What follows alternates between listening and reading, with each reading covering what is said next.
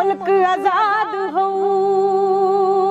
पर की पता सी उसी ओहदे नूं ए सब कुछ मेरे बाद हो। पढ़ लिख के भी रुलणगे लोकी, नित डिगरियां फूकणगे, आ रिश्वत खोरी दे सप फनीअर हर कुर्सी ते छूकणगे। ओ पर डुबदा देश बचावण दे लई कदी हिम्मत नहीं हारी दी। हर दिल विच बारूद हुंदा है, बस लोड़ हुंदी चिंगारी दी। हर दिल विच बारूद हुंदा है, बस लोड़ हुंदी चिंगारी दी। सत श्री अकाल जी, तुसी देख रहे हो इंडोज टीवी आस्ट्रेलिया ते मैं हाँ गुरइकबाल सिंह। पंजाबी संगीत की जो आप गल करते हैं तो ये संगीत बहुत ही उच्चा रुतबा रखता है, जिहदे विच विलखण विलखण चीज़ां जड़ियां पईयां ने। चाहे आप गल कर लीए लोक गीतां दी, गज़लों की या सूफी रंग की, तो इस दे विच जिस तरीके नाल इस संगीत ने अपना पेंडा अगे वधाया, उस तरीके नाल इस संगीतक दुनिया दे विच भी जिहड़े बदलाव आने शुरू हो गए ने। सो जे आप अज गल करते हैं तो दुनिया साडी मुट्ठी दे विच है, तो इसे मुट्ठी दे विच दुनिया होण नाल किते ना किते संगीतक माहौल दे विच जिहड़ा वैसटर्न टच आ गया, उसने इस संगीतक माहौल नूं बदल के रख दिता है।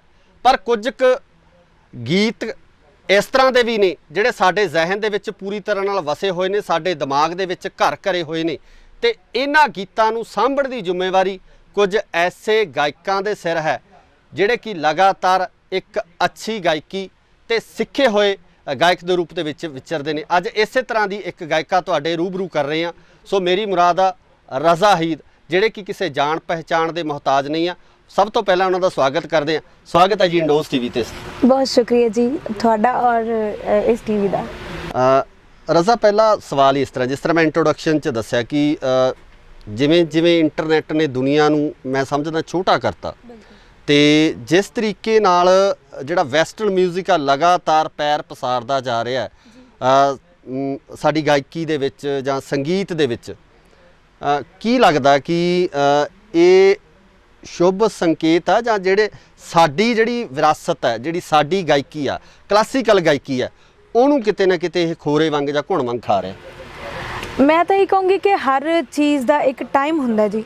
सो जिमें जिमें अपना टाइम बदलता जा रहा, युग बदल रहा, मॉडर्न हो रहा, तो ज़रूरी है कि थोड़ा जा मॉडर्नाइजेशन होना चाहिए म्यूजिक दे विच, पर जिहड़ी साडी असल गायकी है उसनूं भी नाल लैके चलना चाहिए। असल च ना जो आप गल करते, जो गायकी की गल होंदी है, तो उदों किते ना किते स्टार्टिंग तो चीज़ ही यही आउंदी है कि असी सिक्ख्या की है, असी कित्थों सिक्ख्या, किवें सिक्ख्या, है ना। पहला मैं तुहाडे ते इसे चीज़ ते आउणा चाहूँगा कि तुहाडी जिहड़ी गायकी नूं निखारन विच जां इस गायकी नूं सवारन दे विच किन्ना दा तुसीं योगदान मनदे हो? मैं मेरे गुरु जी रजिंदर सदौड़ा जी ते गुरु जी रवि शर्मा जी, जिन्हां तो मैं 7 साल हो गए तालीम लैंदियां, ते उन्हां तो ही जिंदगी दे जिहड़े भी पड़ाव ने मैं उन्हां तो सिੱਖਿਆ। म्यूजिक तो लैके जिहड़ियां जिंदगी नूं अगे सुखाला बनाने लई चीज़ां कम आउंदियां ने, तो सारियां मैं उन्हां तो सिੱਖੀਆਂ ने ते सिੱਖ भी रही हां। जी जी, ये 7 साल के सफ़र तो बाद अज आप कित्थे खड़ा महसूस करते हो, तो की लगता कि तुसी इस जिहड़ी गायकी की दुनिया हैगी है, इहदे विच आपां नूं किन्ना तुसी कर चुके हो? देखो जी, सारी उम्र इंसान सीखता रहता, सो मैं किसी मुकाम ते तां अज ये नहीं कहूँगी कि मैं एक लैवल अपना बना लिया।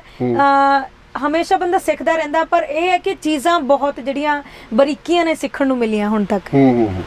सो कोई थोड़ा जिहड़ा पसंदीदा एक गीत जरूर सुनना चाहांगे, दर्शक भी मैनूं लगदा पसंद करनगे, क्योंकि तुहाडी सुरीली आवाज़ है, तो अच्छा तुसी सिख के जिहड़ी है इस दुनिया दे विच तुसी पैर रखिया। एक थोड़ा पसंदीदा गीत। बहुत शुक्रिया। और मैं सैफुल मलूक दियां चंद लाइनां आप सब अगे पेश करन लगी हां।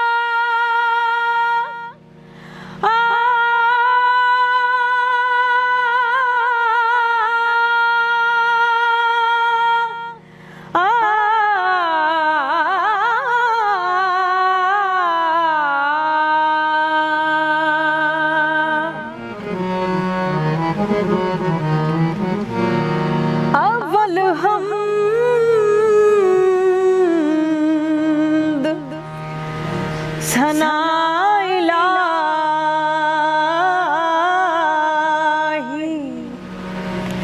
ते जो मालिक हर दा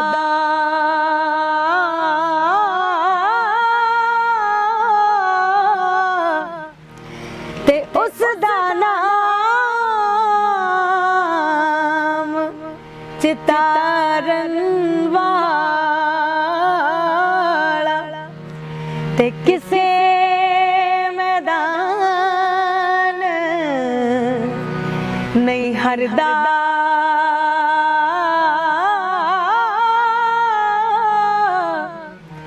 किसे मैदान नहीं हरदा।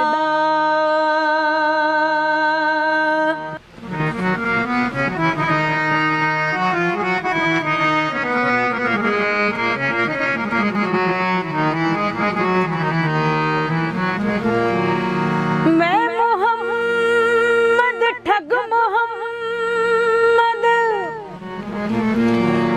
मैं मोहम्मद ठग मोहम्मद, मैं मोहम्मद चोर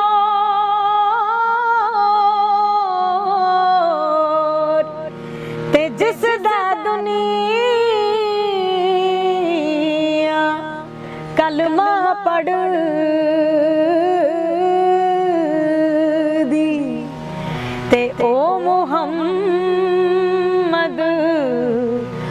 हो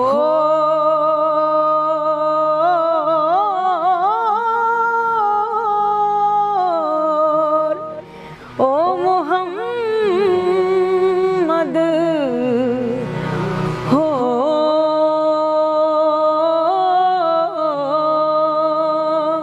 ਵਾਹ ਜੀ ਵਾਹ, ਕੀ ਬਾਤ ਹੈ। ਸੋ ਮੈਂ ਸਮਝਦਾ ਕਿ ਜਿਹੜਾ ਅੱਜ ਦਾ ਦੌਰ ਹੈ, ਤੁਹਾਨੂੰ ਇਹ ਨਹੀਂ ਲੱਗਦਾ ਕਿ ਇਸ ਤਰ੍ਹਾਂ ਦੀ ਗਾਇਕੀ, ਜਿਸ ਤਰ੍ਹਾਂ ਦੀ ਗਾਇਕੀ, ਜਿਸ ਤਰ੍ਹਾਂ ਦੀ ਸ਼ੈਲੀ ਤੁਹਾਡੀ ਹੈ, ਗਾਇਕੀ ਦੀ ਸ਼ੈਲੀ ਜੋ ਹੈ, ਕਲਾਸੀਕਲ ਸਿੱਖਣ ਦੇ ਜੋ ਚਾਹਵਾਨ ਨੇ ਉਹਨਾਂ ਦੀ ਗਿਣਤੀ 'ਚ ਕਮੀ ਆਈ ਹੈ, ਤੇ ਜਿਹੜੇ ਨੌ ਸਿੱਖੀਏ ਮੈਂ ਸਮਝਦਾ ਵੀ ਜਿਹੜੇ ਗਾਇਕ ਹੈ ਜਾਂ ਪੈਸੇ ਦੇ ਸਿਰ ਤੇ ਜਿਹੜੇ ਗਾਉਣ ਵਾਲੇ ਗਾਇਕ ਹੈ ਉਹ ਅੱਜ ਡੀਂਗਾ ਮਾਰ ਰਹੇ। ਇਸ ਵਾਸਤੇ ਮੈਂ ਇਹ ਕਹੂੰਗੀ ਕਿ ਕਲਾਸੀਕਲ ਦਾ ਜਿਹੜਾ ਸਫ਼ਰ ਹੈ ਨਾ, ਜਦੋਂ ਜੇ ਤੁਸੀਂ ਕਲਾਸੀਕਲ ਸਿੱਖਣ ਦੀ ਇੱਛਾ ਰੱਖਦੇ ਹੋ, ਹਾਲਾਂਕਿ ਮੈਂ ਕਲਾਸੀਕਲ ਟ੍ਰੇਨਡ ਨਹੀਂ ਆ, ਮੇਰਾ ਜਿਹੜਾ ਜਨਰ ਹੈ ਉਹ ਫੋਕ ਦੇ ਵਿੱਚ ਹੈ, ਫੋਕ ਤੇ ਸੂਫੀ ਦੇ ਵਿੱਚ।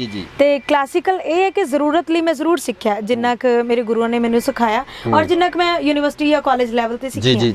ਤੇ ਕਲਾਸੀਕਲ ਵੈਸੇ ਮੇਰਾ ਜਿਵੇਂ ਇੱਕ ਫੀਲ ਨਹੀਂ ਹੈ, ਸੋ ਮੈਂ ਆਪਣੀ ਲੋੜ ਲਈ ਸਿੱਖਿਆ ਔਰ ਜਿਹਨੂੰ ਜਿੰਨੀ ਲੋੜ ਹੈ ਮੇਰੇ ਖਿਆਲ 'ਚ ਉਹਨਾਂ ਅੱਖ ਲੈ ਲੈਂਦਾ। ਨਹੀਂ, ਬਾਕੀ ਉਹਦੇ ਵਾਸਤੇ ਇੱਕ ਗੱਲ ਹੋਰ ਵੀ ਹੈ ਰਜ਼ਾ, ਕਿ ਸਰੋਤੇ ਵੀ ਉਸ ਤਰ੍ਹਾਂ ਦੇ ਚਾਹੀਦੇ ਆ।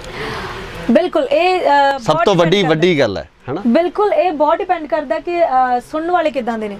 ਜੇ ਅੱਜ ਸੁਣਨ ਵਾਲੇ ਉਦਾਂ ਦੇ ਨੇ ਤਾਂ ਫਿਰ ਆਪਾਂ ਵੇਖ ਹੀ ਰਹੇ ਕਿ ਕਿਦਾਂ ਦੀ ਗਾਇਕੀ ਚੱਲ ਰਹੀ ਹੈ। ਬਿਲਕੁਲ ਸਰੋਤੇ ਅਸਲ ਦੇ ਵਿੱਚ ਮੈਨੂੰ ਲੱਗਦਾ ਕਿ ਜਿਹੜਾ ਵੈਸਟਰਨਾਈਜੇਸ਼ਨ ਹੋਣ ਕਰਕੇ ਸਰੋਤਿਆਂ ਨੂੰ ਹਿਪ ਹੌਪ ਜ਼ਿਆਦਾ ਪਸੰਦ ਆ, ਜਾਂ ਉਸ ਤਰ੍ਹਾਂ ਦੀ ਗਾਇਕੀ ਪਸੰਦ ਆ ਜਿਹੜੀ ਵੈਸਟਰਨ ਦੇ ਵਿੱਚ ਪ੍ਰਚਲਿਤ ਹੈ। ਬਿਲਕੁਲ, ਸਾਰੇ ਤਰ੍ਹਾਂ ਦੇ ਸਰੋਤੇ ਹੁੰਦੇ ਨੇ। ਕਈ ਇਦਾਂ ਦੇ ਹੁੰਦੇ ਨੇ ਕਿ ਜਿਨ੍ਹਾਂ ਨੂੰ ਕਹਿ ਲਓ ਕਲਾਸੀਕਲ ਪਸੰਦ ਆ, ਸੂਫੀ ਪਸੰਦ ਆ, ਫੋਕ ਪਸੰਦ ਆ। ਸੋ ਸਾਰਿਆਂ ਦੀਆਂ ਆਪਣੀਆਂ ਚੋਇਸਸ ਨੇ।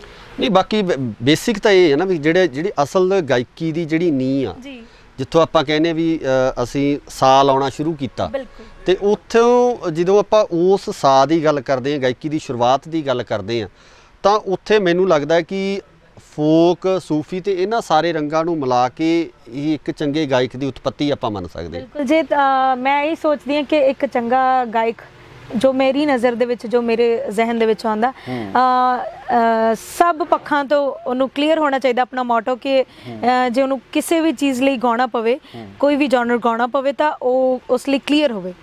ਜਿਹੜਾ ਅੱਜ ਦਾ ਦੌਰ ਆ, ਜਿਵੇਂ ਆਪਾਂ ਨਵੇਂ ਮੁੰਡਿਆਂ ਨੂੰ ਦੇਖਦੇ ਆ ਜਿਹੜੇ ਲਗਾਤਾਰ ਲਾਂਚ ਹੋ ਰਹੇ ਆ ਹਨਾ, ਚਾਹੇ ਉਹ ਪੈਸੇ ਦੇ ਦਮ ਤੇ ਹੋ ਰਿਹਾ ਜਾਂ ਕਿਸੇ ਹੋਰ ਤਰੀਕੇ ਨਾਲ ਡਾਇਰੈਕਟ ਉਹਨਾਂ ਦੀ ਲਾਂਚਿੰਗ ਹੁੰਦੀ ਆ, ਤਾਂ ਉਹਨਾਂ ਵਿੱਚ ਸਿੱਖਿਆ ਦੀ ਘਾਟ ਦੇ ਕਾਰਨ ਹੀ ਉਹ ਜ਼ਿਆਦਾ ਲੰਬਾ ਸਮਾਂ ਜਿਹੜਾ ਆਪਣੇ ਆਪ ਨੂੰ ਟਿਕਾ ਨਹੀਂ ਪਾਉਂਦੇ ਇਸ ਖੇਤਰ ਦੇ ਵਿੱਚ।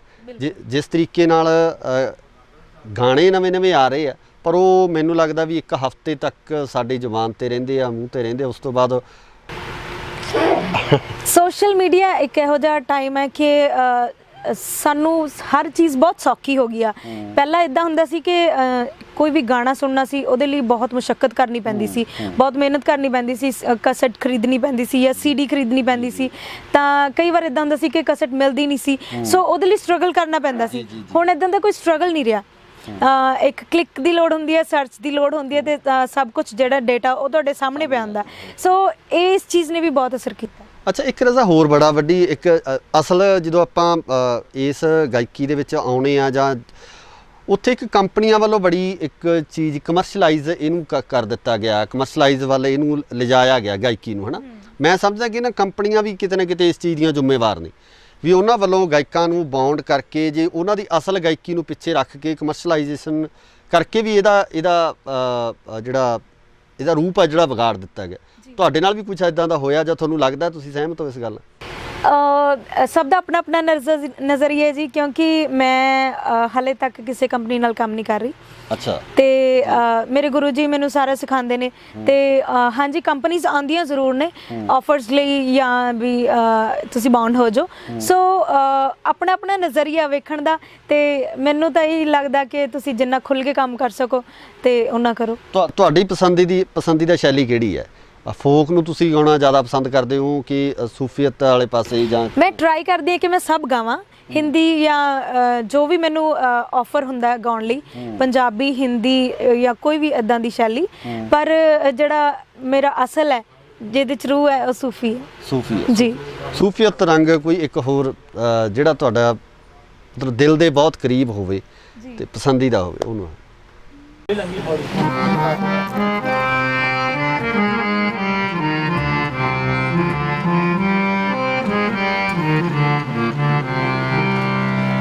ਮਨ ਅਟਕਿਆ ਬੇਪਰਵਾਹ ਦੇ ਨਾਲ, ਮਨ ਅਟਕਿਆ ਬੇਪਰਵਾਹ ਦੇ ਨਾਲ, ਉਸ ਦੀਨ ਦੁਨੀ ਦੇ ਸ਼ਾਹ ਦੇ ਨਾਲ, ਹੋ ਦੀਨ ਦੁਨੀ ਦੇ ਸ਼ਾਹ ਦੇ ਨਾਲ, ਮਨ ਅਟਕਿਆ ਬੇਪਰਵਾਹ ਦੇ ਨਾਲ, ਮਨ ਅਟਕਿਆ ਬੇਪਰਵਾਹ ਦੇ ਨਾਲ।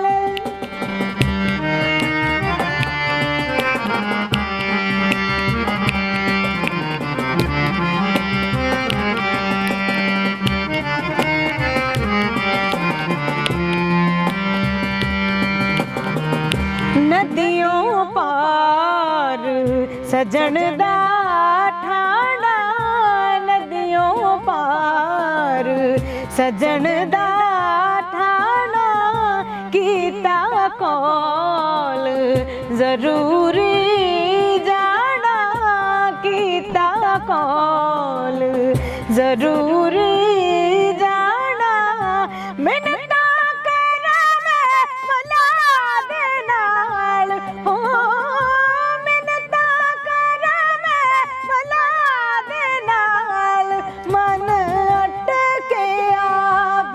परवाह दे नाल, मन अटकिया बेपरवाह दे नाल, मन अटकिया बेपरवाह दे नाल। वाह जी वाह, क्या बात है। रज़ा, जे ਆਪਾਂ ਇਸ ਤੋਂ ਅਗਲੀ ਗੱਲ ਕਰੀਏ, ਤੁਸੀਂ ਜਿਵੇਂ ਫੋਕ ਤੇ ਸੂਫੀ ਗਾਇਕੀ ਦੇ ਵਿੱਚ ਵੱਡਾ ਤੁਹਾਡਾ ਨਾਮ ਹੈ ਨਾ, ਤੇ ਤੁਸੀਂ ਕਮਰਸ਼ੀਅਲ ਗਾਇਕੀ ਦੇ ਵਿੱਚ ਜਿਹੜਾ ਹੈਗਾ ਕਮਰਸ਼ੀਅਲੀ ਜੇ ਆਪਾਂ ਗੱਲ ਕਰੀਏ ਫਿਲਮਾਂ ਦੇ ਵਿੱਚ, ਜਾਂ ਚਾਹੇ ਉਹ ਪੰਜਾਬੀ ਫਿਲਮ ਇੰਡਸਟਰੀ ਹੈ, ਚਾਹੇ ਉਹ ਹਿੰਦੀ ਸੌਂਗਸ ਨੇ, ਕੋਈ ਉੱਦਾਂ ਦੇ ਗੀਤ ਵੀ ਕੀਤੇ ਆ ਜਾਂ ਤੁਹਾਨੂੰ ਆਫਰ ਆ ਰਹੇ ਨੇ? ਹਾਂਜੀ, ਜਿਵੇਂ ਆਪਾਂ ਕੰਮ ਕਰਦੇ ਹਾਂ ਤੇ ਨਾਲ ਨਾਲ ਆਫਰਸ ਵੀ ਆਪਾਂ ਨੂੰ ਕੰਮ ਮਿਲਦਾ ਰਹਿੰਦਾ ਹੈ ਨਾ। ਸੋ ਪਹਿਲਾਂ ਕੁਝ ਮੂਵੀਜ਼ ਦੇ ਵਿੱਚ ਕੰਮ ਕੀਤਾ ਹੋਇਆ ਐਜ਼ ਅ ਸਿੰਗਰ, ਜਿਹਦੇ ਵਿੱਚੋਂ ਕੁੜਮਾਈਆਂ ਇੱਕ ਹੈ, ਤੇ ਨੀ ਮੈਂ ਸੱਸ ਕੁੱਟਣੀ ਦੇ ਵਿੱਚ ਹਾਲੇ ਰਿਲੀਜ਼ ਹੋਣੀ ਹੈ ਮੂਵੀ, ਉਸ ਵਿੱਚ ਗੀਤ ਹੈ, ਉਸ 'ਚ 2 ਗੀਤ ਨੇ। ਤੇ ਹੋਰ ਵੀ ਕਈ ਇਹੋ ਜਿਹੀਆਂ ਮੂਵੀਜ਼ ਨੇ ਜਿਨ੍ਹਾਂ ਦਾ ਹਾਲੇ ਨਾਮ ਨਹੀਂ ਦੱਸ ਸਕਦੀ। ਸੋ ਇੱਦਾਂ ਦਾ ਕਾਫੀ ਬਾਕੀ ਸਿੰਗਲ ਟਰੈਕ ਨੇ ਤੇ ਡੁਇਟ ਕਾਫੀ ਨੇ। ਅੱਛਾ, ਡਿਊਟ ਤੁਹਾਡੇ ਆ ਰਹੇ ਨੇ? ਜੀ ਬਿਲਕੁਲ ਆ ਰਹੇ ਨੇ। ਅੱਛਾ, ਤੁਹਾਡਾ ਕੋਈ ਪਸੰਦੀਦਾ ਜਿਹੜਾ ਲੇਟੈਸਟ ਜਿਹੜਾ ਹੁਣ ਗੀਤ ਰਿਲੀਜ਼ ਹੋਇਆ ਹੋਵੇ ਹੁਣੀ, ਮੈਨੂੰ ਲੱਗਦਾ ਸਰਦਾਰਨੀ ਗੀਤ ਤੁਹਾਡਾ ਕਾफ़ी ज़्यादा ट्रैक ਵੱਜ ਵੀ ਰਿਹਾ ਤੇ ਉਹਦੀਆਂ 2 ਲਾਈਨਾਂ ਜੀ। ਸਰਦਾਰਨੀ ਬਾਰੇ ਮੈਂ ਥੋੜਾ ਜਿਹਾ ਦੱਸ ਦਿਆਂ ਕਿ ਵਿਸ਼ਾਲ ਖੰਨਾ ਹੋਣਾ ਨੇ ਇਸ ਦਾ ਮਿਊਜ਼ਿਕ ਕੀਤਾ ਔਰ ਰਿਤੇਸ਼ ਨਰੂਲਾ ਜੀ ਵੱਲੋਂ ਇਹ ਪ੍ਰੋਡਿਊਸ ਕੀਤਾ ਗਿਆ ਸੀ ਗੀਤ। ਤੇ ਹੁਣ ਮੈਂ ਇਹਦੀਆਂ 2 ਲਾਈਨਾਂ ਸੁਣਾਉਂਦਾ। ਜੀ ਜੀ ਉਹ ਬੰਦਾ ਕੱਬਾ ਏ ਸੁਭਾ ਦਾ ਤਾਂ ਵੀ ਚੰਗਾ ਲੱਗਦਾ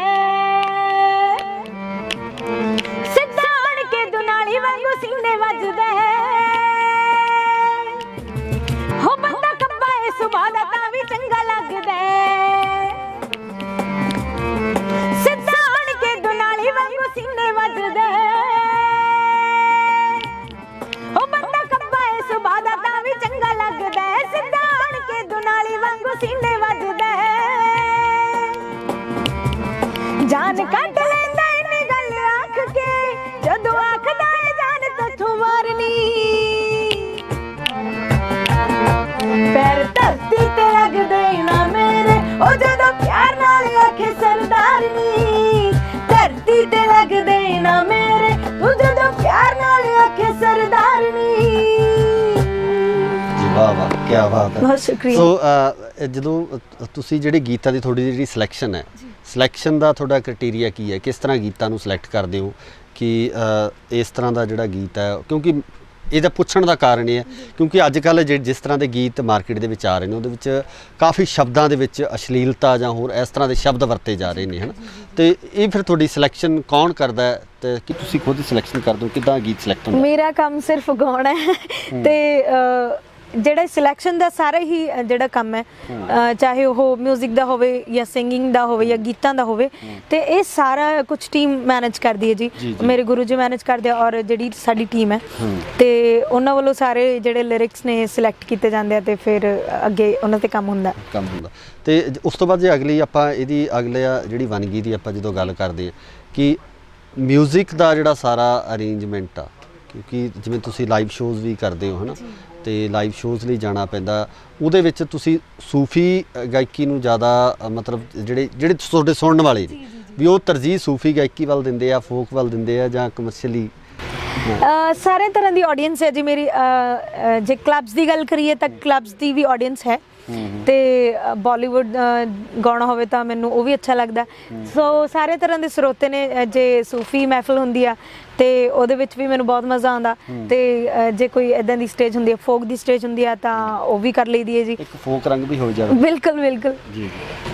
ਫੋਕ ਦੀ ਗੱਲ ਇਹ ਕਿ ਜਦੋਂ ਮੈਂ ਸਟਾਰਟ ਕੀਤਾ ਸੀ ਤਾਂ ਫੋਕ ਤੋਂ ਕੀਤਾ ਸੀ ਕਾਲਜ ਦੇ ਟਾਈਮ ਤੇ ਕਾਲਜ ਟਾਈਮ ਮੈਂ ਮਿਰਜ਼ਾ ਤੇ ਬਾਵਾ ਇਹ 2 ਫੋਕ ਗਾਏ ਨੇ ਤੇ ਜਿੰਨਾ ਕਰਕੇ ਮੈਨੂੰ ਮਤਲਬ ਬਹੁਤ ਇੱਕ ਸਕੂਨੀਅਤ ਹੁੰਦੀ ਹੈ ਨਾ ਤੇ ਉਹ ਹਮੇਸ਼ਾ ਗਾ ਕੇ ਮੈਨੂੰ ਮਿਲਦੀ ਹੈ ਤੇ ਉਹਨਾਂ ਚੋਂ ਮੈਂ ਮਿਰਜ਼ਾ ਸੁਣਾ ਦੇ। ਜੀ ਜੀ ਸ਼ੋਰ ਸ਼ੋਰ ਸ਼ੋਰ।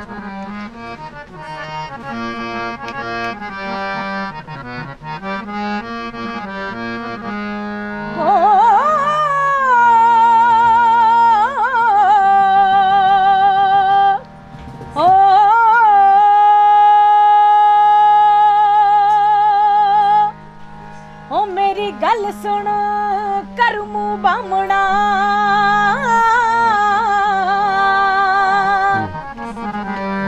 ਤੇ ਮੇਰਾ ਸੁਨੇਹਾ ਇੱਕ ਬਚਾ ਤੇ ਜਾਖੀ ਮਿਰਜ਼ੇ ਖਾਨ ਨੂੰ ਵੇ ਕਿਉਂ ਬੈਠਾ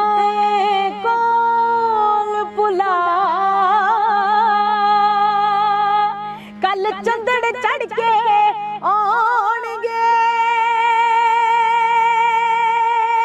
ਹਾਏ ਮੇਰੇ ਹਾਣੀਆਂ ਤੇ ਲੈ ਜਾਣਗੇ ਡੋਲੀ ਪਾ ਤੇ ਮੈਂ ਮੰਗਾਂ ਤੇਰੀ ਹਾਣੀਆਂ ਮੰਗ ਹਾਂ ਤੇਰੀ ਹਾਣੀਆਂ ਤੇ ਸਾਡਾ ਲਿਖਿਆ ਸੰਜੋਗ ਖੁਦਾ ਉਹ ਜਿਉਂਦੇ ਮਰਦ ਨਾ ਮੰਗਾ ਛੱਡ ਦਈਓ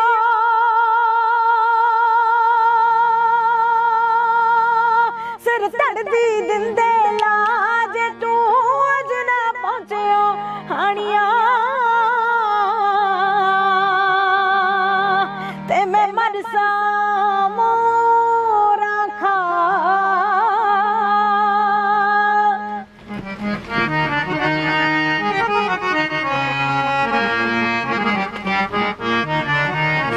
ਤੇ ਗੋ ਮਿਰਜ਼ਾ ਕੀ ਆਖਦਾ ਉਹ ਮੇਰੀ ਗੱਲ ਸੁਣ ਕਰ ਮੂੰਹ ਬਾਹਮਣਾ ਤੇ ਮੇਰਾ ਲੈ ਜਾ ਸਲਾਮ ਦੁਆ ਤੇ ਜਾਖੀ ਸਹਿਬਾ ਹੂਰ ਨੂੰ ਉਹ ਤੂੰ ਨਾ ਜੱਟੀਏ ਚਿੱਤ ਡੋਲਾ ਹੋਣੀ ਮੈਂ ਦਿਲ ਚੜ੍ਹਦੇ ਹੀ ਕੱਲ ਨੂੰ ਮਿਲੂੰ ਬੀਬੋ ਦੇ ਘਰ ਆਨੀ ਤੇਰੇ ਚੰਦੜ ਸਾਰੇ ਵੇਖ ਲੂੰ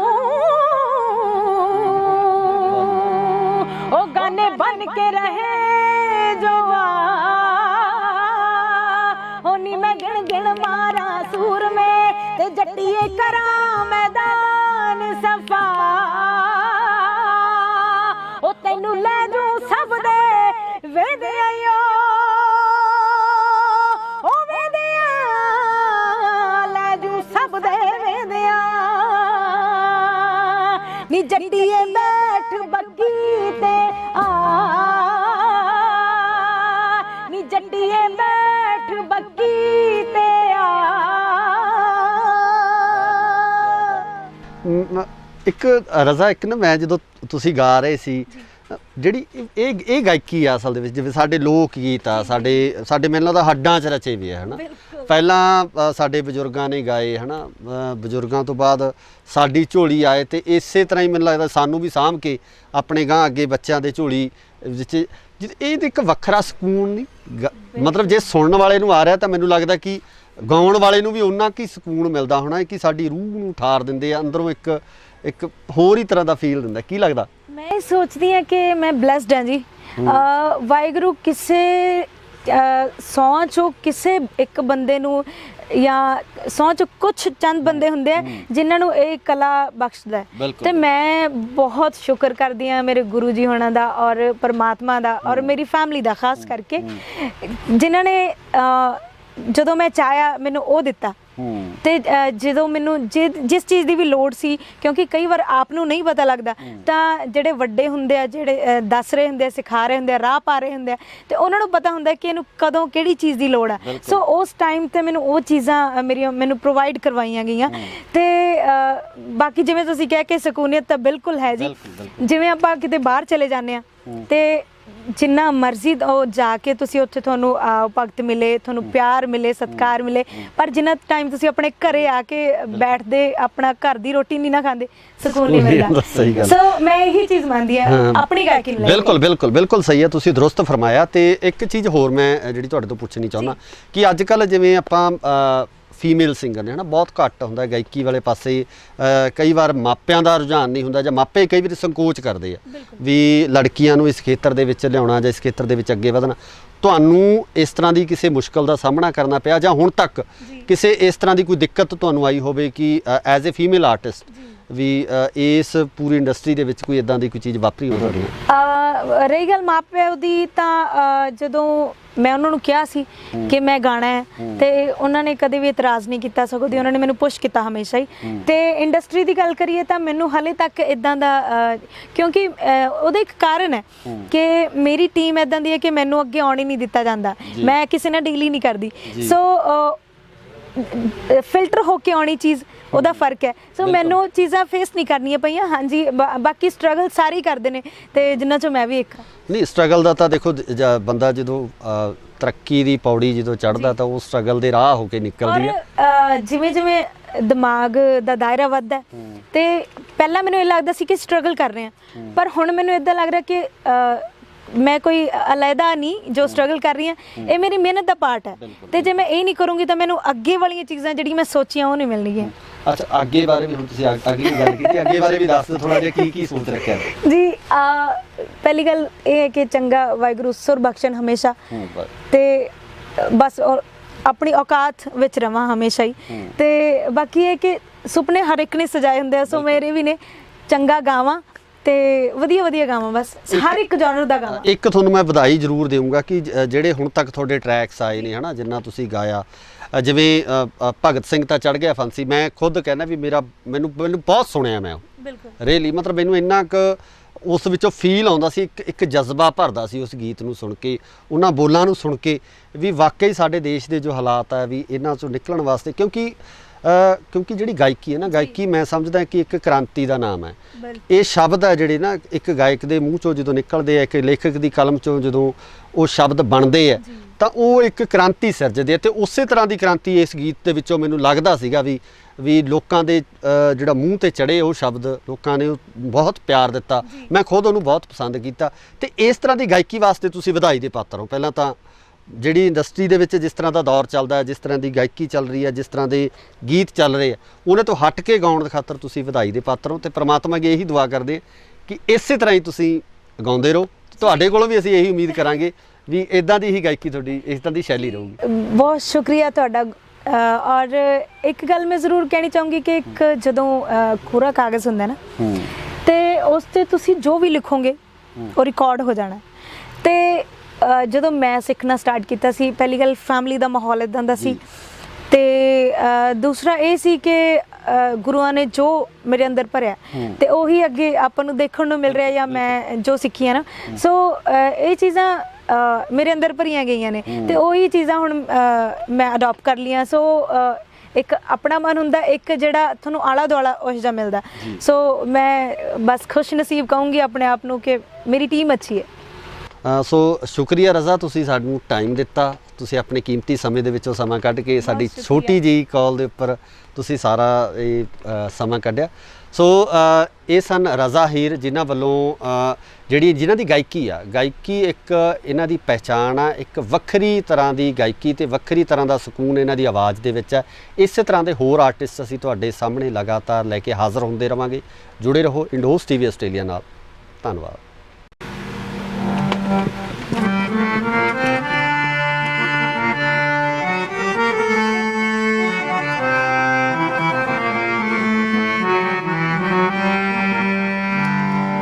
ਭਗਤ ਸਿੰਘ ਤੇ ਚੜ ਗਿਆ ਫਾਂਸੀ,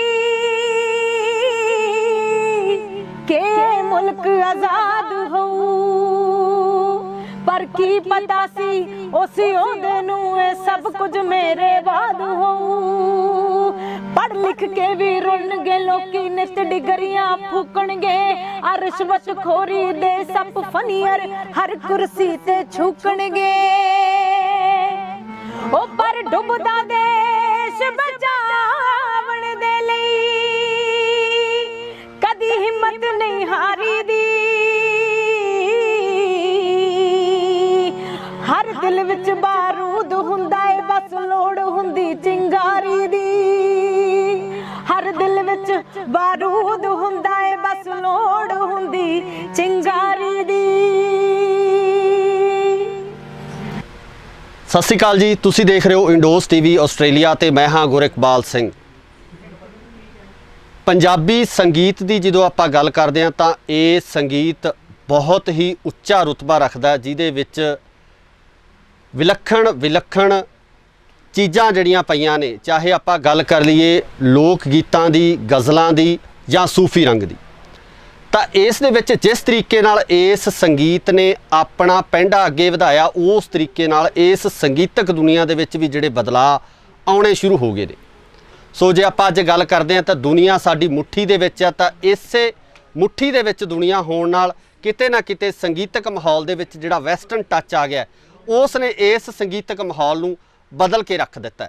ਪਰ ਕੁਝ ਕੁ ਗੀਤ ਇਸ ਤਰ੍ਹਾਂ ਦੇ ਵੀ ਨੇ ਜਿਹੜੇ ਸਾਡੇ ਜ਼ਿਹਨ ਦੇ ਵਿੱਚ ਪੂਰੀ ਤਰ੍ਹਾਂ ਨਾਲ ਵਸੇ ਹੋਏ ਨੇ, ਸਾਡੇ ਦਿਮਾਗ ਦੇ ਵਿੱਚ ਘਰ ਕਰੇ ਹੋਏ ਨੇ, ਤੇ ਇਹਨਾਂ ਗੀਤਾਂ ਨੂੰ ਸਾਂਭਣ ਦੀ ਜ਼ਿੰਮੇਵਾਰੀ ਕੁਝ ਐਸੇ ਗਾਇਕਾਂ ਦੇ ਸਿਰ ਹੈ ਜਿਹੜੇ ਕਿ ਲਗਾਤਾਰ ਇੱਕ ਅੱਛੀ ਗਾਇਕੀ ਤੇ ਸਿੱਖੇ ਹੋਏ ਗਾਇਕ ਦੇ ਰੂਪ ਦੇ ਵਿੱਚ ਵਿਚਰਦੇ ਨੇ। ਅੱਜ ਇਸੇ ਤਰ੍ਹਾਂ ਦੀ ਇੱਕ ਗਾਇਕਾ ਤੁਹਾਡੇ ਰੂਬਰੂ ਕਰ ਰਹੇ ਹਾਂ। ਸੋ ਮੇਰੀ ਮੁਰਾਦ ਆ ਰਜ਼ਾ ਹੀਰ, ਜਿਹੜੇ ਕਿ ਕਿਸੇ ਜਾਣ ਪਹਿਚਾਣ ਦੇ ਮੁਹਤਾਜ ਨਹੀਂ ਆ। ਸਭ ਤੋਂ ਪਹਿਲਾਂ ਉਹਨਾਂ ਦਾ ਸਵਾਗਤ ਕਰਦੇ ਹਾਂ। ਸਵਾਗਤ ਹੈ ਜੀ ਇੰਡੋਜ਼ ਟੀਵੀ ਤੇ। ਬਹੁਤ ਸ਼ੁਕਰੀਆ ਜੀ ਤੁਹਾਡਾ ਔਰ ਇਸ ਟੀਵੀ ਦਾ। रज़ा पहला सवाल इस तरह, जिस तरह मैं इंट्रोडक्शन च दस्या कि जिमें जिमें इंटरनेट ने दुनिया नूं मैं समझदा छोटा करता, तो जिस तरीके नाल जिहड़ा वैसटर्न म्यूजिक आ लगातार पैर पसारदा जा रहा है साडी गायकी दे विच जां संगीत दे विच, की लगदा कि ये शुभ संकेत आ जां जिहड़े साडी जिहड़ी विरासत है, जिहड़ी साडी गायकी आ, क्लासीकल गायकी है, ਉਹਨੂੰ ਕਿਤੇ ਨਾ ਕਿਤੇ ਇਹ ਖੋਰੇ ਵਾਂਗ ਜਾਂ ਘੁਣ ਵਾਂਗ ਖਾ ਰਿਹਾ? ਮੈਂ ਤਾਂ ਇਹ ਕਹੂੰਗੀ ਕਿ ਹਰ ਚੀਜ਼ ਦਾ ਇੱਕ ਟਾਈਮ ਹੁੰਦਾ ਜੀ। ਸੋ ਜਿਵੇਂ ਜਿਵੇਂ ਆਪਣਾ ਟਾਈਮ ਬਦਲਦਾ ਜਾ ਰਿਹਾ, ਯੁੱਗ ਬਦਲ ਰਿਹਾ, ਮਾਡਰਨ ਹੋ ਰਿਹਾ, ਤਾਂ ਜ਼ਰੂਰੀ ਹੈ ਕਿ ਥੋੜਾ ਜਿਹਾ ਮਾਡਰਨਾਈਜੇਸ਼ਨ ਹੋਣਾ ਚਾਹੀਦਾ ਮਿਊਜ਼ਿਕ ਦੇ ਵਿੱਚ, ਪਰ ਜਿਹੜੀ ਸਾਡੀ ਅਸਲ ਗਾਇਕੀ ਹੈ ਉਸ ਨੂੰ ਵੀ ਨਾਲ ਲੈ ਕੇ ਚੱਲਣਾ ਚਾਹੀਦਾ।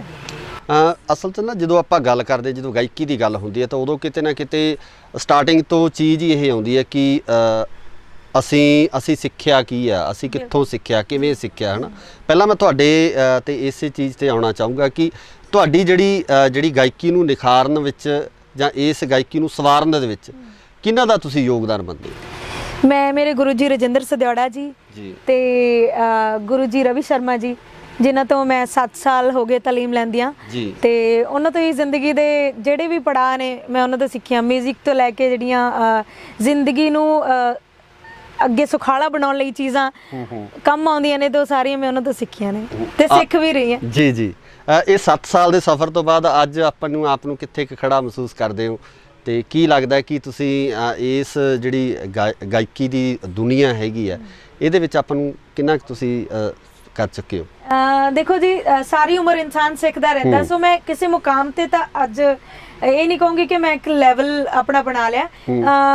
ਹਮੇਸ਼ਾ ਬੰਦਾ ਸਿੱਖਦਾ ਰਹਿੰਦਾ, ਪਰ ਇਹ ਹੈ ਕਿ ਚੀਜ਼ਾਂ ਬਹੁਤ ਜਿਹੜੀਆਂ ਬਰੀਕੀਆਂ ਨੇ ਸਿੱਖਣ ਨੂੰ ਮਿਲੀਆਂ ਹੁਣ ਤੱਕ। ਸੋ ਕੋਈ ਤੁਹਾਡਾ ਜਿਹੜਾ ਪਸੰਦੀਦਾ ਇੱਕ ਗੀਤ ਜ਼ਰੂਰ ਸੁਣਨਾ ਚਾਹਾਂਗੇ, ਦਰਸ਼ਕ ਵੀ ਮੈਨੂੰ ਲੱਗਦਾ ਪਸੰਦ ਕਰਨਗੇ ਕਿਉਂਕਿ ਤੁਹਾਡੀ ਸੁਰੀਲੀ ਆਵਾਜ਼ ਹੈ ਤੇ ਅੱਛਾ ਤੁਸੀਂ ਸਿੱਖ ਕੇ ਜਿਹੜੀ ਆ ਇਸ ਦੁਨੀਆ ਦੇ ਵਿੱਚ ਤੁਸੀਂ ਪੈਰ ਰੱਖਿਆ। ਇੱਕ ਤੁਹਾਡਾ ਪਸੰਦੀਦਾ ਗੀਤ। ਬਹੁਤ ਸ਼ੁਕਰੀਆ। ਔਰ ਮੈਂ ਸੈਫੁਲ ਮਲੂਕ ਦੀਆਂ ਚੰਦ ਲਾਈਨਾਂ ਆਪ ਸਭ ਅੱਗੇ ਪੇਸ਼ ਕਰਨ ਲੱਗੀ ਹਾਂ।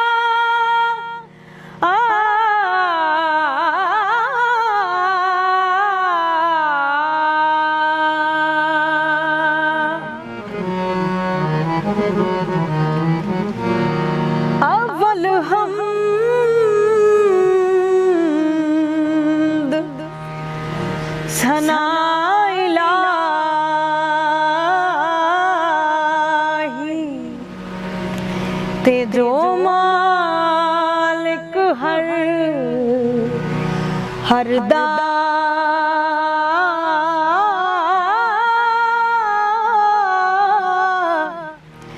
ते उस दा नाम चितारन वाला ते किसे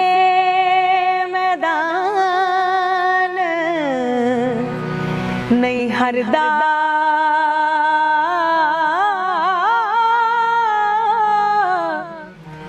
किसे मैदान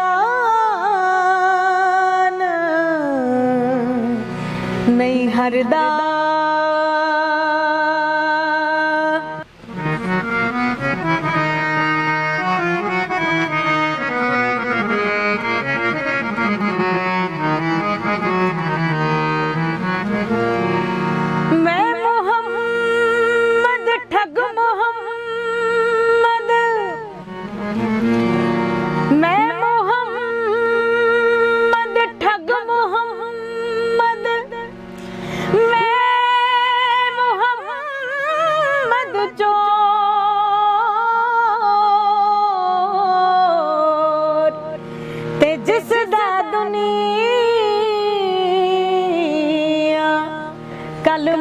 ਪੜਦੀ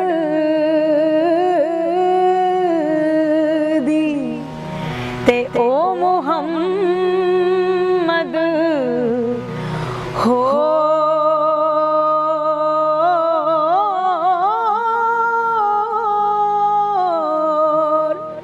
ਓ ਮੁਹੰਮਦ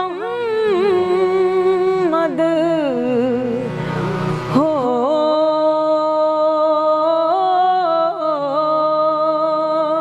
ਵਾਹ ਜੀ ਵਾਹ, ਕੀ ਬਾਤ ਹੈ।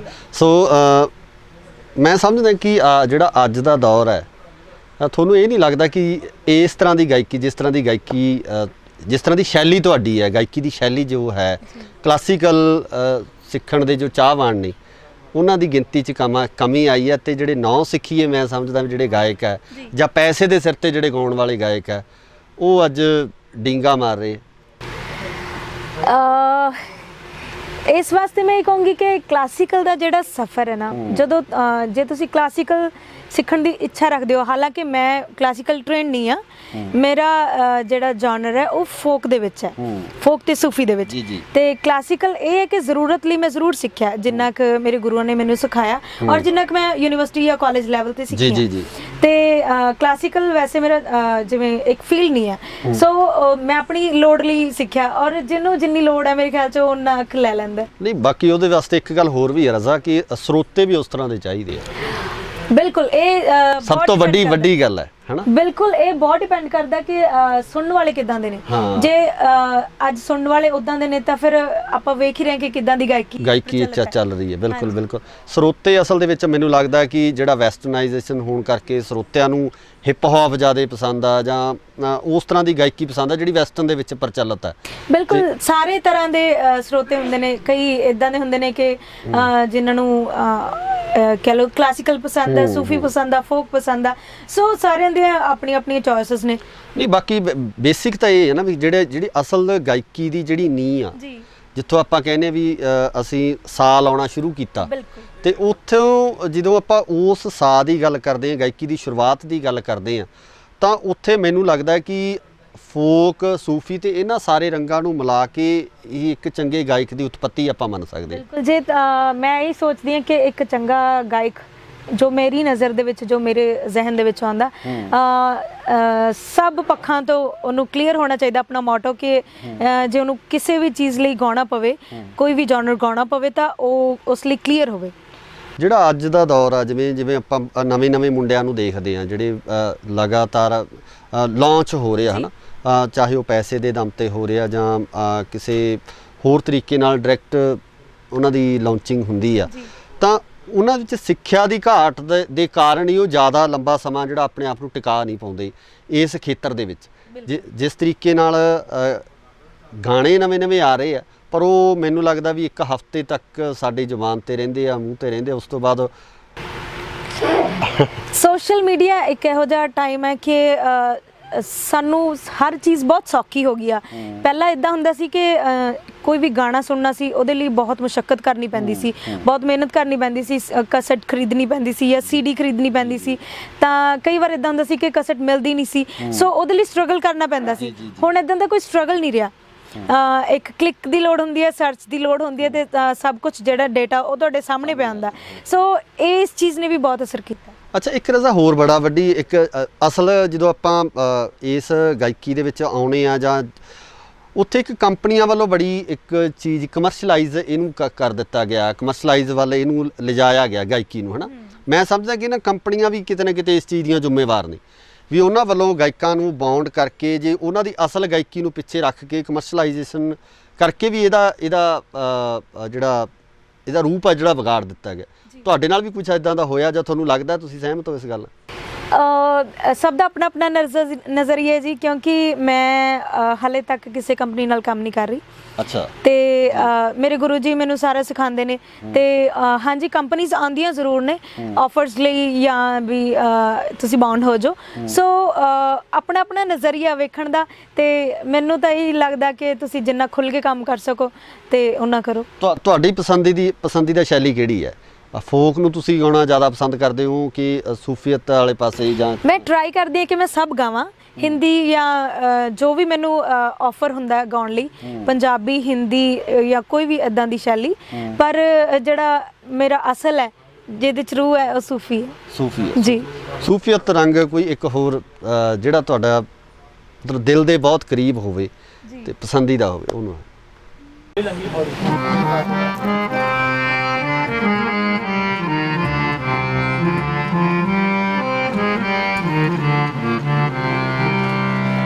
ਮਨ ਅਟਕਿਆ ਬੇਪਰਵਾਹ ਦੇ ਨਾਲ, ਮਨ ਅਟਕਿਆ ਬੇਪਰਵਾਹ ਦੇ ਨਾਲ, ਉਸ ਦੀਨ ਦੁਨੀ ਦੇ ਸ਼ਾਹ ਦੇ ਨਾਲ, ਹੋ ਦੀਨ ਦੁਨੀ ਦੇ ਸ਼ਾਹ ਦੇ ਨਾਲ, ਮਨ ਅਟਕਿਆ ਬੇਪਰਵਾਹ ਦੇ ਨਾਲ, ਮਨ ਅਟਕਿਆ ਬੇਪਰਵਾਹ ਦੇ ਨਾਲ।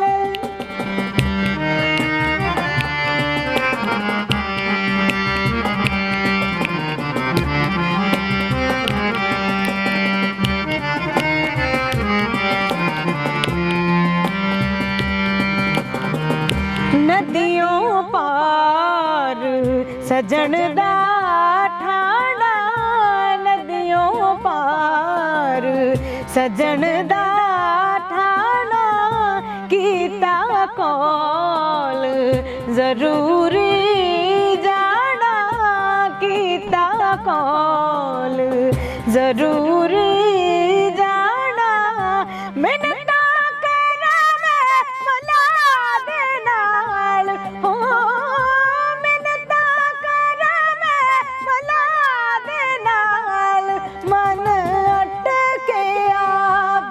परवाह दे नाल, मन अटकिया बेपरवाह दे नाल, मन अटकिया बेपरवाह दे नाल। ਵਾਹ ਜੀ ਵਾਹ, ਕੀ ਬਾਤ ਹੈ। ਰਜ਼ਾ, ਜੇ ਆਪਾਂ ਇਸ ਤੋਂ ਅਗਲੀ ਗੱਲ ਕਰੀਏ, ਤੁਸੀਂ ਜਿਵੇਂ ਫੋਕ ਤੇ ਸੂਫੀ ਗਾਇਕੀ ਦੇ ਵਿੱਚ ਵੱਡਾ ਤੁਹਾਡਾ ਨਾਮ ਹੈ, ਹੈ ਨਾ, ਤੇ ਤੁਸੀਂ ਕਮਰਸ਼ੀਅਲ ਗਾਇਕੀ ਦੇ ਵਿੱਚ ਜਿਹੜਾ ਹੈਗਾ, ਕਮਰਸ਼ੀਅਲੀ ਜੇ ਆਪਾਂ ਗੱਲ ਕਰੀਏ ਫਿਲਮਾਂ ਦੇ ਵਿੱਚ, ਜਾਂ ਚਾਹੇ ਉਹ ਪੰਜਾਬੀ ਫਿਲਮ ਇੰਡਸਟਰੀ ਹੈ, ਚਾਹੇ ਉਹ ਹਿੰਦੀ ਸੌਂਗਸ ਨੇ, ਕੋਈ ਉੱਦਾਂ ਦੇ ਗੀਤ ਵੀ ਕੀਤੇ ਆ ਜਾਂ ਤੁਹਾਨੂੰ ਆਫਰ ਆ ਰਹੇ ਨੇ? ਹਾਂਜੀ, ਜਿਵੇਂ ਆਪਾਂ ਕੰਮ ਕਰਦੇ ਹਾਂ ਤੇ ਨਾਲ ਨਾਲ ਆਫਰਸ ਵੀ ਆਪਾਂ ਨੂੰ ਕੰਮ ਮਿਲਦਾ ਰਹਿੰਦਾ ਹੈ ਨਾ। ਸੋ ਪਹਿਲਾਂ ਕੁਝ ਮੂਵੀਜ਼ ਦੇ ਵਿੱਚ ਕੰਮ ਕੀਤਾ ਹੋਇਆ ਐਜ਼ ਅ ਸਿੰਗਰ, ਜਿਹਦੇ ਵਿੱਚੋਂ ਕੁੜਮਾਈਆਂ ਇੱਕ ਹੈ, ਤੇ ਨੀ ਮੈਂ ਸੱਸ ਕੁੱਟਣੀ ਦੇ ਵਿੱਚ ਹਾਲੇ ਰਿਲੀਜ਼ ਹੋਣੀ ਹੈ ਮੂਵੀ, ਉਸ ਵਿੱਚ ਗੀਤ ਹੈ, ਉਸ 'ਚ 2 ਗੀਤ ਨੇ, ਤੇ ਹੋਰ ਵੀ ਕਈ ਇਹੋ ਜਿਹੀਆਂ ਮੂਵੀਜ਼ ਨੇ ਜਿਨ੍ਹਾਂ ਦਾ ਹਾਲੇ ਨਾਮ ਨਹੀਂ ਦੱਸ ਸਕਦੀ। ਸੋ ਇਦਾਂ ਦਾ ਕਾਫੀ, ਬਾਕੀ ਸਿੰਗਲ ਟਰੈਕ ਨੇ ਤੇ ਡੁਇਟ ਕਾਫੀ ਨੇ। ਅੱਛਾ, ਡਿਊਟ ਤੁਹਾਡੇ ਆ ਰਹੇ ਨੇ? ਜੀ ਬਿਲਕੁਲ ਆ ਰਹੇ ਨੇ। ਅੱਛਾ, ਤੁਹਾਡਾ ਕੋਈ ਪਸੰਦੀਦਾ ਜਿਹੜਾ ਲੇਟੈਸਟ ਜਿਹੜਾ ਹੁਣ ਗੀਤ ਰਿਲੀਜ਼ ਹੋਇਆ ਹੋਵੇ ਹੁਣੀ? ਮੈਨੂੰ ਲੱਗਦਾ ਸਰਦਾਰਨੀ ਗੀਤ ਤੁਹਾਡਾ ਕਾਫੀ ਜ਼ਿਆਦਾ ਟਰੈਕ ਵੱਜ ਵੀ ਰਿਹਾ, ਤੇ ਉਹਦੀਆਂ 2 ਲਾਈਨਾਂ। ਜੀ, ਸਰਦਾਰਨੀ ਬਾਰੇ ਮੈਂ ਥੋੜਾ ਜਿਹਾ ਦੱਸ ਦਿਆਂ ਕਿ ਵਿਸ਼ਾਲ ਖੰਨਾ ਹੋਣਾ ਨੇ ਇਸ ਦਾ ਮਿਊਜ਼ਿਕ ਕੀਤਾ, ਔਰ ਰਿਤੇਸ਼ ਨਰੂਲਾ ਜੀ ਵੱਲੋਂ ਇਹ ਪ੍ਰੋਡਿਊਸ ਕੀਤਾ ਗਿਆ ਸੀ ਗੀਤ, ਤੇ ਹੁਣ ਮੈਂ ਇਹਦੀਆਂ 2 ਲਾਈਨਾਂ ਸੁਣਾਉਂਦਾ। ਉਹ ਬੰਦਾ ਕੱਬਾ ਏ ਸੁਭਾ ਦਾ ਤਾਂ ਵੀ ਚੰਗਾ ਲੱਗਦਾ, ਸਿੱਧਾ ਆਣ ਕੇ ਦੁਨਾਲੀ ਵਾਂਗੂ ਸੀਨੇ ਵੱਜਦਾ, ਹੋ ਬੰਦਾ ਕੱਬਾ ਏ ਸੁਭਾ ਦਾ ਤਾਂ ਵੀ ਚੰਗਾ ਲੱਗਦਾ,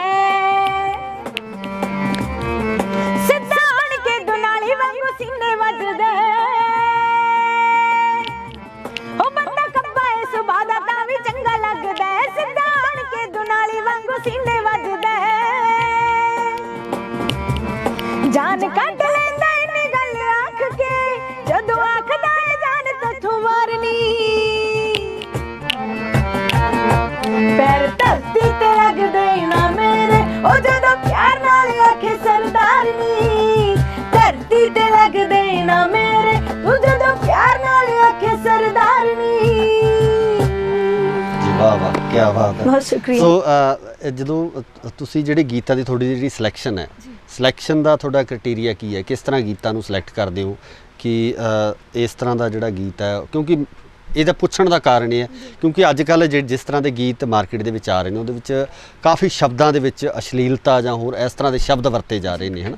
ਤੇ ਇਹ ਫਿਰ ਤੁਹਾਡੀ ਸਿਲੈਕਸ਼ਨ ਕੌਣ ਕਰਦਾ ਹੈ ਤੇ ਕਿ ਤੁਸੀਂ ਖੁਦ ਹੀ ਸਿਲੈਕਸ਼ਨ ਕਰਦੇ ਹੋ, ਕਿੱਦਾਂ ਗੀਤ ਸਿਲੈਕਟ ਹੁੰਦਾ? ਮੇਰਾ ਕੰਮ ਸਿਰਫ ਗਾਉਣਾ ਹੈ ਤੇ ਜਿਹੜਾ ਸਿਲੈਕਸ਼ਨ ਦਾ ਸਾਰਾ ਹੀ ਜਿਹੜਾ ਕੰਮ ਹੈ, ਚਾਹੇ ਉਹ ਮਿਊਜ਼ਿਕ ਦਾ ਹੋਵੇ ਜਾਂ ਸਿੰਗਿੰਗ ਦਾ ਹੋਵੇ ਜਾਂ ਗੀਤਾਂ ਦਾ ਹੋਵੇ, ਤੇ ਇਹ ਸਾਰਾ ਕੁਝ ਟੀਮ ਮੈਨੇਜ ਕਰਦੀ ਹੈ ਜੀ। ਮੇਰੇ ਗੁਰੂ ਜੀ ਮੈਨੇਜ ਕਰਦੇ ਆ ਔਰ ਜਿਹੜੀ ਸਾਡੀ ਟੀਮ ਹੈ ਤੇ ਉਹਨਾਂ ਵੱਲੋਂ ਸਾਰੇ ਜਿਹੜੇ ਲਿਰਿਕਸ ਨੇ ਸਿਲੈਕਟ ਕੀਤੇ ਜਾਂਦੇ ਆ ਤੇ ਫਿਰ ਅੱਗੇ ਉਹਨਾਂ ਤੇ ਕੰਮ ਹੁੰਦਾ ਤੇ ਉਸ ਤੋਂ ਬਾਅਦ ਜੇ ਅਗਲੀ ਆਪਾਂ ਇਹਦੀ ਅਗਲੇ ਜਿਹੜੀ ਵੰਨਗੀ ਦੀ ਆਪਾਂ ਜਦੋਂ ਗੱਲ ਕਰਦੇ ਆ ਕਿ ਮਿਊਜ਼ਿਕ ਦਾ ਜਿਹੜਾ ਸਾਰਾ ਅਰੇਂਜਮੈਂਟ ਆ, ਕਿਉਂਕਿ ਜਿਵੇਂ ਤੁਸੀਂ ਲਾਈਵ ਸ਼ੋਜ਼ ਵੀ ਕਰਦੇ ਹੋ, ਹੈ ਨਾ, ਤੇ ਲਾਈਵ ਸ਼ੋਜ਼ ਲਈ ਜਾਣਾ ਪੈਂਦਾ, ਉਹਦੇ ਵਿੱਚ ਤੁਸੀਂ ਸੂਫੀ ਗਾਇਕੀ ਨੂੰ ਜ਼ਿਆਦਾ ਮਤਲਬ ਜਿਹੜੇ ਤੁਹਾਡੇ ਸੁਣਨ ਵਾਲੇ ਨੇ ਵੀ ਉਹ ਤਰਜੀਹ ਸੂਫੀ ਗਾਇਕੀ ਵੱਲ ਦਿੰਦੇ ਆ, ਫੋਕ ਵੱਲ ਦਿੰਦੇ ਆ ਜਾਂ ਕਮਰਸ਼ੀਅਲੀ? ਸਾਰੇ ਤਰ੍ਹਾਂ ਦੀ ਆਡੀਅנס ਹੈ ਜੀ ਮੇਰੀ। ਜੇ ਕਲੱਬਸ ਦੀ ਗੱਲ ਕਰੀਏ ਤਾਂ ਕਲੱਬਸ ਦੀ ਵੀ ਆਡੀਅנס ਹੈ ਤੇ ਬਾਲੀਵੁੱਡ ਗਾਉਣਾ ਹੋਵੇ ਤਾਂ ਮੈਨੂੰ ਉਹ ਵੀ ਅੱਛਾ ਲੱਗਦਾ। ਸੋ ਸਾਰੇ ਤਰ੍ਹਾਂ ਦੇ ਸਰੋਤੇ ਨੇ। ਜੇ ਸੂਫੀ ਮਹਿਫਲ ਹੁੰਦੀ ਆ ਤੇ ਉਹਦੇ ਵਿੱਚ ਵੀ ਮੈਨੂੰ ਬਹੁਤ ਮਜ਼ਾ ਆਉਂਦਾ, ਤੇ ਜੇ ਕੋਈ ਇਦਾਂ ਦੀ ਸਟੇਜ ਹੁੰਦੀ ਹੈ, ਫੋਕ ਦੀ ਸਟੇਜ ਹੁੰਦੀ ਆ ਤਾਂ ਉਹ ਵੀ ਕਰ ਲਈਦੀ ਹੈ ਜੀ। ਇੱਕ ਫੋਕ ਰੰਗ ਵੀ ਹੋ ਜਾਵੇ। ਬਿਲਕੁਲ ਬਿਲਕੁਲ ਜੀ।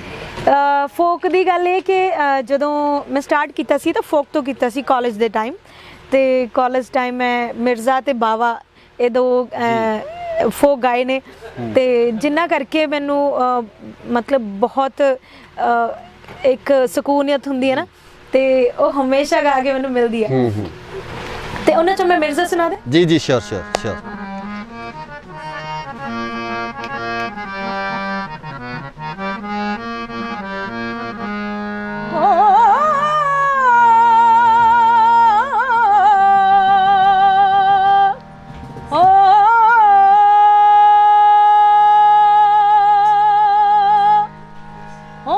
ਗੱਲ ਸੁਣ ਕਰਮੂ ਬਾਮਣਾ,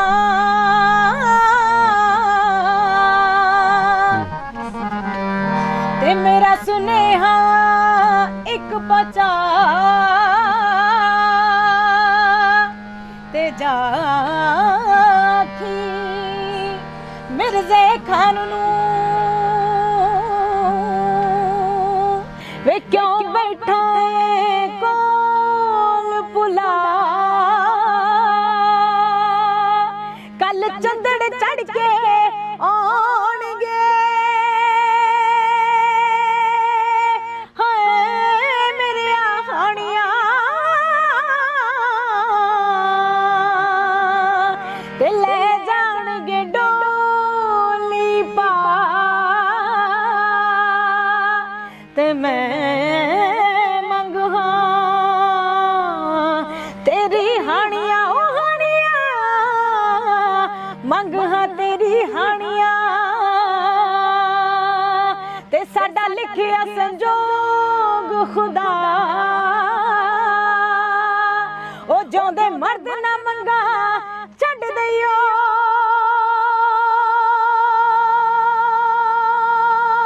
ਸਿਰ ਧੜਦੀ ਦਿੰਦੇ ਲਾਜ ਤੂੰ ਅਜ ਨਾ ਪਹੁੰਚਿਓ ਹਾਣੀਆਂ,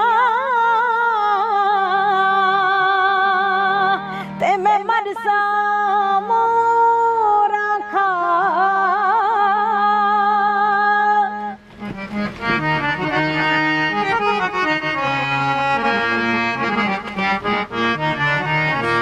ਤੇ ਅੱਗੋਂ ਮਿਰਜ਼ਾ ਕੀ ਆਖਦਾ?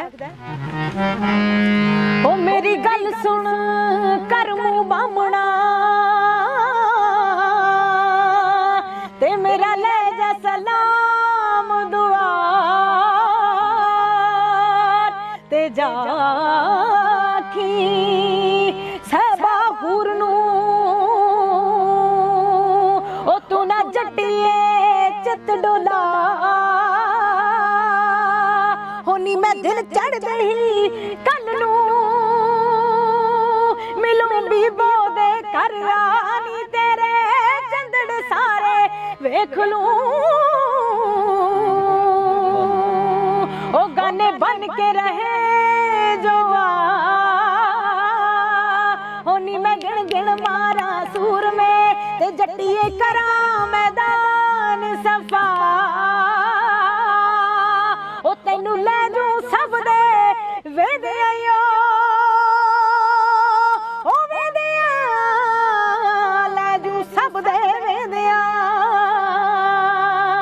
ਨੀ ਜੱਟੀਏ ਬੈਠ ਬੱਗੀ ਤੇ ਆ, ਨੀ ਜੱਟੀਏ ਬੈਠ ਬੱਗੀ ਤੇ ਆ। ਇੱਕ ਰਜ਼ਾ, ਇੱਕ ਨਾ ਮੈਂ ਜਦੋਂ ਤੁਸੀਂ ਗਾ ਰਹੇ ਸੀ, ਜਿਹੜੀ ਇਹ ਗਾਇਕੀ ਆ ਅਸਲ ਦੇ ਵਿੱਚ, ਜਿਵੇਂ ਸਾਡੇ ਲੋਕ ਗੀਤ ਆ, ਸਾਡੇ ਮੈਨੂੰ ਲੱਗਦਾ ਹੱਡਾਂ 'ਚ ਰਚੇ ਵੀ ਆ, ਹੈ ਨਾ। ਪਹਿਲਾਂ ਸਾਡੇ ਬਜ਼ੁਰਗਾਂ ਨੇ ਗਾਏ, ਹੈ ਨਾ, ਬਜ਼ੁਰਗਾਂ ਤੋਂ ਬਾਅਦ ਸਾਡੀ ਝੋਲੀ ਆਏ, ਤੇ ਇਸੇ ਤਰ੍ਹਾਂ ਹੀ ਮੈਨੂੰ ਲੱਗਦਾ ਸਾਨੂੰ ਵੀ ਸਾਂਭ ਕੇ ਆਪਣੇ ਗਾਂ ਅੱਗੇ ਬੱਚਿਆਂ ਦੇ ਝੋਲੀ ਵਿੱਚ ਇਹ ਇੱਕ ਵੱਖਰਾ ਸਕੂਨ ਨਹੀਂ, ਮਤਲਬ ਜੇ ਸੁਣਨ ਵਾਲੇ ਨੂੰ ਆ ਰਿਹਾ ਤਾਂ ਮੈਨੂੰ ਲੱਗਦਾ ਕਿ ਗਾਉਣ ਵਾਲੇ ਨੂੰ ਵੀ ਉਹਨਾਂ ਕੀ ਸਕੂਨ ਮਿਲਦਾ ਹੋਣਾ ਕਿ ਸਾਡੀ ਰੂਹ ਨੂੰ ਠਾਰ ਦਿੰਦੇ ਆ ਅੰਦਰੋਂ, ਇੱਕ ਹੋਰ ਹੀ ਤਰ੍ਹਾਂ ਦਾ ਫੀਲ ਦਿੰਦਾ। ਕੀ ਲੱਗਦਾ? ਮੈਂ ਸੋਚਦੀ ਹਾਂ ਕਿ ਮੈਂ ਬਲੈਸਡ ਹਾਂ ਜੀ। ਵਾਹਿਗੁਰੂ ਕਿਸੇ ਸੌਂ ਚੋਂ ਕਿਸੇ ਇੱਕ ਬੰਦੇ ਨੂੰ, ਜਾਂ ਸੌਂ ਚੋਂ ਕੁਛ ਚੰਦ ਬੰਦੇ ਹੁੰਦੇ ਆ ਜਿਨ੍ਹਾਂ ਨੂੰ ਇਹ ਕਲਾ ਬਖਸ਼ਦਾ ਹੈ, ਤੇ ਮੈਂ ਬਹੁਤ ਸ਼ੁਕਰ ਕਰਦੀ ਹਾਂ ਮੇਰੇ ਗੁਰੂ ਜੀ ਹੋਣਾ ਦਾ ਔਰ ਪਰਮਾਤਮਾ ਦਾ ਔਰ ਮੇਰੀ ਫੈਮਿਲੀ ਦਾ, ਖਾਸ ਕਰਕੇ ਜਿਨ੍ਹਾਂ ਨੇ ਜਦੋਂ ਮੈਂ ਚਾਹਿਆ ਮੈਨੂੰ ਉਹ ਦਿੱਤਾ। ਤੇ ਜਦੋਂ ਮੈਨੂੰ ਜਿਸ ਚੀਜ਼ ਦੀ ਵੀ ਲੋੜ ਸੀ, ਕਿਉਂਕਿ ਕਈ ਵਾਰ ਆਪ ਨੂੰ ਨਹੀਂ ਪਤਾ ਲੱਗਦਾ, ਤਾਂ ਜਿਹੜੇ ਵੱਡੇ ਹੁੰਦੇ ਆ, ਜਿਹੜੇ ਦੱਸ ਰਹੇ ਹੁੰਦੇ ਆ, ਸਿਖਾ ਰਹੇ ਹੁੰਦੇ ਆ, ਰਾਹ ਪਾ ਰਹੇ ਹੁੰਦੇ ਆ, ਤੇ ਉਹਨਾਂ ਨੂੰ ਪਤਾ ਹੁੰਦਾ ਕਿ ਇਹਨੂੰ ਕਦੋਂ ਕਿਹੜੀ ਚੀਜ਼ ਦੀ ਲੋੜ ਆ। ਸੋ ਉਸ ਟਾਈਮ ਤੇ ਮੈਨੂੰ ਉਹ ਚੀਜ਼ਾਂ ਮੈਨੂੰ ਪ੍ਰੋਵਾਈਡ ਕਰਵਾਈਆਂ ਗਈਆਂ। ਤੇ ਬਾਕੀ ਜਿਵੇਂ ਤੁਸੀਂ ਕਿਹਾ ਕਿ ਸਕੂਨੀਅਤ ਤਾਂ ਬਿਲਕੁਲ ਹੈ ਜੀ। ਜਿਵੇਂ ਆਪਾਂ ਕਿਤੇ ਬਾਹਰ ਚਲੇ ਜਾਂਦੇ ਆ ਤੇ ਜਿੰਨਾ ਮਰਜ਼ੀ ਉਹ ਜਾ ਕੇ ਤੁਸੀਂ ਉੱਥੇ ਤੁਹਾਨੂੰ ਭਗਤ ਮਿਲੇ, ਤੁਹਾਨੂੰ ਪਿਆਰ ਮਿਲੇ, ਸਤਿਕਾਰ ਮਿਲੇ, ਪਰ ਜਿੰਨਾ ਟਾਈਮ ਤੁਸੀਂ ਆਪਣੇ ਘਰੇ ਆ ਕੇ ਬੈਠਦੇ, ਆਪਣਾ ਘਰ ਦੀ ਰੋਟੀ ਨਹੀਂ ਨਾ ਖਾਂਦੇ, ਸਕੂਨ ਨਹੀਂ ਮਿਲਦਾ। ਸੋ ਮੈਂ ਇਹੀ ਚੀਜ਼ ਮੰਨਦੀ ਆ ਆਪਣੀ ਗਾਇਕੀ ਨੂੰ। ਬਿਲਕੁਲ ਸਹੀ ਹੈ, ਤੁਸੀਂ ਦਰੁਸਤ ਫਰਮਾਇਆ। ਤੇ ਇੱਕ ਚੀਜ਼ ਹੋਰ ਮੈਂ ਜਿਹੜੀ ਤੁਹਾਡੇ ਤੋਂ ਪੁੱਛਣੀ ਚਾਹੁੰਦਾ ਕਿ ਅੱਜ ਕੱਲ੍ਹ ਜਿਵੇਂ ਆਪਾਂ ਫੀਮੇਲ ਸਿੰਗਰ ਨੇ, ਹੈ ਨਾ, ਬਹੁਤ ਘੱਟ ਹੁੰਦਾ ਗਾਇਕੀ ਵਾਲੇ ਪਾਸੇ। ਕਈ ਵਾਰ ਮਾਪਿਆਂ ਦਾ ਰੁਝਾਨ ਨਹੀਂ ਹੁੰਦਾ, ਜਾਂ ਮਾਪੇ ਕਈ ਵਾਰ ਸੰਕੋਚ ਕਰਦੇ ਆ ਵੀ ਲੜਕੀਆਂ ਨੂੰ ਇਸ ਖੇਤਰ ਦੇ ਵਿੱਚ ਲਿਆਉਣਾ ਜਾਂ ਇਸ ਖੇਤਰ ਦੇ ਵਿੱਚ ਅੱਗੇ ਵਧਣਾ। ਤੁਹਾਨੂੰ ਇਸ ਤਰ੍ਹਾਂ ਦੀ ਕਿਸੇ ਮੁਸ਼ਕਲ ਦਾ ਸਾਹਮਣਾ ਕਰਨਾ ਪਿਆ, ਜਾਂ ਹੁਣ ਤੱਕ ਕਿਸੇ ਇਸ ਤਰ੍ਹਾਂ ਦੀ ਕੋਈ ਦਿੱਕਤ ਤੁਹਾਨੂੰ ਆਈ ਹੋਵੇ ਕਿ ਐਜ਼ ਏ ਫੀਮੇਲ ਆਰਟਿਸਟ ਵੀ ਇਸ ਪੂਰੀ ਇੰਡਸਟਰੀ ਦੇ ਵਿੱਚ ਕੋਈ ਇਦਾਂ ਦੀ ਕੋਈ ਚੀਜ਼ ਵਾਪਰੀ ਹੋ ਤੁਹਾਡੇ ਨਾਲ? ਰਹੀ ਗੱਲ ਮਾਪਿਆਂ ਦੀ, ਤਾਂ ਜਦੋਂ ਮੈਂ ਉਹਨਾਂ ਨੂੰ ਕਿਹਾ ਸੀ ਕਿ ਮੈਂ ਗਾਣਾ ਹੈ, ਤੇ ਉਹਨਾਂ ਨੇ ਕਦੇ ਵੀ ਇਤਰਾਜ਼ ਨਹੀਂ ਕੀਤਾ, ਸਗੋਂ ਦੀ ਉਹਨਾਂ ਨੇ ਮੈਨੂੰ ਪੁਸ਼ ਕੀਤਾ ਹਮੇਸ਼ਾ ਹੀ। ਤੇ ਇੰਡਸਟਰੀ ਦੀ ਗੱਲ ਕਰੀਏ ਤਾਂ ਮੈਨੂੰ ਹਾਲੇ ਤੱਕ ਇਦਾਂ ਦਾ, ਕਿਉਂਕਿ ਉਹਦਾ ਇੱਕ ਕਾਰਨ ਹੈ ਕਿ ਮੇਰੀ ਟੀਮ ਇਦਾਂ ਦੀ ਹੈ ਕਿ ਮੈਨੂੰ ਅੱਗੇ ਆਉਣ ਹੀ ਨਹੀਂ ਦਿੱਤਾ ਜਾਂਦਾ, ਮੈਂ ਕਿਸੇ ਨਾਲ ਡੀਲ ਹੀ ਨਹੀਂ ਕਰਦੀ। ਸੋ ਫਿਲਟਰ ਹੋ ਕੇ ਆਉਣੀ ਚੀਜ਼, ਉਹਦਾ ਫਰਕ ਹੈ। ਸੋ ਮੈਨੂੰ ਚੀਜ਼ਾਂ ਫੇਸ ਨਹੀਂ ਕਰਨੀਆਂ ਪਈਆਂ। ਹਾਂਜੀ, ਬਾਕੀ ਸਟਰਗਲ ਸਾਰੇ ਕਰਦੇ ਨੇ, ਤੇ ਜਿੰਨਾ ਚੋਂ ਮੈਂ ਵੀ ਇੱਕ ਨਹੀਂ। ਸਟਰਗਲ ਦਾ ਤਾਂ ਦੇਖੋ, ਬੰਦਾ ਜਦੋਂ ਤਰੱਕੀ ਦੀ ਪੌੜੀ ਜਦੋਂ ਚੜ੍ਹਦਾ ਤਾਂ ਉਹ ਸਟਰਗਲ ਦੇ ਰਾਹ ਹੋ ਕੇ ਨਿਕਲਦੀ ਹੈ। ਜਿਵੇਂ ਜਿਵੇਂ ਦਿਮਾਗ ਦਾ ਦਾਇਰਾ ਵੱਧਦਾ, ਤੇ ਪਹਿਲਾਂ ਮੈਨੂੰ ਇਹ ਲੱਗਦਾ ਸੀ ਕਿ ਸਟਰਗਲ ਕਰ ਰਹੇ ਹਾਂ, ਪਰ ਹੁਣ ਮੈਨੂੰ ਇਦਾਂ ਲੱਗ ਰਿਹਾ ਕਿ ਮੈਂ ਕੋਈ ਅਲੱਗਾ ਨਹੀਂ ਜੋ ਸਟਰਗਲ ਕਰ ਰਹੀ ਹਾਂ, ਇਹ ਮੇਰੀ ਮਿਹਨਤ ਦਾ ਪਾਰਟ ਹੈ। ਤੇ ਜੇ ਮੈਂ ਇਹ ਨਹੀਂ ਕਰੂੰਗੀ ਤਾਂ ਮੈਨੂੰ ਅੱਗੇ ਵਾਲੀਆਂ ਚੀਜ਼ਾਂ ਜਿਹੜੀਆਂ ਮੈਂ ਸੋਚੀਆਂ ਉਹ ਨਹੀਂ ਮਿਲਣਗੀਆਂ। ਅੱਛਾ, ਅੱਗੇ ਬਾਰੇ ਵੀ ਹੁਣ ਤੁਸੀਂ ਅੱਗੇ ਦੀ ਗੱਲ ਕੀਤੀ, ਅੱਗੇ ਬਾਰੇ ਵੀ ਦੱਸ ਦਿਓ ਥੋੜਾ ਜਿਹਾ, ਕੀ ਸੋਚ ਰੱਖਿਆ ਜੀ? ਪਹਿਲੀ ਗੱਲ ਇਹ ਹੈ ਕਿ ਚੰਗਾ ਵਾਹਿਗੁਰੂ ਸੁਰ ਬਖਸ਼ਣ ਹਮੇਸ਼ਾ, ਤੇ ਬਸ ਔਰ ਆਪਣੀ ਔਕਾਤ ਵਿੱਚ ਰਵਾਂ ਹਮੇਸ਼ਾ ਹੀ। ਤੇ ਬਾਕੀ ਇਹ ਕਿ ਸੁਪਨੇ ਹਰ ਇੱਕ ਨੇ ਸਜਾਏ ਹੁੰਦੇ ਆ, ਸੋ ਮੇਰੇ ਵੀ ਨੇ, ਚੰਗਾ ਗਾਵਾਂ ਤੇ ਵਧੀਆ ਗਾਵਾਂ, ਬਸ ਹਰ ਇੱਕ ਜਨਰ ਦਾ ਗਾਵਾਂ। ਇੱਕ ਤੁਹਾਨੂੰ ਮੈਂ ਵਧਾਈ ਜ਼ਰੂਰ ਦੇਵਾਂਗਾ ਕਿ ਜਿਹੜੇ ਹੁਣ ਤੱਕ ਤੁਹਾਡੇ ਟਰੈਕਸ ਆਏ ਨੇ, ਹਨਾ, ਜਿੰਨਾ ਤੁਸੀਂ ਗਾਇਆ, ਜਿਵੇਂ ਭਗਤ ਸਿੰਘ ਤਾਂ ਚੜ੍ਹ ਗਿਆ ਫਾਂਸੀ, ਮੈਂ ਖੁਦ ਕਹਿੰਦਾ ਵੀ ਮੈਨੂੰ ਬਹੁਤ ਸੁਣਿਆ ਮੈਂ, ਰੀਅਲੀ, ਮਤਲਬ ਮੈਨੂੰ ਇੰਨਾ ਕੁ ਉਸ ਵਿੱਚੋਂ ਫੀਲ ਆਉਂਦਾ ਸੀ, ਇੱਕ ਜਜ਼ਬਾ ਭਰਦਾ ਸੀ ਉਸ ਗੀਤ ਨੂੰ ਸੁਣ ਕੇ, ਉਹਨਾਂ ਬੋਲਾਂ ਨੂੰ ਸੁਣ ਕੇ, ਵੀ ਵਾਕਈ ਸਾਡੇ ਦੇਸ਼ ਦੇ ਜੋ ਹਾਲਾਤ ਆ ਵੀ ਇਹਨਾਂ ਚੋਂ ਨਿਕਲਣ ਵਾਸਤੇ, ਕਿਉਂਕਿ ਜਿਹੜੀ ਗਾਇਕੀ ਹੈ ਨਾ, ਗਾਇਕੀ ਮੈਂ ਸਮਝਦਾ ਕਿ ਇੱਕ ਕ੍ਰਾਂਤੀ ਦਾ ਨਾਮ ਹੈ। ਇਹ ਸ਼ਬਦ ਹੈ ਜਿਹੜੇ ਨਾ ਇੱਕ ਗਾਇਕ ਦੇ ਮੂੰਹ ਚੋਂ ਜਦੋਂ ਨਿਕਲਦੇ ਆ, ਇੱਕ ਲੇਖਕ ਦੀ ਕਲਮ ਚੋਂ ਜਦੋਂ ਉਹ ਸ਼ਬਦ ਬਣਦੇ ਆ, ਤਾਂ ਉਹ ਇੱਕ ਕ੍ਰਾਂਤੀ ਸਿਰਜਦੇ ਆ। ਤੇ ਉਸੇ ਤਰ੍ਹਾਂ ਦੀ ਕ੍ਰਾਂਤੀ ਇਸ ਗੀਤ ਦੇ ਵਿੱਚੋਂ ਮੈਨੂੰ ਲੱਗਦਾ ਸੀਗਾ ਵੀ ਲੋਕਾਂ ਦੇ ਜਿਹੜਾ ਮੂੰਹ ਤੇ ਚੜੇ ਉਹ ਸ਼ਬਦ, ਲੋਕਾਂ ਨੇ ਬਹੁਤ ਪਿਆਰ ਦਿੱਤਾ, ਮੈਂ ਖੁਦ ਉਹਨੂੰ ਬਹੁਤ ਪਸੰਦ ਕੀਤਾ। ਤੇ ਇਸ ਤਰ੍ਹਾਂ ਦੀ ਗਾਇਕੀ ਵਾਸਤੇ ਤੁਸੀਂ ਵਧਾਈ ਦੇ ਪਾਤਰ ਹੋ। ਪਹਿਲਾਂ ਤਾਂ ਜਿਹੜੀ ਇੰਡਸਟਰੀ ਦੇ ਵਿੱਚ ਜਿਸ ਤਰ੍ਹਾਂ ਦਾ ਦੌਰ ਚੱਲਦਾ ਹੈ, ਜਿਸ ਤਰ੍ਹਾਂ ਦੀ ਗਾਇਕੀ ਚੱਲ ਰਹੀ ਹੈ, ਜਿਸ ਤਰ੍ਹਾਂ ਦੇ ਗੀਤ ਚੱਲ ਰਹੇ ਆ, ਉਹਨੇ ਤੋਂ ਹਟ ਕੇ ਗਾਉਣ ਦੇ ਖਾਤਰ ਤੁਸੀਂ ਵਧਾਈ ਦੇ ਪਾਤਰ ਹੋ। ਤੇ ਪ੍ਰਮਾਤਮਾ ਅੱਗੇ ਇਹੀ ਦੁਆ ਕਰਦੇ ਕਿ ਇਸੇ ਤਰ੍ਹਾਂ ਹੀ ਤੁਸੀਂ ਗਾਉਂਦੇ ਰਹੋ। ਤੁਹਾਡੇ ਕੋਲੋਂ ਵੀ ਅਸੀਂ ਇਹੀ ਉਮੀਦ ਕਰਾਂਗੇ ਵੀ ਇਦਾਂ ਦੀ ਹੀ ਗਾਇਕੀ ਤੁਹਾਡੀ, ਇਸ ਤਰ੍ਹਾਂ ਦੀ ਸ਼ੈਲੀ ਰਹੂਗੀ। ਬਹੁਤ ਸ਼ੁਕਰੀਆ ਤੁਹਾਡਾ।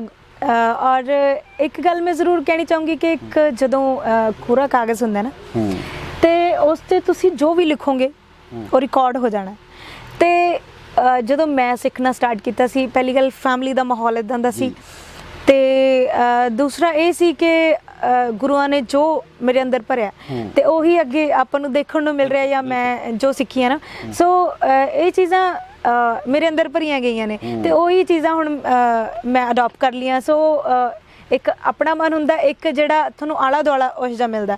ਸੋ ਮੈਂ ਬਸ ਖੁਸ਼ ਨਸੀਬ ਕਹੂੰਗੀ ਆਪਣੇ ਆਪ ਨੂੰ ਕਿ ਮੇਰੀ ਟੀਮ ਅੱਛੀ ਹੈ। ਸੋ ਸ਼ੁਕਰੀਆ ਰਜ਼ਾ, ਤੁਸੀਂ ਸਾਨੂੰ ਟਾਈਮ ਦਿੱਤਾ, ਤੁਸੀਂ ਆਪਣੇ ਕੀਮਤੀ ਸਮੇਂ ਦੇ ਵਿੱਚੋਂ ਸਮਾਂ ਕੱਢ ਕੇ ਸਾਡੀ ਛੋਟੀ ਜਿਹੀ ਕਾਲ ਦੇ ਉੱਪਰ ਤੁਸੀਂ ਸਾਰਾ ਇਹ ਸਮਾਂ ਕੱਢਿਆ। ਸੋ ਇਹ ਸਨ ਰਜ਼ਾ ਹੀਰ, ਜਿਨ੍ਹਾਂ ਵੱਲੋਂ ਜਿਨ੍ਹਾਂ ਦੀ ਗਾਇਕੀ ਇੱਕ ਇਹਨਾਂ ਦੀ ਪਹਿਚਾਣ ਆ, ਇੱਕ ਵੱਖਰੀ ਤਰ੍ਹਾਂ ਦੀ ਗਾਇਕੀ ਤੇ ਵੱਖਰੀ ਤਰ੍ਹਾਂ ਦਾ ਸਕੂਨ ਇਹਨਾਂ ਦੀ ਆਵਾਜ਼ ਦੇ ਵਿੱਚ ਹੈ। ਇਸੇ ਤਰ੍ਹਾਂ ਦੇ ਹੋਰ ਆਰਟਿਸਟ ਅਸੀਂ ਤੁਹਾਡੇ ਸਾਹਮਣੇ ਲਗਾਤਾਰ ਲੈ ਕੇ ਹਾਜ਼ਰ ਹੁੰਦੇ ਰਵਾਂਗੇ। ਜੁੜੇ ਰਹੋ ਇੰਡੋਜ਼ ਟੀਵੀ ਆਸਟ੍ਰੇਲੀਆ ਨਾਲ। ਧੰਨਵਾਦ।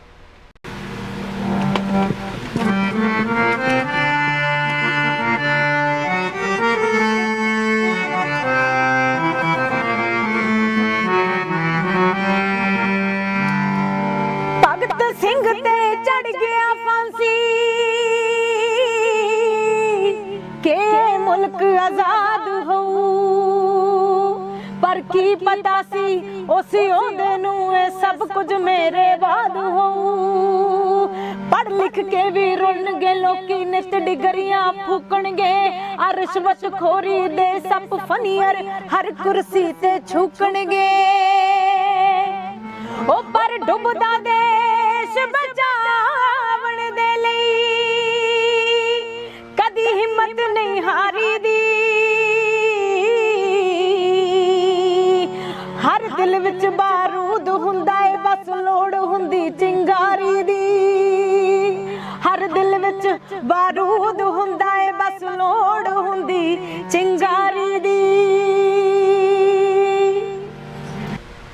ਸਤਿ ਸ਼੍ਰੀ ਅਕਾਲ ਜੀ, ਤੁਸੀਂ ਦੇਖ ਰਹੇ ਹੋ ਇੰਡੋਜ਼ ਟੀਵੀ ਆਸਟ੍ਰੇਲੀਆ ਤੇ ਮੈਂ ਹਾਂ ਗੁਰਿਕਬਾਲ ਸਿੰਘ।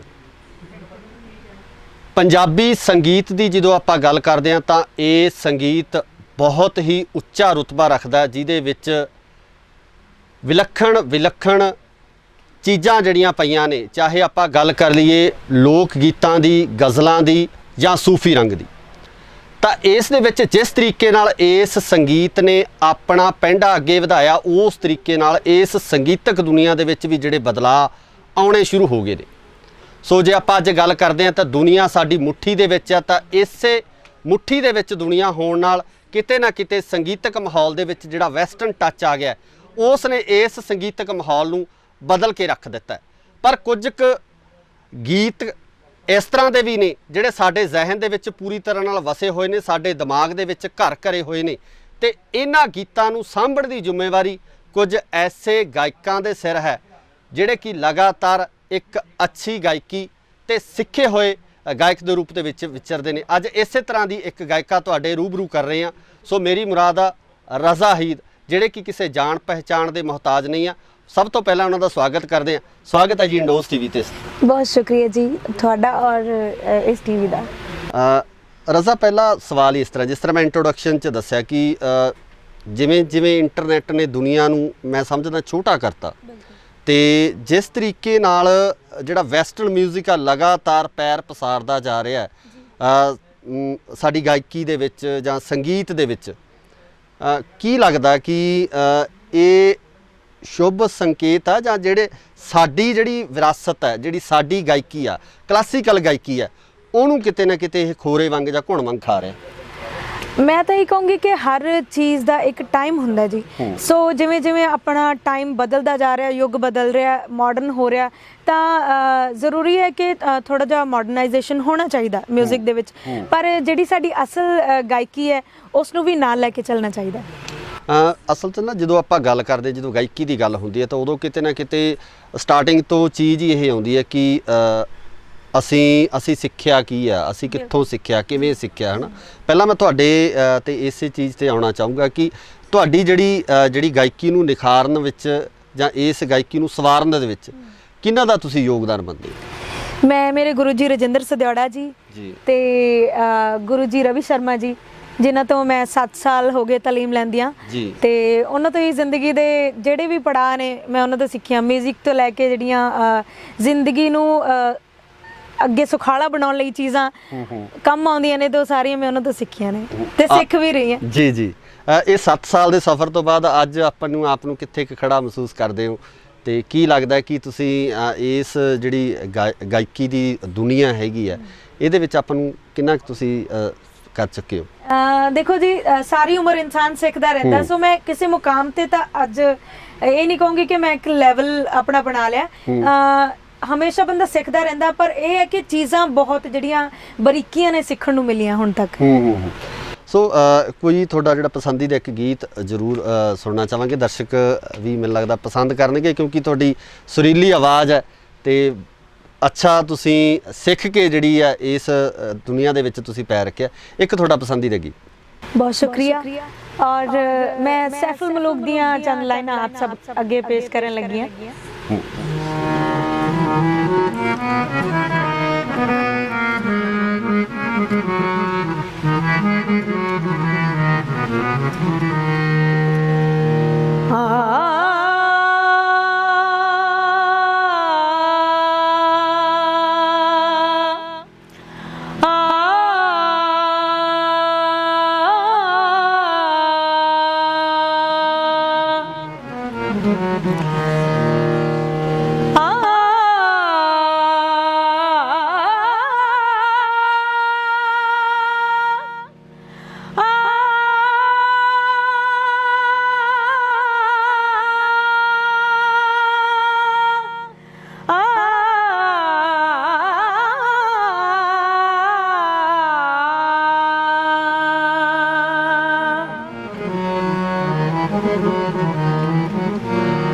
अव्वल हमद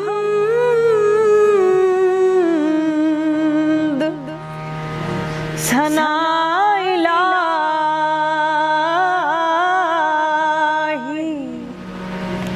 ते जो मालिक हर दा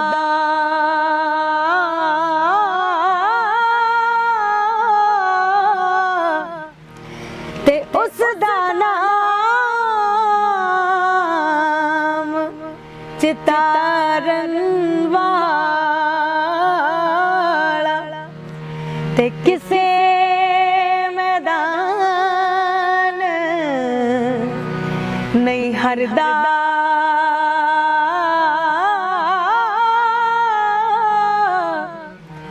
किसे मैदान नहीं हरदा।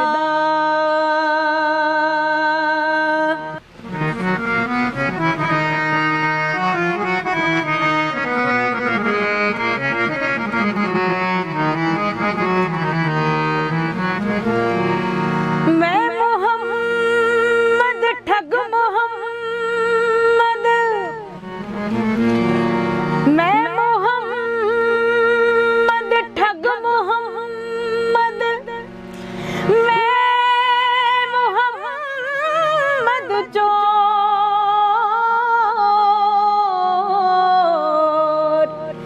ते जिस दा दुनिया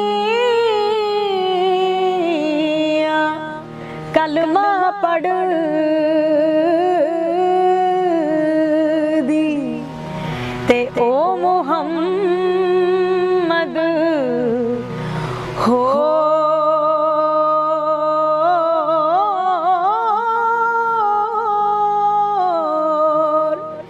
ओ मुहम्मद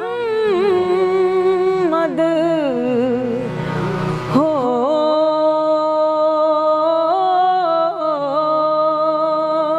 ਵਾਹ ਜੀ ਵਾਹ, ਕੀ ਬਾਤ ਹੈ।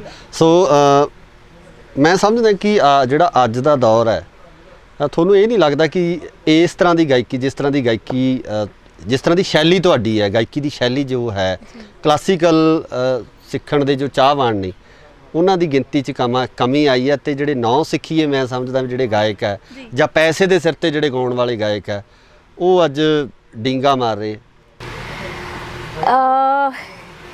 ਇਸ ਵਾਸਤੇ ਮੈਂ ਇਹ ਕਹੂੰਗੀ ਕਿ ਕਲਾਸੀਕਲ ਦਾ ਜਿਹੜਾ ਸਫ਼ਰ ਹੈ ਨਾ, ਜਦੋਂ ਜੇ ਤੁਸੀਂ ਕਲਾਸੀਕਲ ਸਿੱਖਣ ਦੀ ਇੱਛਾ ਰੱਖਦੇ ਹੋ, ਹਾਲਾਂਕਿ ਮੈਂ ਕਲਾਸੀਕਲ ਟ੍ਰੇਨਡ ਨਹੀਂ ਆ, ਮੇਰਾ ਜਿਹੜਾ ਜਨਰ ਹੈ ਉਹ ਫੋਕ ਦੇ ਵਿੱਚ ਹੈ, ਫੋਕ ਤੇ ਸੂਫੀ ਦੇ ਵਿੱਚ।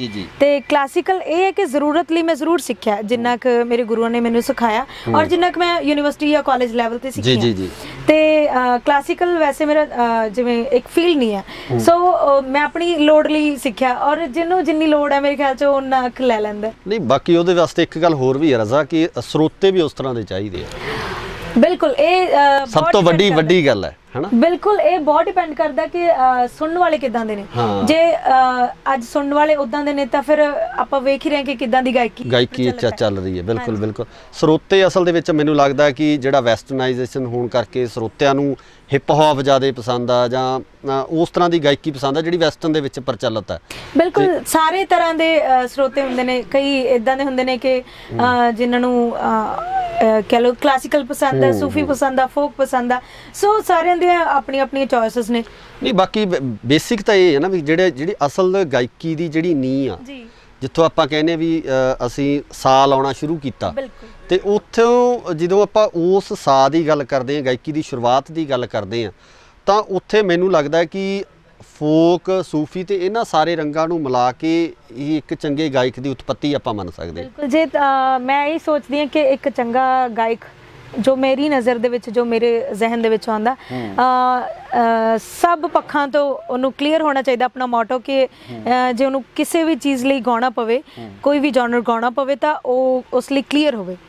ਜਿਹੜਾ ਅੱਜ ਦਾ ਦੌਰ ਆ, ਜਿਵੇਂ ਆਪਾਂ ਨਵੇਂ ਮੁੰਡਿਆਂ ਨੂੰ ਦੇਖਦੇ ਆ ਜਿਹੜੇ ਲਗਾਤਾਰ ਲਾਂਚ ਹੋ ਰਿਹਾ ਹਨਾ, ਚਾਹੇ ਉਹ ਪੈਸੇ ਦੇ ਦਮ ਤੇ ਹੋ ਰਿਹਾ ਜਾਂ ਕਿਸੇ ਹੋਰ ਤਰੀਕੇ ਨਾਲ ਡਾਇਰੈਕਟ ਉਹਨਾਂ ਦੀ ਲਾਂਚਿੰਗ ਹੁੰਦੀ ਆ, ਤਾਂ ਉਹਨਾਂ ਵਿੱਚ ਸਿੱਖਿਆ ਦੀ ਘਾਟ ਦੇ ਕਾਰਨ ਹੀ ਉਹ ਜ਼ਿਆਦਾ ਲੰਬਾ ਸਮਾਂ ਜਿਹੜਾ ਆਪਣੇ ਆਪ ਨੂੰ ਟਿਕਾ ਨਹੀਂ ਪਾਉਂਦੇ ਇਸ ਖੇਤਰ ਦੇ ਵਿੱਚ। ਜਿਸ ਤਰੀਕੇ ਨਾਲ ਗਾਣੇ ਨਵੇਂ ਆ ਰਹੇ ਆ, ਪਰ ਉਹ ਮੈਨੂੰ ਲੱਗਦਾ ਵੀ ਇੱਕ ਹਫ਼ਤੇ ਤੱਕ ਸਾਡੀ ਜ਼ੁਬਾਨ ਤੇ ਰਹਿੰਦੇ ਆ, ਮੂੰਹ ਤੇ ਰਹਿੰਦੇ, ਉਸ ਤੋਂ ਬਾਅਦ ਸੋਸ਼ਲ ਮੀਡੀਆ ਇੱਕ ਇਹੋ ਜਿਹਾ ਟਾਈਮ ਹੈ ਕਿ ਸਾਨੂੰ ਹਰ ਚੀਜ਼ ਬਹੁਤ ਸੌਖੀ ਹੋ ਗਈ ਆ। ਪਹਿਲਾਂ ਇਦਾਂ ਹੁੰਦਾ ਸੀ ਕਿ ਕੋਈ ਵੀ ਗਾਣਾ ਸੁਣਨਾ ਸੀ, ਉਹਦੇ ਲਈ ਬਹੁਤ ਮੁਸ਼ੱਕਤ ਕਰਨੀ ਪੈਂਦੀ ਸੀ, ਬਹੁਤ ਮਿਹਨਤ ਕਰਨੀ ਪੈਂਦੀ ਸੀ, ਕਸਟ ਖਰੀਦਣੀ ਪੈਂਦੀ ਸੀ ਜਾਂ CD ਖਰੀਦਣੀ ਪੈਂਦੀ ਸੀ, ਤਾਂ ਕਈ ਵਾਰ ਇਦਾਂ ਹੁੰਦਾ ਸੀ ਕਿ ਕਸਟ ਮਿਲਦੀ ਨਹੀਂ ਸੀ, ਸੋ ਉਹਦੇ ਲਈ ਸਟਰਗਲ ਕਰਨਾ ਪੈਂਦਾ ਸੀ। ਹੁਣ ਇਦਾਂ ਦਾ ਕੋਈ ਸਟਰਗਲ ਨਹੀਂ ਰਿਹਾ। ਇੱਕ ਕਲਿੱਕ ਦੀ ਲੋੜ ਹੁੰਦੀ ਹੈ, ਸਰਚ ਦੀ ਲੋੜ ਹੁੰਦੀ ਹੈ, ਤੇ ਸਭ ਕੁਝ ਜਿਹੜਾ ਡੇਟਾ ਉਹ ਤੁਹਾਡੇ ਸਾਹਮਣੇ ਪਿਆ ਹੁੰਦਾ। ਸੋ ਇਸ ਚੀਜ਼ ਨੇ ਵੀ ਬਹੁਤ ਅਸਰ ਕੀਤਾ। ਅੱਛਾ, ਇੱਕ ਰਜ਼ਾ ਹੋਰ ਬੜਾ ਵੱਡੀ ਇੱਕ ਅਸਲ ਜਦੋਂ ਆਪਾਂ ਇਸ ਗਾਇਕੀ ਦੇ ਵਿੱਚ ਆਉਣੇ ਆ, ਜਾਂ ਉੱਥੇ ਇੱਕ ਕੰਪਨੀਆਂ ਵੱਲੋਂ ਬੜੀ ਇੱਕ ਚੀਜ਼ ਕਮਰਸ਼ਲਾਈਜ਼ ਇਹਨੂੰ ਕਰ ਦਿੱਤਾ ਗਿਆ, ਕਮਰਸ਼ਲਾਈਜ਼ ਵੱਲ ਇਹਨੂੰ ਲਿਜਾਇਆ ਗਿਆ ਗਾਇਕੀ ਨੂੰ, ਹੈ ਨਾ। ਮੈਂ ਸਮਝਦਾ ਕਿ ਨਾ ਕੰਪਨੀਆਂ ਵੀ ਕਿਤੇ ਨਾ ਕਿਤੇ ਇਸ ਚੀਜ਼ ਦੀਆਂ ਜ਼ਿੰਮੇਵਾਰ ਨੇ, ਵੀ ਉਹਨਾਂ ਵੱਲੋਂ ਗਾਇਕਾਂ ਨੂੰ ਬਾਉਂਡ ਕਰਕੇ, ਜੇ ਉਹਨਾਂ ਦੀ ਅਸਲ ਗਾਇਕੀ ਨੂੰ ਪਿੱਛੇ ਰੱਖ ਕੇ ਕਮਰਸ਼ਲਾਈਜੇਸ਼ਨ ਕਰਕੇ ਵੀ ਇਹਦਾ ਰੂਪ ਆ ਜਿਹੜਾ ਵਿਗਾੜ ਦਿੱਤਾ ਗਿਆ। ਤੁਹਾਡੇ ਨਾਲ ਵੀ ਕੁਝ ਇਦਾਂ ਦਾ ਹੋਇਆ ਜਾਂ ਤੁਹਾਨੂੰ ਲੱਗਦਾ, ਤੁਸੀਂ ਸਹਿਮਤ ਹੋ ਇਸ ਗੱਲ? ਸਭ ਦਾ ਆਪਣਾ ਨਜ਼ਰੀਆ ਜੀ, ਕਿਉਂਕਿ ਮੈਂ ਹਾਲੇ ਤੱਕ ਕਿਸੇ ਕੰਪਨੀ ਨਾਲ ਕੰਮ ਨਹੀਂ ਕਰ ਰਹੀ। ਅੱਛਾ। ਤੇ ਮੇਰੇ ਗੁਰੂ ਜੀ ਮੈਨੂੰ ਸਾਰਾ ਸਿਖਾਉਂਦੇ ਨੇ, ਤੇ ਹਾਂਜੀ ਕੰਪਨੀਜ਼ ਆਉਂਦੀਆਂ ਜ਼ਰੂਰ ਨੇ ਆਫਰਸ ਲਈ, ਜਾਂ ਵੀ ਤੁਸੀਂ ਬਾਉਂਡ ਹੋ ਜਾਓ। ਸੋ ਆਪਣਾ ਨਜ਼ਰੀਆ ਵੇਖਣ ਦਾ, ਤੇ ਮੈਨੂੰ ਤਾਂ ਇਹ ਲੱਗਦਾ ਕਿ ਤੁਸੀਂ ਜਿੰਨਾ ਖੁੱਲ੍ਹ ਕੇ ਕੰਮ ਕਰ ਸਕੋ ਤੇ ਉਹਨਾਂ ਕਰੋ। ਤੁਹਾਡੀ ਪਸੰਦੀਦਾ ਸ਼ੈਲੀ ਕਿਹੜੀ ਹੈ? ਫੋਕ ਨੂੰ ਤੁਸੀਂ ਗਾਉਣਾ ਜ਼ਿਆਦਾ ਪਸੰਦ ਕਰਦੇ ਹੋ ਕਿ ਸੂਫੀਅਤ ਵਾਲੇ ਪਾਸੇ? ਜਾਂ ਮੈਂ ਟਰਾਈ ਕਰਦੀ ਹਾਂ ਕਿ ਮੈਂ ਸਭ ਗਾਵਾਂ, ਹਿੰਦੀ ਜਾਂ ਜੋ ਵੀ ਮੈਨੂੰ ਆਫਰ ਹੁੰਦਾ ਗਾਉਣ ਲਈ, ਪੰਜਾਬੀ, ਹਿੰਦੀ ਜਾਂ ਕੋਈ ਵੀ ਇੱਦਾਂ ਦੀ ਸ਼ੈਲੀ, ਪਰ ਜਿਹੜਾ ਮੇਰਾ ਅਸਲ ਹੈ, ਜਿਹਦੇ ਚ ਰੂਹ ਹੈ, ਉਹ ਸੂਫੀ ਹੈ ਜੀ।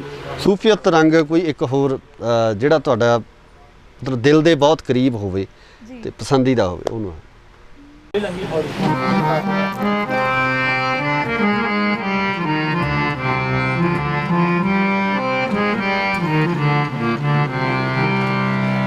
ਮਨ ਅਟਕਿਆ ਬੇਪਰਵਾਹ ਦੇ ਨਾਲ, ਮਨ ਅਟਕਿਆ ਬੇਪਰਵਾਹ ਦੇ ਨਾਲ, ਉਸ ਦੀਨ ਦੁਨੀ ਦੇ ਸ਼ਾਹ ਦੇ ਨਾਲ, ਹੋ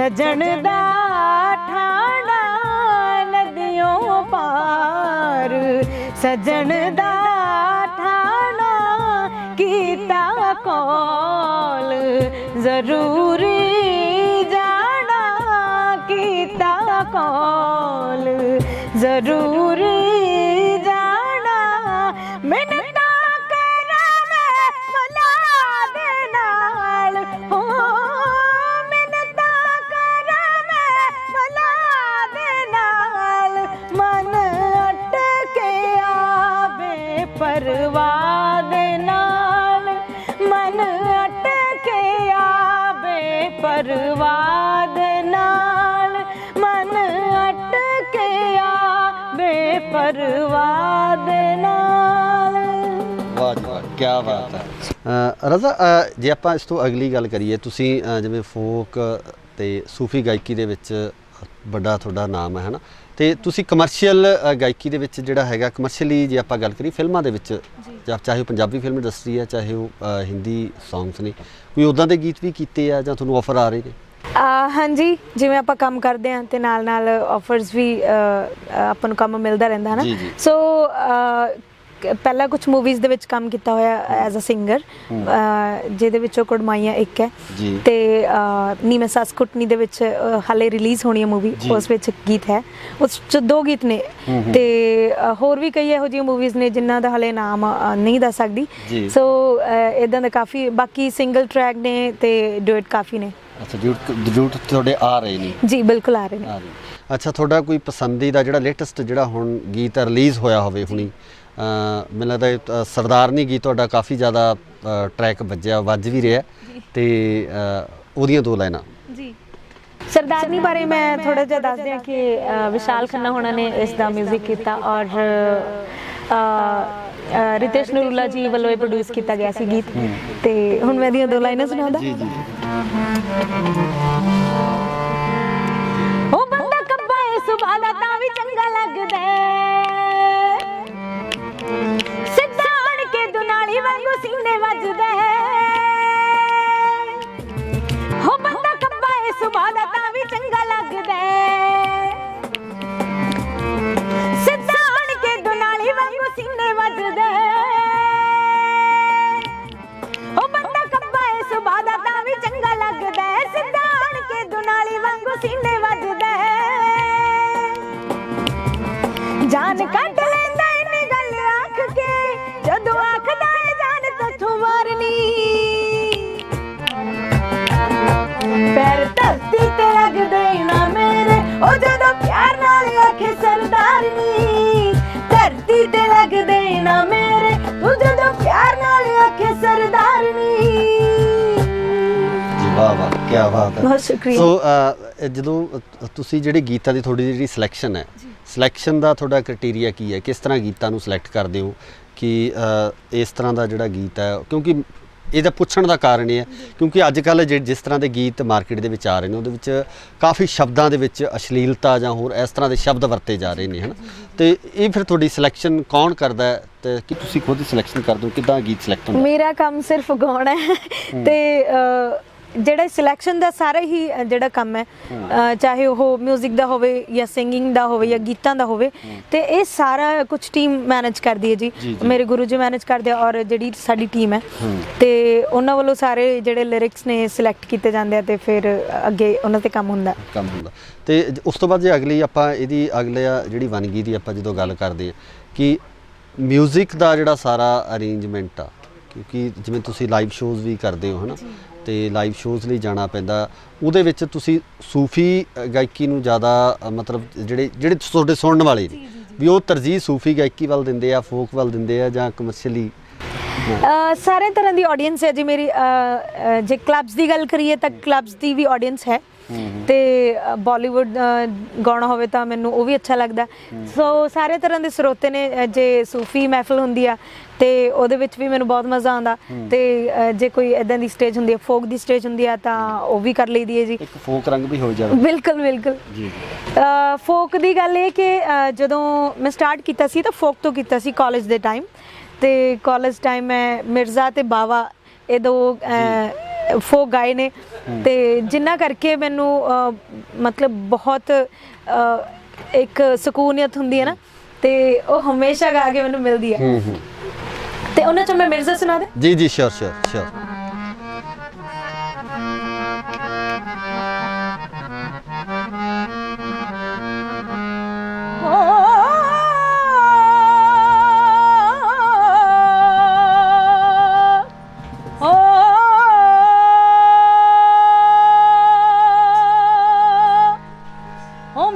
ਗੱਲ ਸੁਣ ਕਰਮੂ ਬਾਮਣਾ,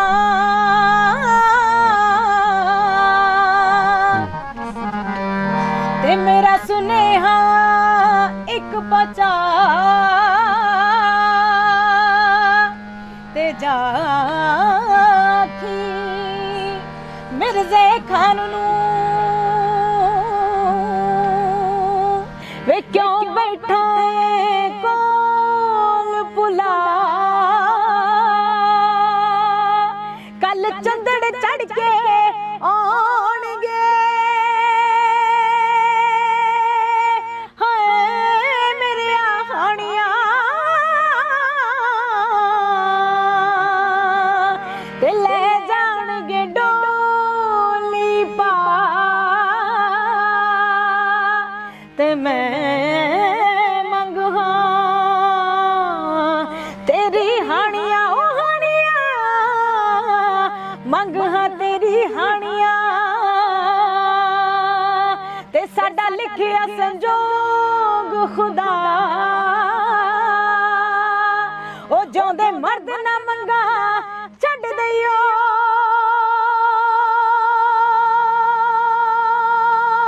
ਸਿਰ ਧੜਦੀ ਦਿੰਦੇ ਲਾਜ ਤੂੰ ਅਜ ਨਾ ਪਹੁੰਚਿਓ ਹਾਣੀਆਂ, ਤੇ ਮੈਂ ਮਰਸਾਂ ਮੋਰਾ ਖਾ।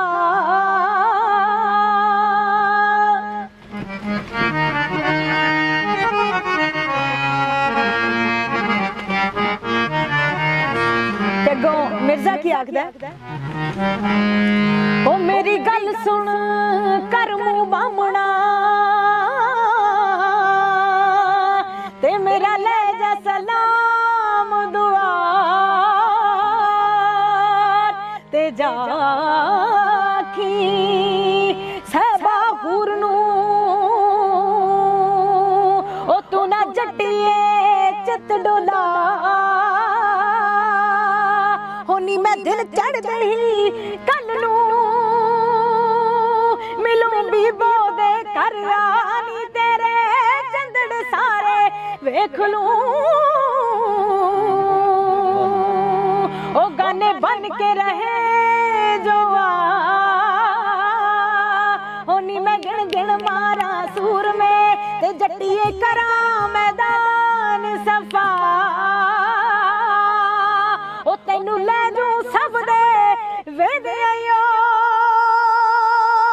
ਉਹ ਵੇਦਿਆ ਲੈ ਜੂ ਸਭ ਦੇ ਵੇਦਿਆ, ਨੀ ਜੱਟੀਏ ਬੈਠ ਬੱਗੀ ਤੇ ਆ, ਨੀ ਜੱਟੀਏ ਬੈਠ ਬੱਗੀ ਤੇ ਆ। ਇੱਕ ਰਜ਼ਾ, ਇੱਕ ਨਾ ਮੈਂ ਜਦੋਂ ਤੁਸੀਂ ਗਾ ਰਹੇ ਸੀ, ਜਿਹੜੀ ਇਹ ਗਾਇਕੀ ਆ ਅਸਲ ਦੇ ਵਿੱਚ, ਜਿਵੇਂ ਸਾਡੇ ਲੋਕ ਗੀਤ ਆ, ਸਾਡੇ ਮੈਨੂੰ ਲੱਗਦਾ ਹੱਡਾਂ 'ਚ ਰਚੇ ਵੀ ਆ, ਹੈ ਨਾ।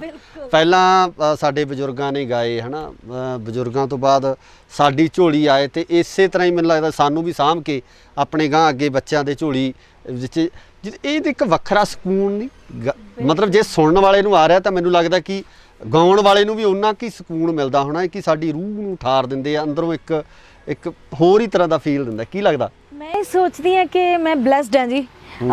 ਵਾਹਿਗੁਰੂ ਕਿਸੇ 100 ਚੋਂ ਕਿਸੇ ਇੱਕ ਬੰਦੇ ਨੂੰ, ਜਾਂ 100 ਚੋਂ ਕੁਛ ਚੰਦ ਬੰਦੇ ਹੁੰਦੇ ਆ ਜਿਨ੍ਹਾਂ ਨੂੰ ਇਹ ਕਲਾ ਬਖਸ਼ਦਾ, ਤੇ ਮੈਂ ਬਹੁਤ ਸ਼ੁਕਰ ਕਰਦੀ ਹਾਂ ਮੇਰੇ ਗੁਰੂ ਜੀ ਹੋਣਾ ਦਾ, ਔਰ ਪਰਮਾਤਮਾ ਦਾ, ਔਰ ਮੇਰੀ ਫੈਮਿਲੀ ਦਾ ਖਾਸ ਕਰਕੇ, ਜਿਨ੍ਹਾਂ ਨੇ ਜਦੋਂ ਮੈਂ ਚਾਹਿਆ ਮੈਨੂੰ ਉਹ ਦਿੱਤਾ, ਤੇ ਜਦੋਂ ਮੈਨੂੰ ਜਿਸ ਚੀਜ਼ ਦੀ ਵੀ ਲੋੜ ਸੀ, ਕਿਉਂਕਿ ਕਈ ਵਾਰ ਆਪ ਨੂੰ ਨਹੀਂ ਪਤਾ ਲੱਗਦਾ, ਤਾਂ ਜਿਹੜੇ ਵੱਡੇ ਹੁੰਦੇ ਆ, ਜਿਹੜੇ ਦੱਸ ਰਹੇ ਹੁੰਦੇ ਆ, ਸਿਖਾ ਰਹੇ ਹੁੰਦੇ ਆ, ਰਾਹ ਪਾ ਰਹੇ ਹੁੰਦੇ ਆ, ਤੇ ਉਹਨਾਂ ਨੂੰ ਪਤਾ ਹੁੰਦਾ ਕਿ ਇਹਨੂੰ ਕਦੋਂ ਕਿਹੜੀ ਚੀਜ਼ ਦੀ ਲੋੜ ਆ। ਸੋ ਉਸ ਟਾਈਮ ਤੇ ਮੈਨੂੰ ਉਹ ਚੀਜ਼ਾਂ ਮੈਨੂੰ ਪ੍ਰੋਵਾਈਡ ਕਰਵਾਈਆਂ ਗਈਆਂ। ਤੇ ਬਾਕੀ ਜਿਵੇਂ ਤੁਸੀਂ ਕਹਿ ਕੇ ਸਕੂਨੀਅਤ ਤਾਂ ਬਿਲਕੁਲ ਹੈ ਜੀ। ਜਿਵੇਂ ਆਪਾਂ ਕਿਤੇ ਬਾਹਰ ਚਲੇ ਜਾਂਦੇ ਆ ਤੇ ਜਿੰਨਾ ਮਰਜ਼ੀ ਉਹ ਜਾ ਕੇ ਤੁਸੀਂ ਉੱਥੇ ਤੁਹਾਨੂੰ ਭਗਤ ਮਿਲੇ, ਤੁਹਾਨੂੰ ਪਿਆਰ ਮਿਲੇ, ਸਤਿਕਾਰ ਮਿਲੇ, ਪਰ ਜਿੰਨਾ ਟਾਈਮ ਤੁਸੀਂ ਆਪਣੇ ਘਰੇ ਆ ਕੇ ਬੈਠਦੇ, ਆਪਣਾ ਘਰ ਦੀ ਰੋਟੀ ਨਹੀਂ ਨਾ ਖਾਂਦੇ, ਸਕੂਨ ਨਹੀਂ ਮਿਲਦਾ। ਸੋ ਮੈਂ ਇਹੀ ਚੀਜ਼ ਮੰਨਦੀ ਆ ਆਪਣੀ ਗਾਇਕੀ ਨੂੰ। ਬਿਲਕੁਲ ਬਿਲਕੁਲ ਬਿਲਕੁਲ ਸਹੀ ਹੈ, ਤੁਸੀਂ ਦਰੁਸਤ ਫਰਮਾਇਆ। ਤੇ ਇੱਕ ਚੀਜ਼ ਹੋਰ ਮੈਂ ਜਿਹੜੀ ਤੁਹਾਡੇ ਤੋਂ ਪੁੱਛਣੀ ਚਾਹੁੰਦਾ ਕਿ ਅੱਜ ਕੱਲ੍ਹ ਜਿਵੇਂ ਆਪਾਂ ਫੀਮੇਲ ਸਿੰਗਰ ਨੇ, ਹੈ ਨਾ, ਬਹੁਤ ਘੱਟ ਹੁੰਦਾ ਗਾਇਕੀ ਵਾਲੇ ਪਾਸੇ। ਕਈ ਵਾਰ ਮਾਪਿਆਂ ਦਾ ਰੁਝਾਨ ਨਹੀਂ ਹੁੰਦਾ, ਜਾਂ ਮਾਪੇ ਕਈ ਵਾਰ ਸੰਕੋਚ ਕਰਦੇ ਆ ਵੀ ਲੜਕੀਆਂ ਨੂੰ ਇਸ ਖੇਤਰ ਦੇ ਵਿੱਚ ਲਿਆਉਣਾ ਜਾਂ ਇਸ ਖੇਤਰ ਦੇ ਵਿੱਚ ਅੱਗੇ ਵਧਣਾ। ਤੁਹਾਨੂੰ ਇਸ ਤਰ੍ਹਾਂ ਦੀ ਕਿਸੇ ਮੁਸ਼ਕਲ ਦਾ ਸਾਹਮਣਾ ਕਰਨਾ ਪਿਆ, ਜਾਂ ਹੁਣ ਤੱਕ ਕਿਸੇ ਇਸ ਤਰ੍ਹਾਂ ਦੀ ਕੋਈ ਦਿੱਕਤ ਤੁਹਾਨੂੰ ਆਈ ਹੋਵੇ ਕਿ ਐਜ਼ ਏ ਫੀਮੇਲ ਆਰਟਿਸਟ ਵੀ ਇਸ ਪੂਰੀ ਇੰਡਸਟਰੀ ਦੇ ਵਿੱਚ ਕੋਈ ਇਦਾਂ ਦੀ ਕੋਈ ਚੀਜ਼ ਵਾਪਰੀ ਹੋਵੇ ਤੁਹਾਡੇ ਨਾਲ? ਰਹੀ ਗੱਲ ਮਾਪਿਆਂ ਦੀ, ਤਾਂ ਜਦੋਂ ਮੈਂ ਉਹਨਾਂ ਨੂੰ ਕਿਹਾ ਸੀ ਕਿ ਮੈਂ ਗਾਣਾ ਹੈ, ਤੇ ਉਹਨਾਂ ਨੇ ਕਦੇ ਵੀ ਇਤਰਾਜ਼ ਨਹੀਂ ਕੀਤਾ, ਸਗੋਂ ਦੀ ਉਹਨਾਂ ਨੇ ਮੈਨੂੰ ਪੁਸ਼ ਕੀਤਾ ਹਮੇਸ਼ਾ ਹੀ। ਤੇ ਇੰਡਸਟਰੀ ਦੀ ਗੱਲ ਕਰੀਏ ਤਾਂ ਮੈਨੂੰ ਹਾਲੇ ਤੱਕ ਇਦਾਂ ਦਾ, ਕਿਉਂਕਿ ਉਹਦਾ ਇੱਕ ਕਾਰਨ ਹੈ ਕਿ ਮੇਰੀ ਟੀਮ ਇਦਾਂ ਦੀ ਹੈ ਕਿ ਮੈਨੂੰ ਅੱਗੇ ਆਉਣ ਹੀ ਨਹੀਂ ਦਿੱਤਾ ਜਾਂਦਾ, ਮੈਂ ਕਿਸੇ ਨਾਲ ਡੀਲ ਹੀ ਨਹੀਂ ਕਰਦੀ। ਸੋ ਫਿਲਟਰ ਹੋ ਕੇ ਆਉਣੀ ਚੀਜ਼, ਉਹਦਾ ਫਰਕ ਹੈ। ਸੋ ਮੈਨੂੰ ਚੀਜ਼ਾਂ ਫੇਸ ਨਹੀਂ ਕਰਨੀਆਂ ਪਈਆਂ। ਹਾਂਜੀ, ਬਾਕੀ ਸਟਰਗਲ ਸਾਰੇ ਹੀ ਕਰਦੇ ਨੇ, ਤੇ ਜਿੰਨਾਂ ਚੋਂ ਮੈਂ ਵੀ ਇੱਕ। ਨਹੀਂ, ਸਟਰਗਲ ਦਾ ਤਾਂ ਦੇਖੋ, ਬੰਦਾ ਜਦੋਂ ਤਰੱਕੀ ਦੀ ਪੌੜੀ ਜਦੋਂ ਚੜ੍ਹਦਾ ਤਾਂ ਉਹ ਸਟਰਗਲ ਦੇ ਰਾਹ ਹੋ ਕੇ ਨਿਕਲਦੀ ਹੈ। ਜਿਵੇਂ ਜਿਵੇਂ ਦਿਮਾਗ ਦਾ ਦਾਇਰਾ ਵੱਧਦਾ, ਤੇ ਪਹਿਲਾਂ ਮੈਨੂੰ ਇਹ ਲੱਗਦਾ ਸੀ ਕਿ ਸਟਰਗਲ ਕਰ ਰਹੇ ਹਾਂ, ਪਰ ਹੁਣ ਮੈਨੂੰ ਇਦਾਂ ਲੱਗ ਰਿਹਾ ਕਿ ਮੈਂ ਕੋਈ ਅਲੱਗਾ ਨਹੀਂ ਜੋ ਸਟਰਗਲ ਕਰ ਰਹੀ ਹਾਂ, ਇਹ ਮੇਰੀ ਮਿਹਨਤ ਦਾ ਪਾਰਟ ਹੈ। ਤੇ ਜੇ ਮੈਂ ਇਹ ਨਹੀਂ ਕਰੂੰਗੀ ਤਾਂ ਮੈਨੂੰ ਅੱਗੇ ਵਾਲੀਆਂ ਚੀਜ਼ਾਂ ਜਿਹੜੀਆਂ ਮੈਂ ਸੋਚੀਆਂ ਉਹ ਨਹੀਂ ਮਿਲਣਗੀਆਂ। ਅੱਛਾ, ਅੱਗੇ ਬਾਰੇ ਵੀ ਹੁਣ ਤੁਸੀਂ ਅੱਗੇ ਦੀ ਗੱਲ ਕੀਤੀ, ਅੱਗੇ ਬਾਰੇ ਵੀ ਦੱਸ ਦਿਓ ਥੋੜਾ ਜਿਹਾ, ਕੀ ਕੀ ਸੋਚ ਰੱਖਿਆ ਜੀ? ਪਹਿਲੀ ਗੱਲ ਇਹ ਹੈ ਕਿ ਚੰਗਾ ਵਾਹਿਗੁਰੂ ਸੁਰ ਬਖਸ਼ਣ ਹਮੇਸ਼ਾ, ਤੇ ਬਸ ਆਪਣੀ ਔਕਾਤ ਵਿੱਚ ਰਵਾਂ ਹਮੇਸ਼ਾ ਹੀ। ਤੇ ਬਾਕੀ ਇਹ ਕਿ ਸੁਪਨੇ ਹਰ ਇੱਕ ਨੇ ਸਜਾਏ ਹੁੰਦੇ ਆ, ਸੋ ਮੇਰੇ ਵੀ ਨੇ, ਚੰਗਾ ਗਾਵਾਂ ਤੇ ਵਧੀਆ ਵਧੀਆ ਗਾਵਾਂ, ਬਸ ਹਰ ਇੱਕ ਜਨਰ ਦਾ ਗਾਵਾਂ। ਇੱਕ ਤੁਹਾਨੂੰ ਮੈਂ ਵਧਾਈ ਜ਼ਰੂਰ ਦੇਵਾਂਗਾ ਕਿ ਜਿਹੜੇ ਹੁਣ ਤੱਕ ਤੁਹਾਡੇ ਟਰੈਕਸ ਆਏ ਨੇ, ਹਨਾ, ਜਿੰਨਾ ਤੁਸੀਂ ਗਾਇਆ, ਜਿਵੇਂ ਭਗਤ ਸਿੰਘ ਤਾਂ ਚੜ੍ਹ ਗਿਆ ਫਾਂਸੀ, ਮੈਂ ਖੁਦ ਕਹਿੰਦਾ ਵੀ ਮੈਨੂੰ ਬਹੁਤ ਸੁਣਿਆ ਮੈਂ, ਬਿਲਕੁਲ ਰੀਅਲੀ, ਮਤਲਬ ਮੈਨੂੰ ਇੰਨਾ ਕੁ ਉਸ ਵਿੱਚੋਂ ਫੀਲ ਆਉਂਦਾ ਸੀ, ਇੱਕ ਜਜ਼ਬਾ ਭਰਦਾ ਸੀ ਉਸ ਗੀਤ ਨੂੰ ਸੁਣ ਕੇ, ਉਹਨਾਂ ਬੋਲਾਂ ਨੂੰ ਸੁਣ ਕੇ, ਵੀ ਵਾਕਈ ਸਾਡੇ ਦੇਸ਼ ਦੇ ਜੋ ਹਾਲਾਤ ਆ ਵੀ ਇਹਨਾਂ ਚੋਂ ਨਿਕਲਣ ਵਾਸਤੇ, ਕਿਉਂਕਿ ਜਿਹੜੀ ਗਾਇਕੀ ਹੈ ਨਾ, ਗਾਇਕੀ ਮੈਂ ਸਮਝਦਾ ਕਿ ਇੱਕ ਕ੍ਰਾਂਤੀ ਦਾ ਨਾਮ ਹੈ। ਇਹ ਸ਼ਬਦ ਹੈ ਜਿਹੜੇ ਨਾ ਇੱਕ ਗਾਇਕ ਦੇ ਮੂੰਹ ਚੋਂ ਜਦੋਂ ਨਿਕਲਦੇ ਆ, ਇੱਕ ਲੇਖਕ ਦੀ ਕਲਮ ਚੋਂ ਜਦੋਂ ਉਹ ਸ਼ਬਦ ਬਣਦੇ ਆ, ਤਾਂ ਉਹ ਇੱਕ ਕ੍ਰਾਂਤੀ ਸਿਰਜਦੇ ਆ। ਤੇ ਉਸੇ ਤਰ੍ਹਾਂ ਦੀ ਕ੍ਰਾਂਤੀ ਇਸ ਗੀਤ ਦੇ ਵਿੱਚੋਂ ਮੈਨੂੰ ਲੱਗਦਾ ਸੀਗਾ ਵੀ ਲੋਕਾਂ ਦੇ ਜਿਹੜਾ ਮੂੰਹ ਤੇ ਚੜੇ ਉਹ ਸ਼ਬਦ, ਲੋਕਾਂ ਨੇ ਬਹੁਤ ਪਿਆਰ ਦਿੱਤਾ, ਮੈਂ ਖੁਦ ਉਹਨੂੰ ਬਹੁਤ ਪਸੰਦ ਕੀਤਾ। ਤੇ ਇਸ ਤਰ੍ਹਾਂ ਦੀ ਗਾਇਕੀ ਵਾਸਤੇ ਤੁਸੀਂ ਵਧਾਈ ਦੇ ਪਾਤਰ ਹੋ। ਪਹਿਲਾਂ ਤਾਂ ਜਿਹੜੀ ਇੰਡਸਟਰੀ ਦੇ ਵਿੱਚ ਜਿਸ ਤਰ੍ਹਾਂ ਦਾ ਦੌਰ ਚੱਲਦਾ, ਜਿਸ ਤਰ੍ਹਾਂ ਦੀ ਗਾਇਕੀ ਚੱਲ ਰਹੀ ਹੈ, ਜਿਸ ਤਰ੍ਹਾਂ ਦੇ ਗੀਤ ਚੱਲ ਰਹੇ ਆ, ਉਹਨਾਂ ਤੋਂ ਹਟ ਕੇ ਗਾਉਣ ਦੇ ਖਾਤਰ ਤੁਸੀਂ ਵਧਾਈ ਦੇ ਪਾਤਰ ਹੋ। ਤੇ ਪ੍ਰਮਾਤਮਾ ਅੱਗੇ ਇਹੀ ਦੁਆ ਕਰਦੇ ਕਿ ਇਸੇ ਤਰ੍ਹਾਂ ਹੀ ਤੁਸੀਂ ਗਾਉਂਦੇ ਰਹੋ। ਤੁਹਾਡੇ ਕੋਲੋਂ ਵੀ ਅਸੀਂ ਇਹੀ ਉਮੀਦ ਕਰਾਂਗੇ ਵੀ ਇਦਾਂ ਦੀ ਹੀ ਗਾਇਕੀ ਤੁਹਾਡੀ, ਇਸ ਤਰ੍ਹਾਂ ਦੀ ਸ਼ੈਲੀ ਰਹੂਗੀ। ਬਹੁਤ ਸ਼ੁਕਰੀਆ ਤੁਹਾਡਾ। ਔਰ ਇੱਕ ਗੱਲ ਮੈਂ ਜ਼ਰੂਰ ਕਹਿਣੀ ਚਾਹੂੰਗੀ ਕਿ ਇੱਕ ਜਦੋਂ ਕੋਰਾ ਕਾਗਜ਼ ਹੁੰਦਾ ਨਾ, ਤੇ ਉਸ ਤੇ ਤੁਸੀਂ ਜੋ ਵੀ ਲਿਖੋਗੇ ਉਹ ਰਿਕਾਰਡ ਹੋ ਜਾਣਾ। ਤੇ ਜਦੋਂ ਮੈਂ ਸਿੱਖਣਾ ਸਟਾਰਟ ਕੀਤਾ ਸੀ, ਪਹਿਲੀ ਗੱਲ ਫੈਮਿਲੀ ਦਾ ਮਾਹੌਲ ਇਦਾਂ ਦਾ ਸੀ, ਤੇ ਦੂਸਰਾ ਇਹ ਸੀ ਕਿ ਗੁਰੂਆਂ ਨੇ ਜੋ ਮੇਰੇ ਅੰਦਰ ਭਰਿਆ ਤੇ ਉਹੀ ਅੱਗੇ ਆਪਾਂ ਨੂੰ ਦੇਖਣ ਨੂੰ ਮਿਲ ਰਿਹਾ, ਜਾਂ ਮੈਂ ਜੋ ਸਿੱਖੀ ਹੈ ਨਾ। ਸੋ ਇਹ ਚੀਜ਼ਾਂ ਮੇਰੇ ਅੰਦਰ ਭਰੀਆਂ ਗਈਆਂ ਨੇ, ਤੇ ਉਹੀ ਚੀਜ਼ਾਂ ਹੁਣ ਮੈਂ ਅਡਾਪਟ ਕਰ ਲਈਆਂ। ਸੋ ਇੱਕ ਆਪਣਾ ਮਨ ਹੁੰਦਾ, ਇੱਕ ਜਿਹੜਾ ਤੁਹਾਨੂੰ ਆਲਾ ਦੁਆਲਾ ਉਹ ਜਿਹਾ ਮਿਲਦਾ। ਸੋ ਮੈਂ ਬਸ ਖੁਸ਼ ਨਸੀਬ ਕਹੂੰਗੀ ਆਪਣੇ ਆਪ ਨੂੰ ਕਿ ਮੇਰੀ ਟੀਮ ਅੱਛੀ ਹੈ। ਸੋ ਸ਼ੁਕਰੀਆ ਰਜ਼ਾ, ਤੁਸੀਂ ਸਾਨੂੰ ਟਾਈਮ ਦਿੱਤਾ, ਤੁਸੀਂ ਆਪਣੇ ਕੀਮਤੀ ਸਮੇਂ ਦੇ ਵਿੱਚੋਂ ਸਮਾਂ ਕੱਢ ਕੇ ਸਾਡੀ ਛੋਟੀ ਜਿਹੀ ਕਾਲ ਦੇ ਉੱਪਰ ਤੁਸੀਂ ਸਾਰਾ ਇਹ ਸਮਾਂ ਕੱਢਿਆ। ਸੋ ਇਹ ਸਨ ਰਜ਼ਾ ਹੀਰ, ਜਿਨ੍ਹਾਂ ਵੱਲੋਂ ਜਿਨ੍ਹਾਂ ਦੀ ਗਾਇਕੀ ਇੱਕ ਇਹਨਾਂ ਦੀ ਪਹਿਚਾਣ ਆ, ਇੱਕ ਵੱਖਰੀ ਤਰ੍ਹਾਂ ਦੀ ਗਾਇਕੀ ਤੇ ਵੱਖਰੀ ਤਰ੍ਹਾਂ ਦਾ ਸਕੂਨ ਇਹਨਾਂ ਦੀ ਆਵਾਜ਼ ਦੇ ਵਿੱਚ ਹੈ। ਇਸੇ ਤਰ੍ਹਾਂ ਦੇ ਹੋਰ ਆਰਟਿਸਟ ਅਸੀਂ ਤੁਹਾਡੇ ਸਾਹਮਣੇ ਲਗਾਤਾਰ ਲੈ ਕੇ ਹਾਜ਼ਰ ਹੁੰਦੇ ਰਵਾਂਗੇ। ਜੁੜੇ ਰਹੋ ਇੰਡੋਜ਼ ਟੀਵੀ ਆਸਟ੍ਰੇਲੀਆ ਨਾਲ। ਧੰਨਵਾਦ।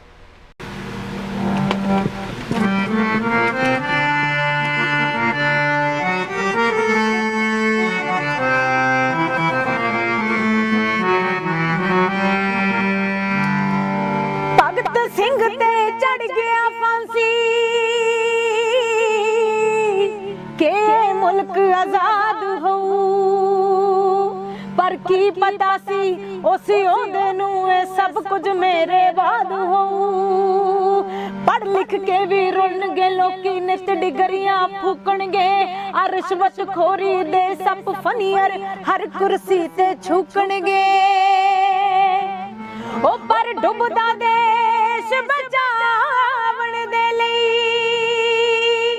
कदी हिम्मत नहीं हारी दी। हर दिल विच बारूद हुंदा है बस लोड़ हुंदी चिंगारी दी। हर दिल विच बारूद हुंदा है बस लोड़ हुंदी चिंगारी दी। सत श्री अकाल जी, तुसी देख रहे हो इंडोज टीवी आस्ट्रेलिया ते मैं हाँ गुरइकबाल सिंह। पंजाबी संगीत की जो आप गल करते हैं तो ये संगीत बहुत ही उच्चा रुतबा रखता, जिहदे विच विलखण विलखण चीज़ां जड़ियां पईयां ने, चाहे आप गल कर लीए लोक गीतां दी, गज़लां दी जां सूफी रंग दी। तो इस दे विच जिस तरीके नाल इस संगीत ने अपना पेंडा अगे वधाया, उस तरीके नाल इस संगीतक दुनिया दे विच भी जिहड़े बदलाव आउणे शुरू हो गए ने। सो जे आप अज गल करते हैं तो दुनिया साडी मुट्ठी दे विच है, तो इसे मुट्ठी दे विच दुनिया होण नाल किते ना किते संगीतक माहौल दे विच जिहड़ा वैसटर्न टच आ गया, उसने इस संगीतक माहौल नूं बदल के रख दिता है। पर कुछ क गीत इस तरह के भी ने जिहड़े साडे जहन दे विच पूरी तरह नाल वसे होए ने, साडे दिमाग दे विच घर करे होए ने, ते इन्हां गीतां नूं सांभण दी जिम्मेवारी कुछ ऐसे गायकां दे सिर है जिहड़े कि लगातार एक अच्छी गायकी ते सिखे होए गायक के रूप के विचरते हैं। अज इस तरह की एक गायिका तुहाडे रूबरू कर रहे हैं। सो मेरी मुराद आ रज़ा हीद, जिहड़े कि किसी जान पहचान के मोहताज नहीं आ। सब तो पहला उन्होंने स्वागत करते हैं। स्वागत है जी इंडोज टीवी ते। बहुत शुक्रिया जी थोड़ा और इस टीवी का।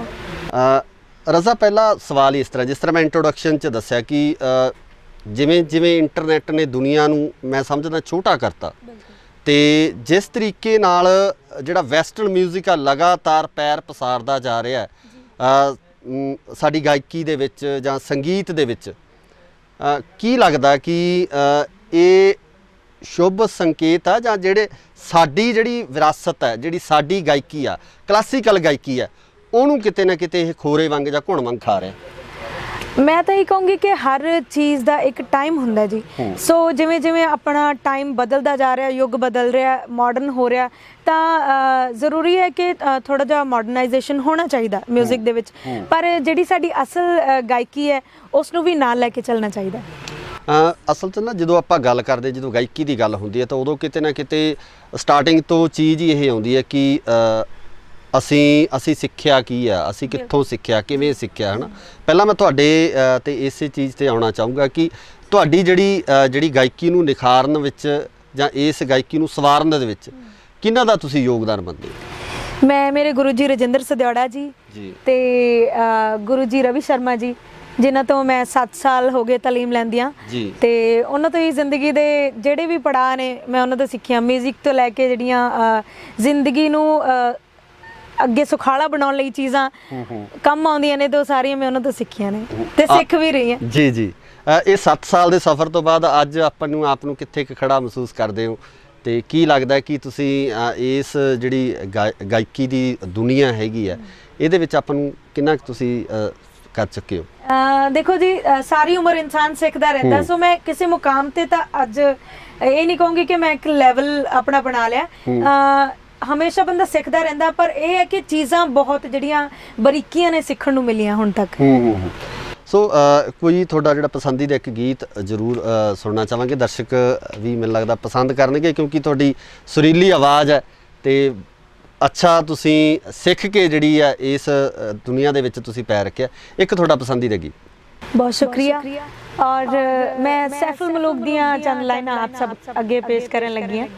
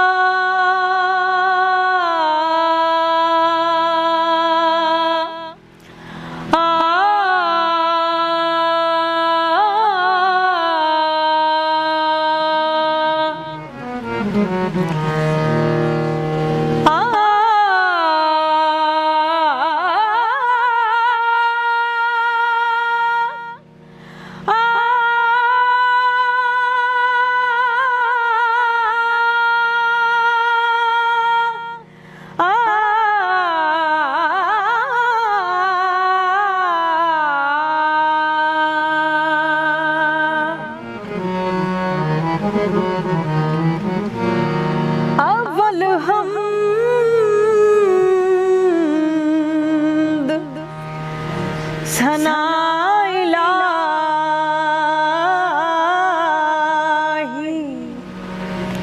ते जो मालिक हर दा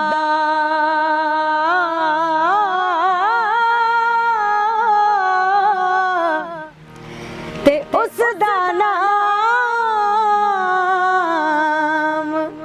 चितारन वाला ते किसे मैदान नहीं हरदा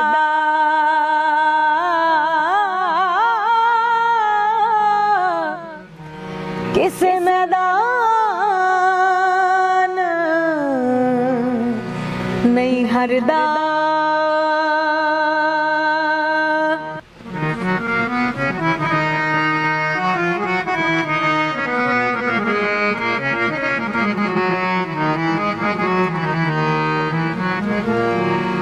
मैं मोहम्मद ठग मोहम्मद, मैं मोहम्मद ठग मोहम्मद, मैं मोहम्मद चोर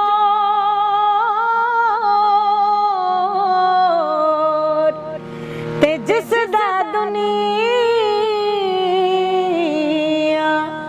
कलमा पढ़ दी ते ओ मुहम्मद हो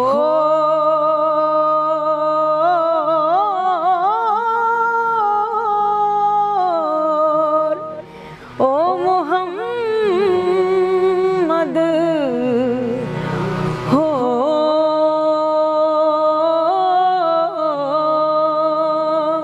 ਵਾਹ ਜੀ ਵਾਹ, ਕੀ ਬਾਤ ਹੈ।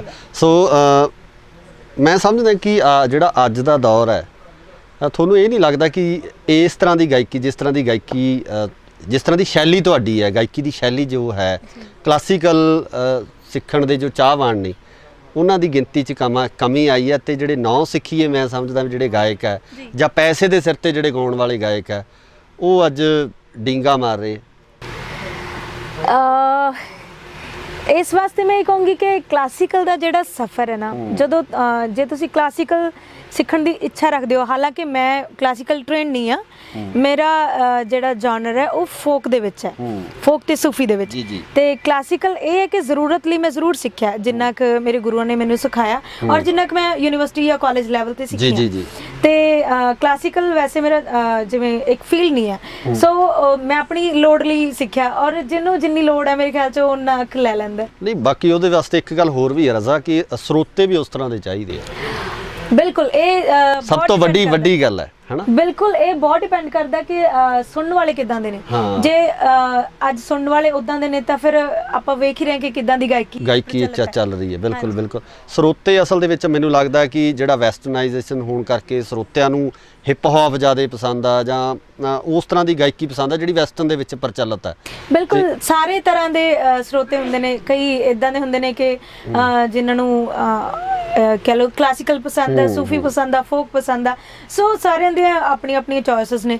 ਨਹੀਂ, ਬਾਕੀ ਬੇਸਿਕ ਤਾਂ ਇਹ ਹੈ ਨਾ ਵੀ ਜਿਹੜੀ ਅਸਲ ਗਾਇਕੀ ਦੀ ਜਿਹੜੀ ਨੀਂਹ ਆ, ਜਿੱਥੋਂ ਆਪਾਂ ਕਹਿੰਦੇ ਵੀ ਅਸੀਂ ਸਾਹ ਲਾਉਣਾ ਸ਼ੁਰੂ ਕੀਤਾ, ਤੇ ਉੱਥੋਂ ਜਦੋਂ ਆਪਾਂ ਉਸ ਸਾਹ ਦੀ ਗੱਲ ਕਰਦੇ ਹਾਂ, ਗਾਇਕੀ ਦੀ ਸ਼ੁਰੂਆਤ ਦੀ ਗੱਲ ਕਰਦੇ ਹਾਂ, ਤਾਂ ਉੱਥੇ ਮੈਨੂੰ ਲੱਗਦਾ ਕਿ ਫੋਕ, ਸੂਫੀ ਤੇ ਇਹਨਾਂ ਸਾਰੇ ਰੰਗਾਂ ਨੂੰ ਮਿਲਾ ਕੇ ਹੀ ਇੱਕ ਚੰਗੇ ਗਾਇਕ ਦੀ ਉਤਪਤੀ ਆਪਾਂ ਮੰਨ ਸਕਦੇ ਹਾਂ। ਬਿਲਕੁਲ, ਜੇ ਮੈਂ ਇਹ ਸੋਚਦੀ ਹਾਂ ਕਿ ਇੱਕ ਚੰਗਾ ਗਾਇਕ ਜੋ ਮੇਰੀ ਨਜ਼ਰ ਦੇ ਵਿੱਚ, ਜੋ ਮੇਰੇ ਜ਼ਿਹਨ ਦੇ ਵਿੱਚ ਆਉਂਦਾ, ਸਭ ਪੱਖਾਂ ਤੋਂ ਉਹਨੂੰ ਕਲੀਅਰ ਹੋਣਾ ਚਾਹੀਦਾ ਆਪਣਾ ਮੋਟੋ, ਕਿ ਜੇ ਉਹਨੂੰ ਕਿਸੇ ਵੀ ਚੀਜ਼ ਲਈ ਗਾਉਣਾ ਪਵੇ, ਕੋਈ ਵੀ ਜਨਰ ਗਾਉਣਾ ਪਵੇ, ਤਾਂ ਉਹ ਉਸ ਲਈ ਕਲੀਅਰ ਹੋਵੇ। ਜਿਹੜਾ ਅੱਜ ਦਾ ਦੌਰ ਆ, ਜਿਵੇਂ ਆਪਾਂ ਨਵੇਂ ਮੁੰਡਿਆਂ ਨੂੰ ਦੇਖਦੇ ਆ ਜਿਹੜੇ ਲਗਾਤਾਰ ਲਾਂਚ ਹੋ ਰਿਹਾ ਹੈ ਨਾ, ਚਾਹੇ ਉਹ ਪੈਸੇ ਦੇ ਦਮ ਤੇ ਹੋ ਰਿਹਾ ਜਾਂ ਕਿਸੇ ਹੋਰ ਤਰੀਕੇ ਨਾਲ ਡਾਇਰੈਕਟ ਉਹਨਾਂ ਦੀ ਲਾਂਚਿੰਗ ਹੁੰਦੀ ਆ, ਤਾਂ ਉਹਨਾਂ ਵਿੱਚ ਸਿੱਖਿਆ ਦੀ ਘਾਟ ਦੇ ਕਾਰਨ ਹੀ ਉਹ ਜ਼ਿਆਦਾ ਲੰਬਾ ਸਮਾਂ ਜਿਹੜਾ ਆਪਣੇ ਆਪ ਨੂੰ ਟਿਕਾ ਨਹੀਂ ਪਾਉਂਦੇ ਇਸ ਖੇਤਰ ਦੇ ਵਿੱਚ। ਜਿਸ ਤਰੀਕੇ ਨਾਲ ਗਾਣੇ ਨਵੇਂ ਆ ਰਹੇ ਆ, ਪਰ ਉਹ ਮੈਨੂੰ ਲੱਗਦਾ ਵੀ ਇੱਕ ਹਫ਼ਤੇ ਤੱਕ ਸਾਡੀ ਜ਼ੁਬਾਨ ਤੇ ਰਹਿੰਦੇ ਆ, ਮੂੰਹ ਤੇ ਰਹਿੰਦੇ, ਉਸ ਤੋਂ ਬਾਅਦ ਸੋਸ਼ਲ ਮੀਡੀਆ ਇੱਕ ਇਹੋ ਜਿਹਾ ਟਾਈਮ ਹੈ ਕਿ ਸਾਨੂੰ ਹਰ ਚੀਜ਼ ਬਹੁਤ ਸੌਖੀ ਹੋ ਗਈ ਆ। ਪਹਿਲਾਂ ਇਦਾਂ ਹੁੰਦਾ ਸੀ ਕਿ ਕੋਈ ਵੀ ਗਾਣਾ ਸੁਣਨਾ ਸੀ ਉਹਦੇ ਲਈ ਬਹੁਤ ਮੁਸ਼ੱਕਤ ਕਰਨੀ ਪੈਂਦੀ ਸੀ, ਬਹੁਤ ਮਿਹਨਤ ਕਰਨੀ ਪੈਂਦੀ ਸੀ, ਕਸਟ ਖਰੀਦਣੀ ਪੈਂਦੀ ਸੀ ਜਾਂ ਸੀਡੀ ਖਰੀਦਣੀ ਪੈਂਦੀ ਸੀ। ਤਾਂ ਕਈ ਵਾਰ ਇਦਾਂ ਹੁੰਦਾ ਸੀ ਕਿ ਕਸਟ ਮਿਲਦੀ ਨਹੀਂ ਸੀ, ਸੋ ਉਹਦੇ ਲਈ ਸਟਰਗਲ ਕਰਨਾ ਪੈਂਦਾ ਸੀ। ਹੁਣ ਇਦਾਂ ਦਾ ਕੋਈ ਸਟਰਗਲ ਨਹੀਂ ਰਿਹਾ। ਇੱਕ ਕਲਿੱਕ ਦੀ ਲੋੜ ਹੁੰਦੀ ਹੈ, ਸਰਚ ਦੀ ਲੋੜ ਹੁੰਦੀ ਹੈ, ਤੇ ਸਭ ਕੁਝ ਜਿਹੜਾ ਡੇਟਾ ਉਹ ਤੁਹਾਡੇ ਸਾਹਮਣੇ ਪਿਆ ਹੁੰਦਾ। ਸੋ ਇਸ ਚੀਜ਼ ਨੇ ਵੀ ਬਹੁਤ ਅਸਰ ਕੀਤਾ। ਅੱਛਾ, ਇੱਕ ਰਜ਼ਾ ਹੋਰ ਬੜਾ ਵੱਡੀ ਇੱਕ ਅਸਲ ਜਦੋਂ ਆਪਾਂ ਇਸ ਗਾਇਕੀ ਦੇ ਵਿੱਚ ਆਉਣੇ ਆ ਜਾਂ ਉੱਥੇ ਇੱਕ ਕੰਪਨੀਆਂ ਵੱਲੋਂ ਬੜੀ ਇੱਕ ਚੀਜ਼ ਕਮਰਸ਼ਲਾਈਜ਼ ਇਹਨੂੰ ਕਰ ਦਿੱਤਾ ਗਿਆ, ਕਮਰਸ਼ਲਾਈਜ਼ ਵੱਲ ਇਹਨੂੰ ਲਿਜਾਇਆ ਗਿਆ ਗਾਇਕੀ ਨੂੰ, ਹੈ ਨਾ।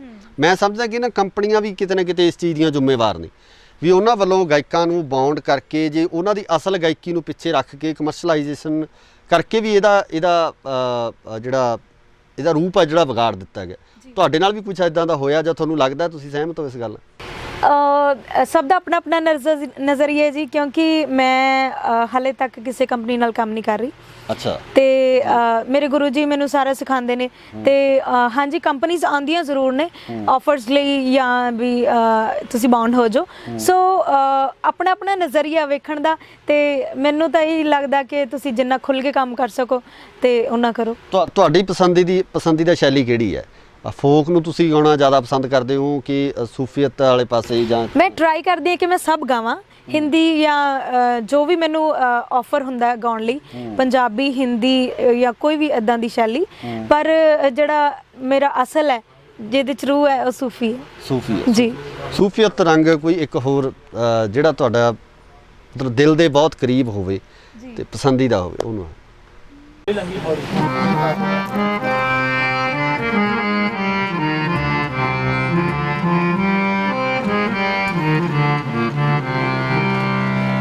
ਮਨ ਅਟਕਿਆ ਬੇਪਰਵਾਹ ਦੇ ਨਾਲ, ਮਨ ਅਟਕਿਆ ਬੇਪਰਵਾਹ ਦੇ ਨਾਲ, ਉਸ ਦੀਨ ਦੁਨੀ ਦੇ ਸ਼ਾਹ ਦੇ ਨਾਲ, ਹੋ ਦੀਨ ਦੁਨੀ ਦੇ ਸ਼ਾਹ ਦੇ ਨਾਲ, ਮਨ ਅਟਕਿਆ ਬੇਪਰਵਾਹ ਦੇ ਨਾਲ, ਮਨ ਅਟਕਿਆ ਬੇਪਰਵਾਹ ਦੇ ਨਾਲ।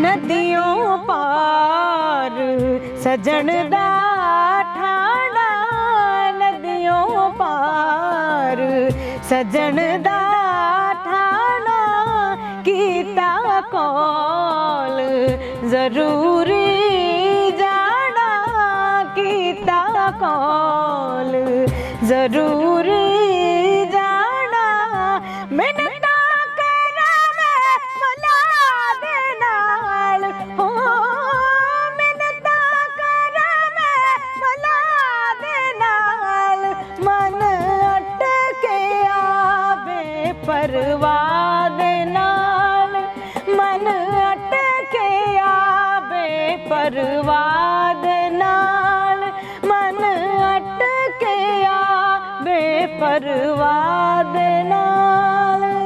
ਵਾਹ ਜੀ ਵਾਹ, ਕੀ ਬਾਤ ਹੈ। ਰਜ਼ਾ, ਜੇ ਆਪਾਂ ਇਸ ਤੋਂ ਅਗਲੀ ਗੱਲ ਕਰੀਏ, ਤੁਸੀਂ ਜਿਵੇਂ ਫੋਕ ਤੇ ਸੂਫੀ ਗਾਇਕੀ ਦੇ ਵਿੱਚ ਵੱਡਾ ਤੁਹਾਡਾ ਨਾਮ ਹੈ ਨਾ, ਤੇ ਤੁਸੀਂ ਕਮਰਸ਼ੀਅਲ ਗਾਇਕੀ ਦੇ ਵਿੱਚ ਜਿਹੜਾ ਹੈਗਾ ਕਮਰਸ਼ੀਅਲੀ ਜੇ ਆਪਾਂ ਗੱਲ ਕਰੀਏ ਫਿਲਮਾਂ ਦੇ ਵਿੱਚ, ਚਾਹੇ ਉਹ ਪੰਜਾਬੀ ਫਿਲਮ ਇੰਡਸਟਰੀ ਹੈ, ਚਾਹੇ ਉਹ ਹਿੰਦੀ ਸੌਂਗਸ ਨੇ, ਕੋਈ ਉੱਦਾਂ ਦੇ ਗੀਤ ਵੀ ਕੀਤੇ ਆ ਜਾਂ ਤੁਹਾਨੂੰ ਆਫਰ ਆ ਰਹੇ ਨੇ? ਹਾਂਜੀ, ਜਿਵੇਂ ਆਪਾਂ ਕੰਮ ਕਰਦੇ ਹਾਂ ਤੇ ਨਾਲ ਨਾਲ ਆਫਰਸ ਵੀ ਆਪਾਂ ਨੂੰ ਕੰਮ ਮਿਲਦਾ ਰਹਿੰਦਾ ਹੈ ਨਾ। ਸੋ ਪਹਿਲਾਂ ਕੁਝ ਮੂਵੀਜ਼ ਦੇ ਵਿੱਚ ਕੰਮ ਕੀਤਾ ਹੋਇਆ ਐਜ਼ ਅ ਸਿੰਗਰ, ਜਿਹਦੇ ਵਿੱਚੋਂ ਕੁੜਮਾਈਆਂ ਇੱਕ ਹੈ, ਤੇ ਨੀ ਮੈਂ ਸੱਸ ਕੁੱਟਣੀ ਦੇ ਵਿੱਚ ਹਾਲੇ ਰਿਲੀਜ਼ ਹੋਣੀ ਹੈ ਮੂਵੀ, ਉਸ ਵਿੱਚ ਗੀਤ ਹੈ, ਉਸ 'ਚ 2 ਗੀਤ ਨੇ, ਤੇ ਹੋਰ ਵੀ ਕਈ ਇਹੋ ਜਿਹੀਆਂ ਮੂਵੀਜ਼ ਨੇ ਜਿਨ੍ਹਾਂ ਦਾ ਹਾਲੇ ਨਾਮ ਨਹੀਂ ਦੱਸ ਸਕਦੀ। ਸੋ ਇੱਦਾਂ ਦਾ ਕਾਫੀ, ਬਾਕੀ ਸਿੰਗਲ ਟਰੈਕ ਨੇ ਤੇ ਡੁਇਟ ਕਾਫੀ ਨੇ। ਅੱਛਾ, ਡਿਊਟ ਤੁਹਾਡੇ ਆ ਰਹੇ ਨੇ? ਜੀ ਬਿਲਕੁਲ ਆ ਰਹੇ ਨੇ। ਅੱਛਾ, ਤੁਹਾਡਾ ਕੋਈ ਪਸੰਦੀਦਾ ਜਿਹੜਾ ਲੇਟੈਸਟ ਜਿਹੜਾ ਹੁਣ ਗੀਤ ਰਿਲੀਜ਼ ਹੋਇਆ ਹੋਵੇ ਹੁਣੀ, ਮੈਨੂੰ ਲੱਗਦਾ ਸਰਦਾਰਨੀ ਗੀਤ ਤੁਹਾਡਾ ਕਾਫੀ ਜ਼ਿਆਦਾ ਟਰੈਕ ਵੱਜ ਵੀ ਰਿਹਾ ਤੇ ਉਹਦੀਆਂ 2 ਲਾਈਨਾਂ ਜੀ। ਸਰਦਾਰਨੀ ਬਾਰੇ ਮੈਂ ਥੋੜਾ ਜਿਹਾ ਦੱਸ ਦਿਆਂ ਕਿ ਵਿਸ਼ਾਲ ਖੰਨਾ ਹੋਣਾ ਨੇ ਇਸ ਦਾ 뮤직 ਕੀਤਾ ਔਰ ਰਿਤੇਸ਼ ਨਰੂਲਾ ਜੀ ਵੱਲੋਂ ਇਹ ਪ੍ਰੋਡਿਊਸ ਕੀਤਾ ਗਿਆ ਸੀ ਗੀਤ। ਤੇ ਹੁਣ ਮੈਂ ਦੀਆਂ 2 ਲਾਈਨਾਂ ਸੁਣਾਉਂਦਾ। ਉਹ ਬੰਦਾ ਕੱਬਾ ਏ ਸੁਭਾ ਦਾ ਤਾਂ ਵੀ ਚੰਗਾ ਲੱਗਦਾ, ਸਿੱਧਾ ਆਣ ਕੇ ਦੁਨਾਲੀ ਵਾਂਗੂ ਸੀਨੇ ਵੱਜਦਾ। ਉਹ ਬੰਦਾ ਕੱਬਾ ਏ ਸੁਭਾ ਦਾ ਤਾਂ ਵੀ ਚੰਗਾ ਲੱਗਦਾ, ਸਿੱਧਾ ਆਣ ਕੇ ਦੁਨਾਲੀ ਵਾਂਗੂ ਸੀਨੇ ਵੱਜਦਾ। ਉਹ ਬੰਦਾ ਕੱਬਾ ਏ ਸੁਭਾ ਦਾ ਤਾਂ ਵੀ ਚੰਗਾ ਲੱਗਦਾ, ਸਿੱਧਾ ਆਣ ਕੇ ਦੁਨਾਲੀ ਵਾਂਗੂ ਸੀਨੇ ਵੱਜਦਾ। ਜਾਨ ਕੱਢ ਲੈਂਦਾ ਇੰਨੀ ਗੱਲ ਆਖ ਕੇ, ਜਦੋਂ ਆਖਦਾ ਏ ਜਾਨ ਤੈਥੋਂ ਮਾਰਨੀ। ਪੈਰ ਧਰਤੀ ਤੇ ਲੱਗਦੇ ਨਾ ਮੇਰੇ, ਉਹ ਜਦੋਂ ਪਿਆਰ ਨਾਲ ਆਖੇ ਸਰਦਾਰਨੀ। ਧਰਤੀ ਤੇ ਲੱਗਦੇ ਨਾ ਮੇਰੇ, ਉਹ ਜਦੋਂ ਪਿਆਰ ਨਾਲ ਆਖੇ ਸਰਦਾਰਨੀ। ਵਾਹ ਵਾਹ, ਕੀ ਬਾਤ ਹੈ, ਬਹੁਤ ਸ਼ੁਕਰੀਆ। ਸੋ ਜਦੋਂ ਤੁਸੀਂ ਜਿਹੜੇ ਗੀਤਾਂ ਦੀ ਤੁਹਾਡੀ ਜਿਹੜੀ ਸਿਲੈਕਸ਼ਨ ਹੈ, ਸਿਲੈਕਸ਼ਨ ਦਾ ਤੁਹਾਡਾ ਕ੍ਰਾਈਟੇਰੀਆ ਕੀ ਹੈ? ਕਿਸ ਤਰ੍ਹਾਂ ਗੀਤਾਂ ਨੂੰ ਸਿਲੈਕਟ ਕਰਦੇ ਹੋ ਕਿ ਇਸ ਤਰ੍ਹਾਂ ਦਾ ਜਿਹੜਾ ਗੀਤ ਹੈ? ਕਿਉਂਕਿ ਇਹਦਾ ਪੁੱਛਣ ਦਾ ਕਾਰਨ ਇਹ ਹੈ ਕਿਉਂਕਿ ਅੱਜ ਕੱਲ੍ਹ ਜਿਸ ਤਰ੍ਹਾਂ ਦੇ ਗੀਤ ਮਾਰਕੀਟ ਦੇ ਵਿੱਚ ਆ ਰਹੇ ਨੇ ਉਹਦੇ ਵਿੱਚ ਕਾਫੀ ਸ਼ਬਦਾਂ ਦੇ ਵਿੱਚ ਅਸ਼ਲੀਲਤਾ ਜਾਂ ਹੋਰ ਇਸ ਤਰ੍ਹਾਂ ਦੇ ਸ਼ਬਦ ਵਰਤੇ ਜਾ ਰਹੇ ਨੇ, ਹੈ ਨਾ? ਤੇ ਇਹ ਫਿਰ ਤੁਹਾਡੀ ਸਿਲੈਕਸ਼ਨ ਕੌਣ ਕਰਦਾ ਹੈ ਤੇ ਕੀ ਤੁਸੀਂ ਖੁਦ ਹੀ ਸਿਲੈਕਸ਼ਨ ਕਰਦੇ ਹੋ? ਕਿੱਦਾਂ ਗੀਤ ਸਿਲੈਕਟ ਹੁੰਦਾ? ਮੇਰਾ ਕੰਮ ਸਿਰਫ ਗਾਉਣਾ ਹੈ ਤੇ ਜਿਹੜਾ ਸਿਲੈਕਸ਼ਨ ਦਾ ਸਾਰਾ ਹੀ ਜਿਹੜਾ ਕੰਮ ਹੈ, ਚਾਹੇ ਉਹ 뮤직 ਦਾ ਹੋਵੇ ਜਾਂ ਸਿੰਗਿੰਗ ਦਾ ਹੋਵੇ ਜਾਂ ਗੀਤਾਂ ਦਾ ਹੋਵੇ, ਤੇ ਇਹ ਸਾਰਾ ਕੁਝ ਟੀਮ ਮੈਨੇਜ ਕਰਦੀ ਹੈ ਜੀ। ਮੇਰੇ ਗੁਰੂ ਜੀ ਮੈਨੇਜ ਕਰਦੇ ਆ ਔਰ ਜਿਹੜੀ ਸਾਡੀ ਟੀਮ ਹੈ ਤੇ ਉਹਨਾਂ ਵੱਲੋਂ ਸਾਰੇ ਜਿਹੜੇ ਲਿਰਿਕਸ ਨੇ ਸਿਲੈਕਟ ਕੀਤੇ ਜਾਂਦੇ ਆ ਤੇ ਫਿਰ ਅੱਗੇ ਉਹਨਾਂ ਤੇ ਕੰਮ ਹੁੰਦਾ। ਤੇ ਉਸ ਤੋਂ ਬਾਅਦ ਜੇ ਅਗਲੀ ਆਪਾਂ ਇਹਦੀ ਅਗਲੇ ਜਿਹੜੀ ਵੰਨਗੀ ਦੀ ਆਪਾਂ ਜਦੋਂ ਗੱਲ ਕਰਦੇ ਹਾਂ ਕਿ 뮤직 ਦਾ ਜਿਹੜਾ ਸਾਰਾ ਅਰੇਂਜਮੈਂਟ ਆ, ਕਿਉਂਕਿ ਜਿਵੇਂ ਤੁਸੀਂ ਲਾਈਵ ਸ਼ੋਜ਼ ਵੀ ਕਰਦੇ ਹੋ, ਹੈ ਨਾ? ਤੇ ਲਾਈਵ ਸ਼ੋਜ਼ ਲਈ ਜਾਣਾ ਪੈਂਦਾ, ਉਹਦੇ ਵਿੱਚ ਤੁਸੀਂ ਸੂਫੀ ਗਾਇਕੀ ਨੂੰ ਜ਼ਿਆਦਾ ਮਤਲਬ ਜਿਹੜੇ ਤੁਹਾਡੇ ਸੁਣਨ ਵਾਲੇ ਨੇ ਵੀ ਉਹ ਤਰਜੀਹ ਸੂਫੀ ਗਾਇਕੀ ਵੱਲ ਦਿੰਦੇ ਆ, ਫੋਕ ਵੱਲ ਦਿੰਦੇ ਆ ਜਾਂ ਕਮਰਸ਼ੀਅਲੀ? ਸਾਰੇ ਤਰ੍ਹਾਂ ਦੀ ਆਡੀਅנס ਹੈ ਜੀ ਮੇਰੀ। ਜੇ ਕਲੱਬਸ ਦੀ ਗੱਲ ਕਰੀਏ ਤਾਂ ਕਲੱਬਸ ਦੀ ਵੀ ਆਡੀਅנס ਹੈ ਤੇ ਬਾਲੀਵੁੱਡ ਗਾਉਣਾ ਹੋਵੇ ਤਾਂ ਮੈਨੂੰ ਉਹ ਵੀ ਅੱਛਾ ਲੱਗਦਾ।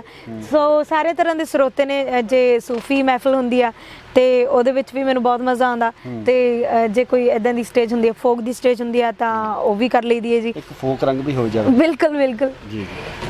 ਫੋਕ ਦੀ ਗੱਲ ਇਹ ਕਿ ਜਦੋਂ ਮੈਂ ਸਟਾਰਟ ਕੀਤਾ ਸੀ ਤਾਂ ਫੋਕ ਤੋਂ ਕੀਤਾ ਸੀ ਕਾਲਜ ਦੇ ਟਾਈਮ। ਤੇ ਕਾਲਜ ਟਾਈਮ ਮੈਂ ਮਿਰਜ਼ਾ ਤੇ ਬਾਵਾ ਇਹ 2 ਫੋਕ ਗਾਏ ਨੇ ਤੇ ਜਿਨ੍ਹਾਂ ਕਰਕੇ ਮੈਨੂੰ ਮਤਲਬ ਬਹੁਤ ਇੱਕ ਸਕੂਨੀਅਤ ਹੁੰਦੀ ਹੈ ਨਾ, ਤੇ ਉਹ ਹਮੇਸ਼ਾ ਗਾ ਕੇ ਮੈਨੂੰ ਮਿਲਦੀ ਹੈ। ਤੇ ਉਹਨਾਂ ਚੋਂ ਮੈਂ ਮਿਰਜ਼ਾ ਸੁਣਾ ਦੇ? ਜੀ ਜੀ, ਸ਼ੋਰ ਸ਼ੋਰ ਸ਼ੋਰ।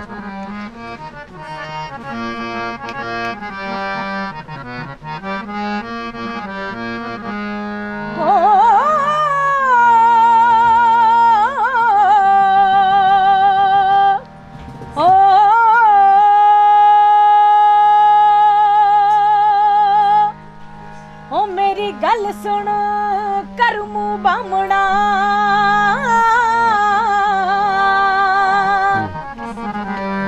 ਤੇ ਮੇਰਾ ਸੁਨੇਹਾ ਇੱਕ ਪਹੁੰਚਾ, ਤੇ ਜਾਖੀ ਮਿਰਜ਼ੇ ਖਾਨ ਨੂੰ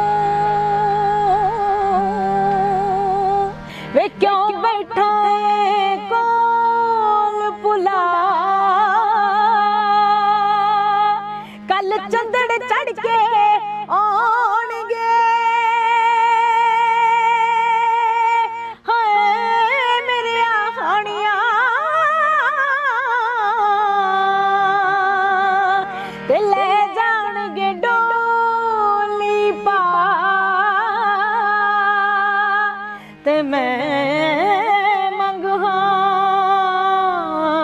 ਤੇਰੀ ਹਾਣੀਆਂ, ਉਹ ਹਾਣੀਆਂ ਮੰਗਾਂ ਤੇਰੀ ਹਾਣੀਆਂ, ਤੇ ਸਾਡਾ ਲਿਖਿਆ ਸੰਜੋਗ ਖੁਦਾ, ਉਹ ਜਿਉਂਦੇ ਮਰਦ ਨਾ ਮੰਗਾ ਛੱਡ ਦਈਓ,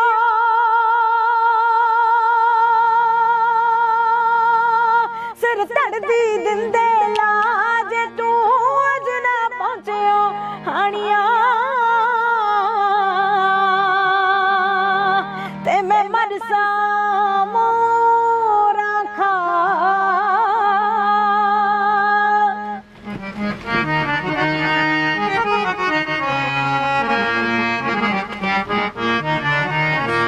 ਤੇ ਗੋ ਮਿਰਜ਼ਾ ਕੀ ਆਖਦਾ ਉਹ ਮੇਰੀ ਗੱਲ ਸੁਣ ਕਰ ਮੂੰਹ ਬਾਹਮਣਾ ਤੇ ਮੇਰਾ ਲੈ ਜਾ ਸਲਾਮ ਦੁਆ ਤੇ ਜਾਖੀ ਸਹਿਬਾ ਹੂਰ ਨੂੰ ਉਹ ਤੂੰ ਨਾ ਜੱਟੀਏ ਚਿੱਤ ਡੋਲਾ ਹੋਣੀ ਮੈਂ ਦਿਨ ਚੜ੍ਹਦੀ ਕੱਲ ਨੂੰ ਮਿਲੂੰ ਬੀਬੋ ਦੇ ਘਰ ਰਾਣੀ ਤੇਰੇ ਚੰਦੜ ਸਾਰੇ ਵੇਖ ਲੂੰ ਉਹ ਗਾਨੇ ਬਨ ਕੇ ਰਹੇ ਜੋ ਹੋਣੀ ਮੈਂ ਗਿਣ ਗਿਣ ਮਾਰਾ ਸੂਰ ਮੇ ਤੇ ਜੱਟੀਏ ਕਰਾਂ ਮੈਦਾਨ ਸਫਾ ਉਹ ਤੈਨੂੰ ਲੈ ਜੂ ਸਭ ਦੇ ਵੇਦਿਆਇਓ ਉਹ ਵੇਦਿਆ ਲੈ ਜੂ ਸਭ ਦੇ ਵੇਦਿਆ ਨੀ ਜੱਟੀਏ ਬੈਠ ਬੱਗੀ ਤੇ ਆ ਨੀ ਜੱਟੀਏ ਬੈਠ ਬੱਗੀ ਤੇ ਆ ਇੱਕ ਰਜ਼ਾ ਇੱਕ ਨਾ ਮੈਂ ਜਦੋਂ ਤੁਸੀਂ ਗਾ ਰਹੇ ਸੀ ਜਿਹੜੀ ਇਹ ਗਾਇਕੀ ਆ ਅਸਲ ਦੇ ਵਿੱਚ ਜਿਵੇਂ ਸਾਡੇ ਲੋਕ ਗੀਤ ਆ ਸਾਡੇ ਮੈਨੂੰ ਲੱਗਦਾ ਹੱਡਾਂ 'ਚ ਰਚੇ ਵੀ ਆ ਹਨਾ ਪਹਿਲਾਂ ਸਾਡੇ ਬਜ਼ੁਰਗਾਂ ਨੇ ਗਾਏ ਹਨਾ ਬਜ਼ੁਰਗਾਂ ਤੋਂ ਬਾਅਦ ਸਾਡੀ ਝੋਲੀ ਆਏ ਤੇ ਇਸੇ ਤਰ੍ਹਾਂ ਹੀ ਮੈਨੂੰ ਲੱਗਦਾ ਸਾਨੂੰ ਵੀ ਸਾਂਭ ਕੇ ਆਪਣੇ ਗਾਂ ਅੱਗੇ ਬੱਚਿਆਂ ਦੇ ਝੋਲੀ ਵਿੱਚ ਇਹ ਇੱਕ ਵੱਖਰਾ ਸਕੂਨ ਨਹੀਂ ਮਤਲਬ ਜੇ ਸੁਣਨ ਵਾਲੇ ਨੂੰ ਆ ਰਿਹਾ ਤਾਂ ਮੈਨੂੰ ਲੱਗਦਾ ਕਿ ਗਾਉਣ ਵਾਲੇ ਨੂੰ ਵੀ ਉਹਨਾਂ ਕੀ ਸਕੂਨ ਮਿਲਦਾ ਹੋਣਾ ਕਿ ਸਾਡੀ ਰੂਹ ਨੂੰ ਠਾਰ ਦਿੰਦੇ ਆ ਅੰਦਰੋਂ ਇੱਕ ਹੋਰ ਹੀ ਤਰ੍ਹਾਂ ਦਾ ਫੀਲ ਦਿੰਦਾ ਕੀ ਲੱਗਦਾ ਮੈਂ ਸੋਚਦੀ ਹਾਂ ਕਿ ਮੈਂ ਬਲੈਸਡ ਹਾਂ ਜੀ ਵਾਹਿਗੁਰੂ ਕਿਸੇ ਸੌਂ ਚੋਂ ਕਿਸੇ ਇੱਕ ਬੰਦੇ ਨੂੰ ਜਾਂ ਸੌਂ ਚੋਂ ਕੁਛ ਚੰਦ ਬੰਦੇ ਹੁੰਦੇ ਆ ਜਿਨ੍ਹਾਂ ਨੂੰ ਇਹ ਕਲਾ ਬਖਸ਼ਦਾ ਤੇ ਮੈਂ ਬਹੁਤ ਸ਼ੁਕਰ ਕਰਦੀ ਹਾਂ ਮੇਰੇ ਗੁਰੂ ਜੀ ਹੋਣਾ ਦਾ ਔਰ ਪਰਮਾਤਮਾ ਦਾ ਔਰ ਮੇਰੀ ਫੈਮਿਲੀ ਦਾ ਖਾਸ ਕਰਕੇ ਜਿਨ੍ਹਾਂ ਨੇ ਜਦੋਂ ਮੈਂ ਚਾਹਿਆ ਮੈਨੂੰ ਉਹ ਦਿੱਤਾ ਤੇ ਜਦੋਂ ਮੈਨੂੰ ਜਿਸ ਚੀਜ਼ ਦੀ ਵੀ ਲੋੜ ਸੀ ਕਿਉਂਕਿ ਕਈ ਵਾਰ ਆਪ ਨੂੰ ਨਹੀਂ ਪਤਾ ਲੱਗਦਾ ਤਾਂ ਜਿਹੜੇ ਵੱਡੇ ਹੁੰਦੇ ਆ ਜਿਹੜੇ ਦੱਸ ਰਹੇ ਹੁੰਦੇ ਆ ਸਿਖਾ ਰਹੇ ਹੁੰਦੇ ਆ ਰਾਹ ਪਾ ਰਹੇ ਹੁੰਦੇ ਆ ਤੇ ਉਹਨਾਂ ਨੂੰ ਪਤਾ ਹੁੰਦਾ ਕਿ ਇਹਨੂੰ ਕਦੋਂ ਕਿਹੜੀ ਚੀਜ਼ ਦੀ ਲੋੜ ਆ ਸੋ ਉਸ ਟਾਈਮ ਤੇ ਮੈਨੂੰ ਉਹ ਚੀਜ਼ਾਂ ਮੈਨੂੰ ਪ੍ਰੋਵਾਈਡ ਕਰਵਾਈਆਂ ਗਈਆਂ ਤੇ ਬਾਕੀ ਜਿਵੇਂ ਤੁਸੀਂ ਕਹਿ ਕੇ ਸਕੂਨੀਅਤ ਤਾਂ ਬਿਲਕੁਲ ਹੈ ਜੀ ਜਿਵੇਂ ਆਪਾਂ ਕਿਤੇ ਬਾਹਰ ਚਲੇ ਜਾਂਦੇ ਆ ਤੇ ਜਿੰਨਾ ਮਰਜ਼ੀ ਉਹ ਜਾ ਕੇ ਤੁਸੀਂ ਉੱਥੇ ਤੁਹਾਨੂੰ ਭਗਤ ਮਿਲੇ ਤੁਹਾਨੂੰ ਪਿਆਰ ਮਿਲੇ ਸਤਿਕਾਰ ਮਿਲੇ ਪਰ ਜਿੰਨਾ ਟਾਈਮ ਤੁਸੀਂ ਆਪਣੇ ਘਰੇ ਆ ਕੇ ਬੈਠਦੇ ਆਪਣਾ ਘਰ ਦੀ ਰੋਟੀ ਨਹੀਂ ਨਾ ਖਾਂਦੇ ਸਕੂਨ ਨਹੀਂ ਮਿਲਦਾ ਸੋ ਮੈਂ ਇਹੀ ਚੀਜ਼ ਮੰਨਦੀ ਆ ਆਪਣੀ ਗਾਇਕੀ ਨੂੰ ਬਿਲਕੁਲ ਸਹੀ ਹੈ ਤੁਸੀਂ ਦਰੁਸਤ ਫਰਮਾਇਆ ਤੇ ਇੱਕ ਚੀਜ਼ ਹੋਰ ਮੈਂ ਜਿਹੜੀ ਤੁਹਾਡੇ ਤੋਂ ਪੁੱਛਣੀ ਚਾਹੁੰਦਾ ਕਿ ਅੱਜ ਕੱਲ੍ਹ ਜਿਵੇਂ ਆਪਾਂ ਫੀਮੇਲ ਸਿੰਗਰ ਨੇ ਹਨਾ ਬਹੁਤ ਘੱਟ ਹੁੰਦਾ ਗਾਇਕੀ ਵਾਲੇ ਪਾਸੇ ਕਈ ਵਾਰ ਮਾਪਿਆਂ ਦਾ ਰੁਝਾਨ ਨਹੀਂ ਹੁੰਦਾ ਜਾਂ ਮਾਪੇ ਕਈ ਵਾਰ ਸੰਕੋਚ ਕਰਦੇ ਆ ਵੀ ਲੜਕੀਆਂ ਨੂੰ ਇਸ ਖੇਤਰ ਦੇ ਵਿੱਚ ਲਿਆਉਣਾ ਜਾਂ ਇਸ ਖੇਤਰ ਦੇ ਵਿੱਚ ਅੱਗੇ ਵਧਣਾ ਤੁਹਾਨੂੰ ਇਸ ਤਰ੍ਹਾਂ ਦੀ ਕਿਸੇ ਮੁਸ਼ਕਲ ਦਾ ਸਾਹਮਣਾ ਕਰਨਾ ਪਿਆ ਜਾਂ ਹੁਣ ਤੱਕ ਕਿਸੇ ਇਸ ਤਰ੍ਹਾਂ ਦੀ ਕੋਈ ਦਿੱਕਤ ਤੁਹਾਨੂੰ ਆਈ ਹੋਵੇ ਕਿ ਐਜ਼ ਏ ਫੀਮੇਲ ਆਰਟਿਸਟ ਵੀ ਇਸ ਪੂਰੀ ਇੰਡਸਟਰੀ ਦੇ ਵਿੱਚ ਕੋਈ ਇਦਾਂ ਦੀ ਕੋਈ ਚੀਜ਼ ਵਾਪਰੀ ਹੋਵੇ ਤੁਹਾਡੇ ਰਹੀ ਗੱਲ ਮਾਪਿਆਂ ਦੀ ਤਾਂ ਜਦੋਂ ਮੈਂ ਉਹਨਾਂ ਨੂੰ ਕਿਹਾ ਸੀ ਕਿ ਮੈਂ ਗਾਣਾ ਹੈ ਤੇ ਉਹਨਾਂ ਨੇ ਕਦੇ ਵੀ ਇਤਰਾਜ਼ ਨਹੀਂ ਕੀਤਾ ਸਗੋਂ ਦੀ ਉਹਨਾਂ ਨੇ ਮੈਨੂੰ ਪੁਸ਼ ਕੀਤਾ ਹਮੇਸ਼ਾ ਹੀ ਤੇ ਇੰਡਸਟਰੀ ਦੀ ਗੱਲ ਕਰੀਏ ਤਾਂ ਮੈਨੂੰ ਹਾਲੇ ਤੱਕ ਇਦਾਂ ਦਾ ਕਿਉਂਕਿ ਉਹਦਾ ਇੱਕ ਕਾਰਨ ਹੈ ਕਿ ਮੇਰੀ ਟੀਮ ਇਦਾਂ ਦੀ ਹੈ ਕਿ ਮੈਨੂੰ ਅੱਗੇ ਆਉਣ ਹੀ ਨਹੀਂ ਦਿੱਤਾ ਜਾਂਦਾ ਮੈਂ ਕਿਸੇ ਨਾਲ ਡੀਲ ਹੀ ਨਹੀਂ ਕਰਦੀ ਸੋ ਫਿਲਟਰ ਹੋ ਕੇ ਆਉਣੀ ਚੀਜ਼ ਉਹਦਾ ਫਰਕ ਹੈ ਸੋ ਮੈਨੂੰ ਚੀਜ਼ਾਂ ਫੇਸ ਨਹੀਂ ਕਰਨੀਆਂ ਪਈਆਂ ਹਾਂਜੀ ਬਾਕੀ ਸਟਰਗਲ ਸਾਰੇ ਕਰਦੇ ਨੇ ਤੇ ਜਿੰਨਾ ਚੋਂ ਮੈਂ ਵੀ ਇੱਕ ਨਹੀਂ ਸਟਰਗਲ ਦਾ ਤਾਂ ਦੇਖੋ ਬੰਦਾ ਜਦੋਂ ਤਰੱਕੀ ਦੀ ਪੌੜੀ ਜਦੋਂ ਚੜ੍ਹਦਾ ਤਾਂ ਉਹ ਸਟਰਗਲ ਦੇ ਰਾਹ ਹੋ ਕੇ ਨਿਕਲਦੀ ਹੈ ਜਿਵੇਂ ਜਿਵੇਂ ਦਿਮਾਗ ਦਾ ਦਾਇਰਾ ਵੱਧਦਾ ਤੇ ਪਹਿਲਾਂ ਮੈਨੂੰ ਇਹ ਲੱਗਦਾ ਸੀ ਕਿ ਸਟਰਗਲ ਕਰ ਰਹੇ ਹਾਂ ਪਰ ਹੁਣ ਮੈਨੂੰ ਇਦਾਂ ਲੱਗ ਰਿਹਾ ਕਿ ਮੈਂ ਕੋਈ ਅਲੱਗਾ ਨਹੀਂ ਜੋ ਸਟਰਗਲ ਕਰ ਰਹੀ ਹਾਂ ਇਹ ਮੇਰੀ ਮਿਹਨਤ ਦਾ ਪਾਰਟ ਹੈ ਤੇ ਜੇ ਮੈਂ ਇਹ ਨਹੀਂ ਕਰੂੰਗੀ ਤਾਂ ਮੈਨੂੰ ਅੱਗੇ ਵਾਲੀਆਂ ਚੀਜ਼ਾਂ ਜਿਹੜੀਆਂ ਮੈਂ ਸੋਚੀਆਂ ਉਹ ਨਹੀਂ ਮਿਲਣਗੀਆਂ ਅੱਛਾ ਅੱਗੇ ਬਾਰੇ ਵੀ ਹੁਣ ਤੁਸੀਂ ਅੱਗੇ ਗੱਲ ਕੀਤੀ ਅੱਗੇ ਬਾਰੇ ਵੀ ਦੱਸ ਦਿਓ ਥੋੜਾ ਜਿਹਾ ਕੀ ਸੋਚ ਰੱਖਿਆ ਜੀ ਪਹਿਲੀ ਗੱਲ ਇਹ ਹੈ ਕਿ ਚੰਗਾ ਵਾਹਿਗੁਰੂ ਸੁਰ ਬਖਸ਼ਣ ਹਮੇਸ਼ਾ ਤੇ ਬਸ ਆਪਣੀ ਔਕਾਤ ਵਿੱਚ ਰਵਾਂ ਹਮੇਸ਼ਾ ਹੀ। ਤੇ ਬਾਕੀ ਇਹ ਕਿ ਸੁਪਨੇ ਹਰ ਇੱਕ ਨੇ ਸਜਾਏ ਹੁੰਦੇ ਆ, ਸੋ ਮੇਰੇ ਵੀ ਨੇ, ਚੰਗਾ ਗਾਵਾਂ ਤੇ ਵਧੀਆ ਵਧੀਆ ਗਾਵਾਂ, ਬਸ ਹਰ ਇੱਕ ਜਨਰ ਦਾ ਗਾਵਾਂ। ਇੱਕ ਤੁਹਾਨੂੰ ਮੈਂ ਵਧਾਈ ਜ਼ਰੂਰ ਦੇਵਾਂਗਾ ਕਿ ਜਿਹੜੇ ਹੁਣ ਤੱਕ ਤੁਹਾਡੇ ਟਰੈਕਸ ਆਏ ਨੇ ਹਨਾ, ਜਿੰਨਾ ਤੁਸੀਂ ਗਾਇਆ, ਜਿਵੇਂ ਭਗਤ ਸਿੰਘ ਤਾਂ ਚੜ ਗਿਆ ਫਾਂਸੀ, ਮੈਂ ਖੁਦ ਕਹਿੰਦਾ ਵੀ ਮੈਨੂੰ ਬਹੁਤ ਸੁਣਿਆ ਮੈਂ ਉਹ, ਬਿਲਕੁਲ ਰੀਅਲੀ ਮਤਲਬ ਮੈਨੂੰ ਇੰਨਾ ਕੁ ਉਸ ਵਿੱਚੋਂ ਫੀਲ ਆਉਂਦਾ ਸੀ, ਇੱਕ ਜਜ਼ਬਾ ਭਰਦਾ ਸੀ ਉਸ ਗੀਤ ਨੂੰ ਸੁਣ ਕੇ, ਉਹਨਾਂ ਬੋਲਾਂ ਨੂੰ ਸੁਣ ਕੇ, ਵੀ ਵਾਕਈ ਸਾਡੇ ਦੇਸ਼ ਦੇ ਜੋ ਹਾਲਾਤ ਆ ਵੀ ਇਹਨਾਂ ਚੋਂ ਨਿਕਲਣ ਵਾਸਤੇ, ਕਿਉਂਕਿ ਜਿਹੜੀ ਗਾਇਕੀ ਹੈ ਨਾ, ਗਾਇਕੀ ਮੈਂ ਸਮਝਦਾ ਕਿ ਇੱਕ ਕ੍ਰਾਂਤੀ ਦਾ ਨਾਮ ਹੈ। ਇਹ ਸ਼ਬਦ ਹੈ ਜਿਹੜੇ ਨਾ ਇੱਕ ਗਾਇਕ ਦੇ ਮੂੰਹ ਚੋਂ ਜਦੋਂ ਨਿਕਲਦੇ ਆ, ਇੱਕ ਲੇਖਕ ਦੀ ਕਲਮ ਚੋਂ ਜਦੋਂ ਉਹ ਸ਼ਬਦ ਬਣਦੇ ਆ ਤਾਂ ਉਹ ਇੱਕ ਕ੍ਰਾਂਤੀ ਸਿਰਜਦੇ ਆ। ਤੇ ਉਸੇ ਤਰ੍ਹਾਂ ਦੀ ਕ੍ਰਾਂਤੀ ਇਸ ਗੀਤ ਦੇ ਵਿੱਚੋਂ ਮੈਨੂੰ ਲੱਗਦਾ ਸੀਗਾ ਵੀ ਲੋਕਾਂ ਦੇ ਜਿਹੜਾ ਮੂੰਹ ਤੇ ਚੜੇ ਉਹ ਸ਼ਬਦ, ਲੋਕਾਂ ਨੇ ਉਹ ਬਹੁਤ ਪਿਆਰ ਦਿੱਤਾ, ਮੈਂ ਖੁਦ ਉਹਨੂੰ ਬਹੁਤ ਪਸੰਦ ਕੀਤਾ। ਤੇ ਇਸ ਤਰ੍ਹਾਂ ਦੀ ਗਾਇਕੀ ਵਾਸਤੇ ਤੁਸੀਂ ਵਧਾਈ ਦੇ ਪਾਤਰ ਹੋ। ਪਹਿਲਾਂ ਤਾਂ ਜਿਹੜੀ ਇੰਡਸਟਰੀ ਦੇ ਵਿੱਚ ਜਿਸ ਤਰ੍ਹਾਂ ਦਾ ਦੌਰ ਚੱਲਦਾ ਹੈ, ਜਿਸ ਤਰ੍ਹਾਂ ਦੀ ਗਾਇਕੀ ਚੱਲ ਰਹੀ ਹੈ, ਜਿਸ ਤਰ੍ਹਾਂ ਦੇ ਗੀਤ ਚੱਲ ਰਹੇ ਆ, ਉਹਨਾਂ ਤੋਂ ਹਟ ਕੇ ਗਾਉਣ ਦੇ ਖਾਤਰ ਤੁਸੀਂ ਵਧਾਈ ਦੇ ਪਾਤਰ ਹੋ। ਤੇ ਪ੍ਰਮਾਤਮਾ ਅੱਗੇ ਇਹੀ ਦੁਆ ਕਰਦੇ ਹਾਂ ਕਿ ਇਸੇ ਤਰ੍ਹਾਂ ਹੀ ਤੁਸੀਂ ਗਾਉਂਦੇ ਰਹੋ। ਤੁਹਾਡੇ ਕੋਲੋਂ ਵੀ ਅਸੀਂ ਇਹੀ ਉਮੀਦ ਕਰਾਂਗੇ ਵੀ ਇਦਾਂ ਦੀ ਹੀ ਗਾਇਕੀ ਤੁਹਾਡੀ, ਇਸ ਤਰ੍ਹਾਂ ਦੀ ਸ਼ੈਲੀ ਰਹੂਗੀ। ਬਹੁਤ ਸ਼ੁਕਰੀਆ ਤੁਹਾਡਾ। ਔਰ ਇੱਕ ਗੱਲ ਮੈਂ ਜ਼ਰੂਰ ਕਹਿਣੀ ਚਾਹੂੰਗੀ ਕਿ ਇੱਕ ਜਦੋਂ ਕੋਰਾ ਕਾਗਜ਼ ਹੁੰਦਾ ਨਾ, ਤੇ ਉਸ ਤੇ ਤੁਸੀਂ ਜੋ ਵੀ ਲਿਖੋਗੇ ਉਹ ਰਿਕਾਰਡ ਹੋ ਜਾਣਾ। ਤੇ ਜਦੋਂ ਮੈਂ ਸਿੱਖਣਾ ਸਟਾਰਟ ਕੀਤਾ ਸੀ, ਪਹਿਲੀ ਗੱਲ ਫੈਮਿਲੀ ਦਾ ਮਾਹੌਲ ਇਦਾਂ ਦਾ ਸੀ, ਤੇ ਦੂਸਰਾ ਇਹ ਸੀ ਕਿ ਗੁਰੂਆਂ ਨੇ ਜੋ ਮੇਰੇ ਅੰਦਰ ਭਰਿਆ ਤੇ ਉਹੀ ਅੱਗੇ ਆਪਾਂ ਨੂੰ ਦੇਖਣ ਨੂੰ ਮਿਲ ਰਿਹਾ, ਜਾਂ ਮੈਂ ਜੋ ਸਿੱਖੀ ਹੈ ਨਾ, ਸੋ ਇਹ ਚੀਜ਼ਾਂ ਮੇਰੇ ਅੰਦਰ ਭਰੀਆਂ ਗਈਆਂ ਨੇ ਤੇ ਉਹੀ ਚੀਜ਼ਾਂ ਹੁਣ ਮੈਂ ਅਡਾਪਟ ਕਰ ਲਈਆਂ। ਸੋ ਇੱਕ ਆਪਣਾ ਮਨ ਹੁੰਦਾ, ਇੱਕ ਜਿਹੜਾ ਤੁਹਾਨੂੰ ਆਲਾ ਦੁਆਲਾ ਉਹ ਜਿਹਾ ਮਿਲਦਾ। ਸੋ ਮੈਂ ਬਸ ਖੁਸ਼ ਨਸੀਬ ਕਹੂੰਗੀ ਆਪਣੇ ਆਪ ਨੂੰ ਕਿ ਮੇਰੀ ਟੀਮ ਅੱਛੀ ਹੈ। ਸੋ ਸ਼ੁਕਰੀਆ ਰਜ਼ਾ, ਤੁਸੀਂ ਸਾਨੂੰ ਟਾਈਮ ਦਿੱਤਾ, ਤੁਸੀਂ ਆਪਣੇ ਕੀਮਤੀ ਸਮੇਂ ਦੇ ਵਿੱਚੋਂ ਸਮਾਂ ਕੱਢ ਕੇ ਸਾਡੀ ਛੋਟੀ ਜਿਹੀ ਕਾਲ ਦੇ ਉੱਪਰ ਤੁਸੀਂ ਸਾਰਾ ਇਹ ਸਮਾਂ ਕੱਢਿਆ। ਸੋ ਇਹ ਸਨ ਰਜ਼ਾ ਹੀਰ, ਜਿਨ੍ਹਾਂ ਵੱਲੋਂ ਜਿਨ੍ਹਾਂ ਦੀ ਗਾਇਕੀ ਇੱਕ ਇਹਨਾਂ ਦੀ ਪਹਿਚਾਣ ਆ, ਇੱਕ ਵੱਖਰੀ ਤਰ੍ਹਾਂ ਦੀ ਗਾਇਕੀ ਤੇ ਵੱਖਰੀ ਤਰ੍ਹਾਂ ਦਾ ਸਕੂਨ ਇਹਨਾਂ ਦੀ ਆਵਾਜ਼ ਦੇ ਵਿੱਚ ਹੈ। ਇਸੇ ਤਰ੍ਹਾਂ ਦੇ ਹੋਰ ਆਰਟਿਸਟ ਅਸੀਂ ਤੁਹਾਡੇ ਸਾਹਮਣੇ ਲਗਾਤਾਰ ਲੈ ਕੇ ਹਾਜ਼ਰ ਹੁੰਦੇ ਰਵਾਂਗੇ। ਜੁੜੇ ਰਹੋ ਇੰਡੋਜ਼ ਟੀਵੀ ਆਸਟ੍ਰੇਲੀਆ ਨਾਲ। ਧੰਨਵਾਦ।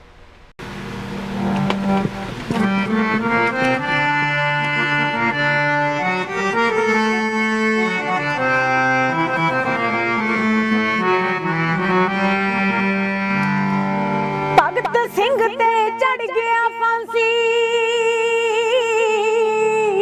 ਕਿ ਮੁਲਕ ਆਜ਼ਾਦ ਹੋਊ, ਪਰ ਕੀ ਪਤਾ ਸੀ ਉਸ ਉਹਦੇ ਨੂੰ ਇਹ ਸਭ ਕੁਝ ਮੇਰੇ ਬਾਅਦ ਹੋਊ। ਪੜ੍ਹ ਲਿਖ ਕੇ ਵੀ ਰੁਲਣਗੇ ਲੋਕੀ, ਨਿਤ ਡਿਗਰੀਆਂ ਫੂਕਣਗੇ, ਆ ਰਿਸ਼ਵਤ ਖੋਰੀ ਦੇ ਸੱਪ ਫਨੀਅਰ ਹਰ ਕੁਰਸੀ ਤੇ ਛੂਕਣਗੇ। ਉਹ ਪਰ ਡੁੱਬਦਾ ਦੇਸ਼ ਬਚਾਵਣ ਦੇ ਲਈ ਕਦੀ ਹਿੰਮਤ ਨਹੀਂ ਹਾਰੀ ਦੀ।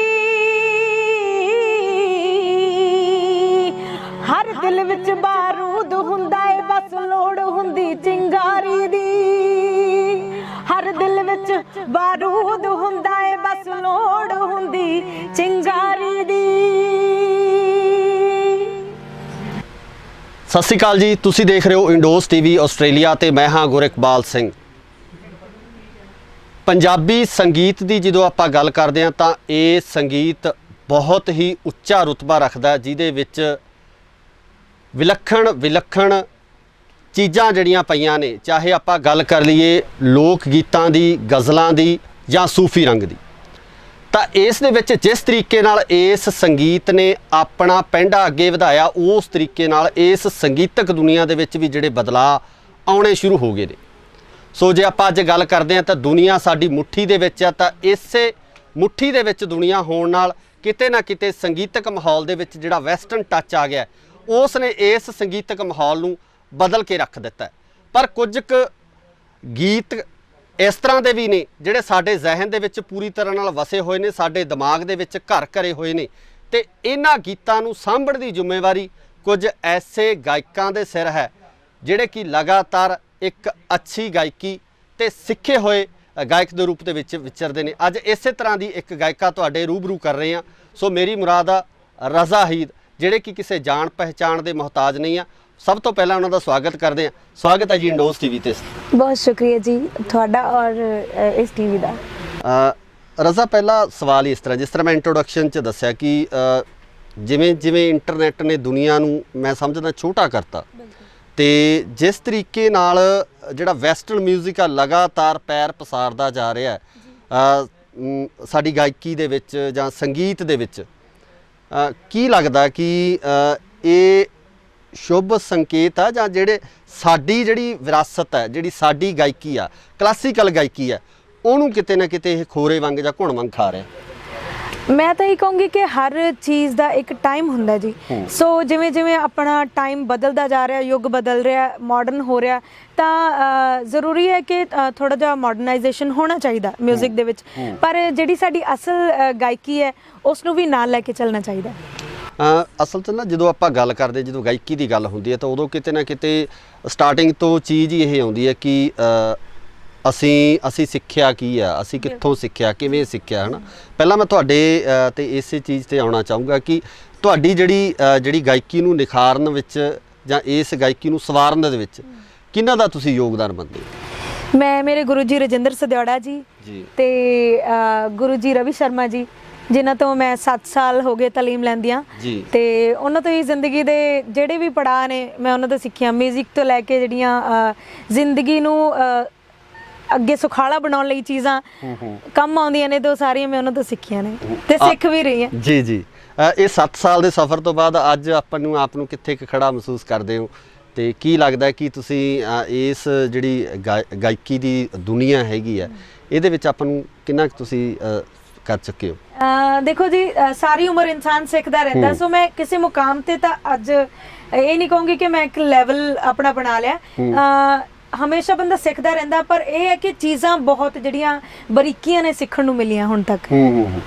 ਸੋ ਕੋਈ ਤੁਹਾਡਾ ਜਿਹੜਾ ਪਸੰਦੀਦਾ ਇੱਕ ਗੀਤ ਜ਼ਰੂਰ ਸੁਣਨਾ ਚਾਹਾਂਗੇ, ਦਰਸ਼ਕ ਵੀ ਮੈਨੂੰ ਲੱਗਦਾ ਪਸੰਦ ਕਰਨਗੇ ਕਿਉਂਕਿ ਤੁਹਾਡੀ ਸੁਰੀਲੀ ਆਵਾਜ਼ ਹੈ ਤੇ ਅੱਛਾ ਤੁਸੀਂ ਸਿੱਖ ਕੇ ਜਿਹੜੀ ਆ ਇਸ ਦੁਨੀਆ ਦੇ ਵਿੱਚ ਤੁਸੀਂ ਪੈਰ ਰੱਖਿਆ।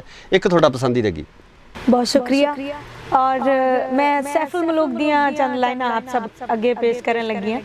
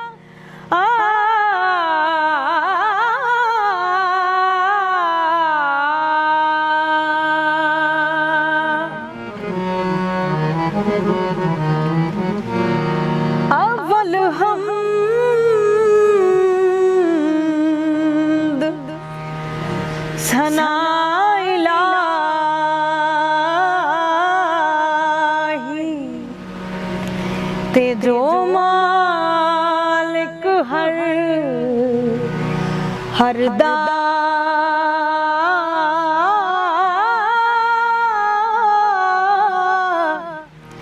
ते उस दा नाम चितारन वाला ते किसे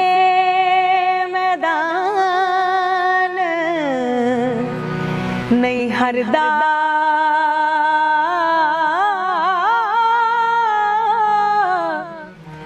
किसे मैदान नहीं हरदा।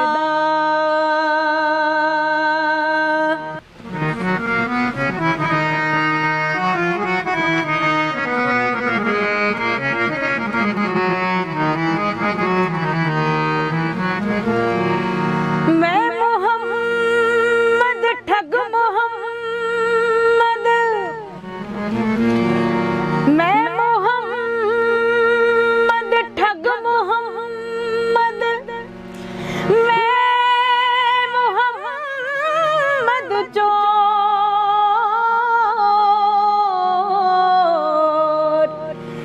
ਜਿਸ ਦਾ ਦੁਨੀਆ ਕਲਮਾ ਪੜ੍ਹਦੀ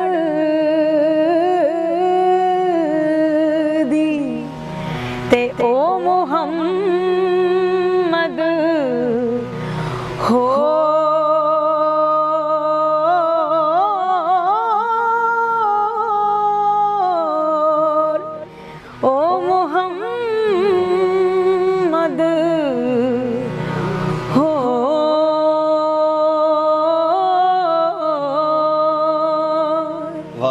ਕੀ ਬਾਤ ਹੈ।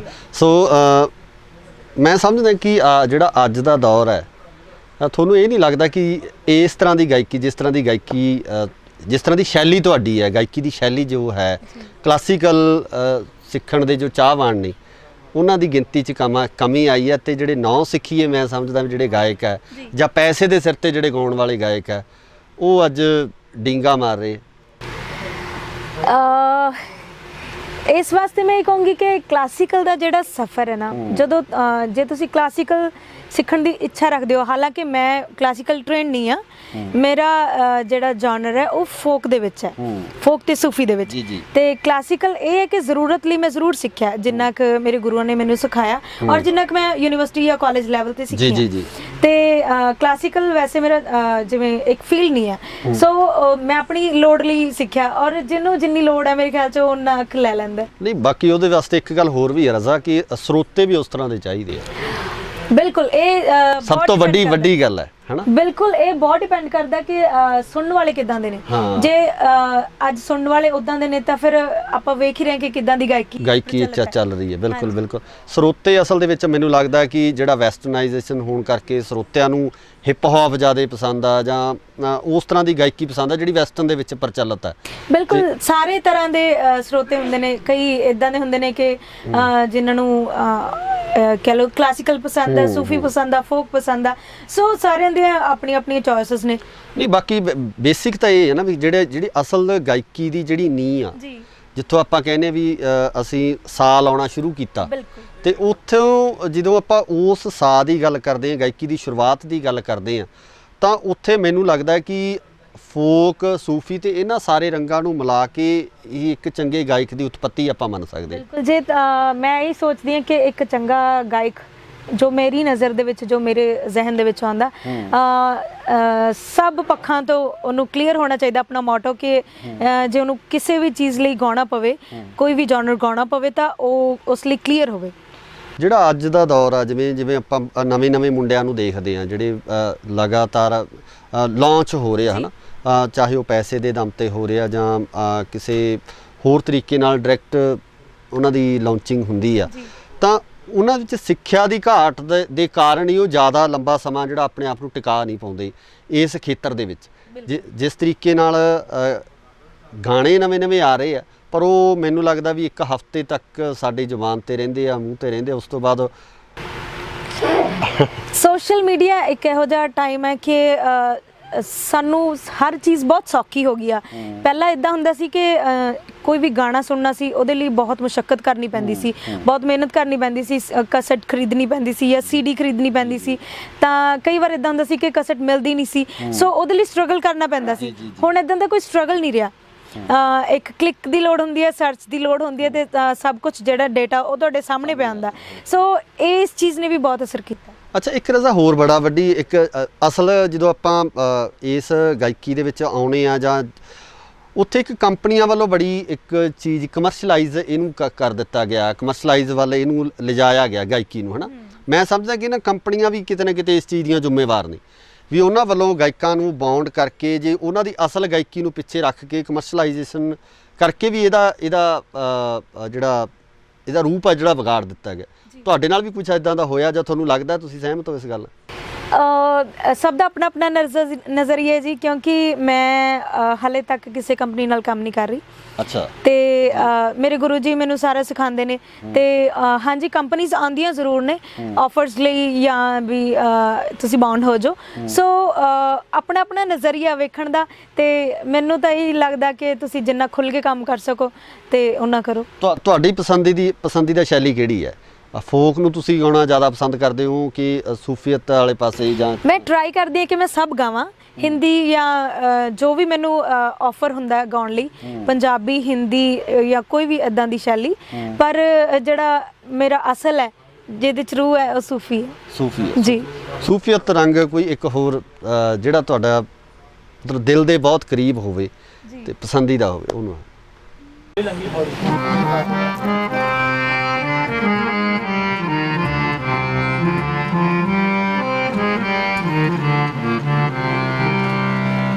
ਮਨ ਅਟਕਿਆ ਬੇਪਰਵਾਹ ਦੇ ਨਾਲ, ਮਨ ਅਟਕਿਆ ਬੇਪਰਵਾਹ ਦੇ ਨਾਲ, ਉਸ ਦੀਨ ਦੁਨੀ ਦੇ ਸ਼ਾਹ ਦੇ ਨਾਲ, ਹੋ ਦੀਨ ਦੁਨੀ ਦੇ ਸ਼ਾਹ ਦੇ ਨਾਲ, ਮਨ ਅਟਕਿਆ ਬੇਪਰਵਾਹ ਦੇ ਨਾਲ, ਮਨ ਅਟਕਿਆ ਬੇਪਰਵਾਹ ਦੇ ਨਾਲ।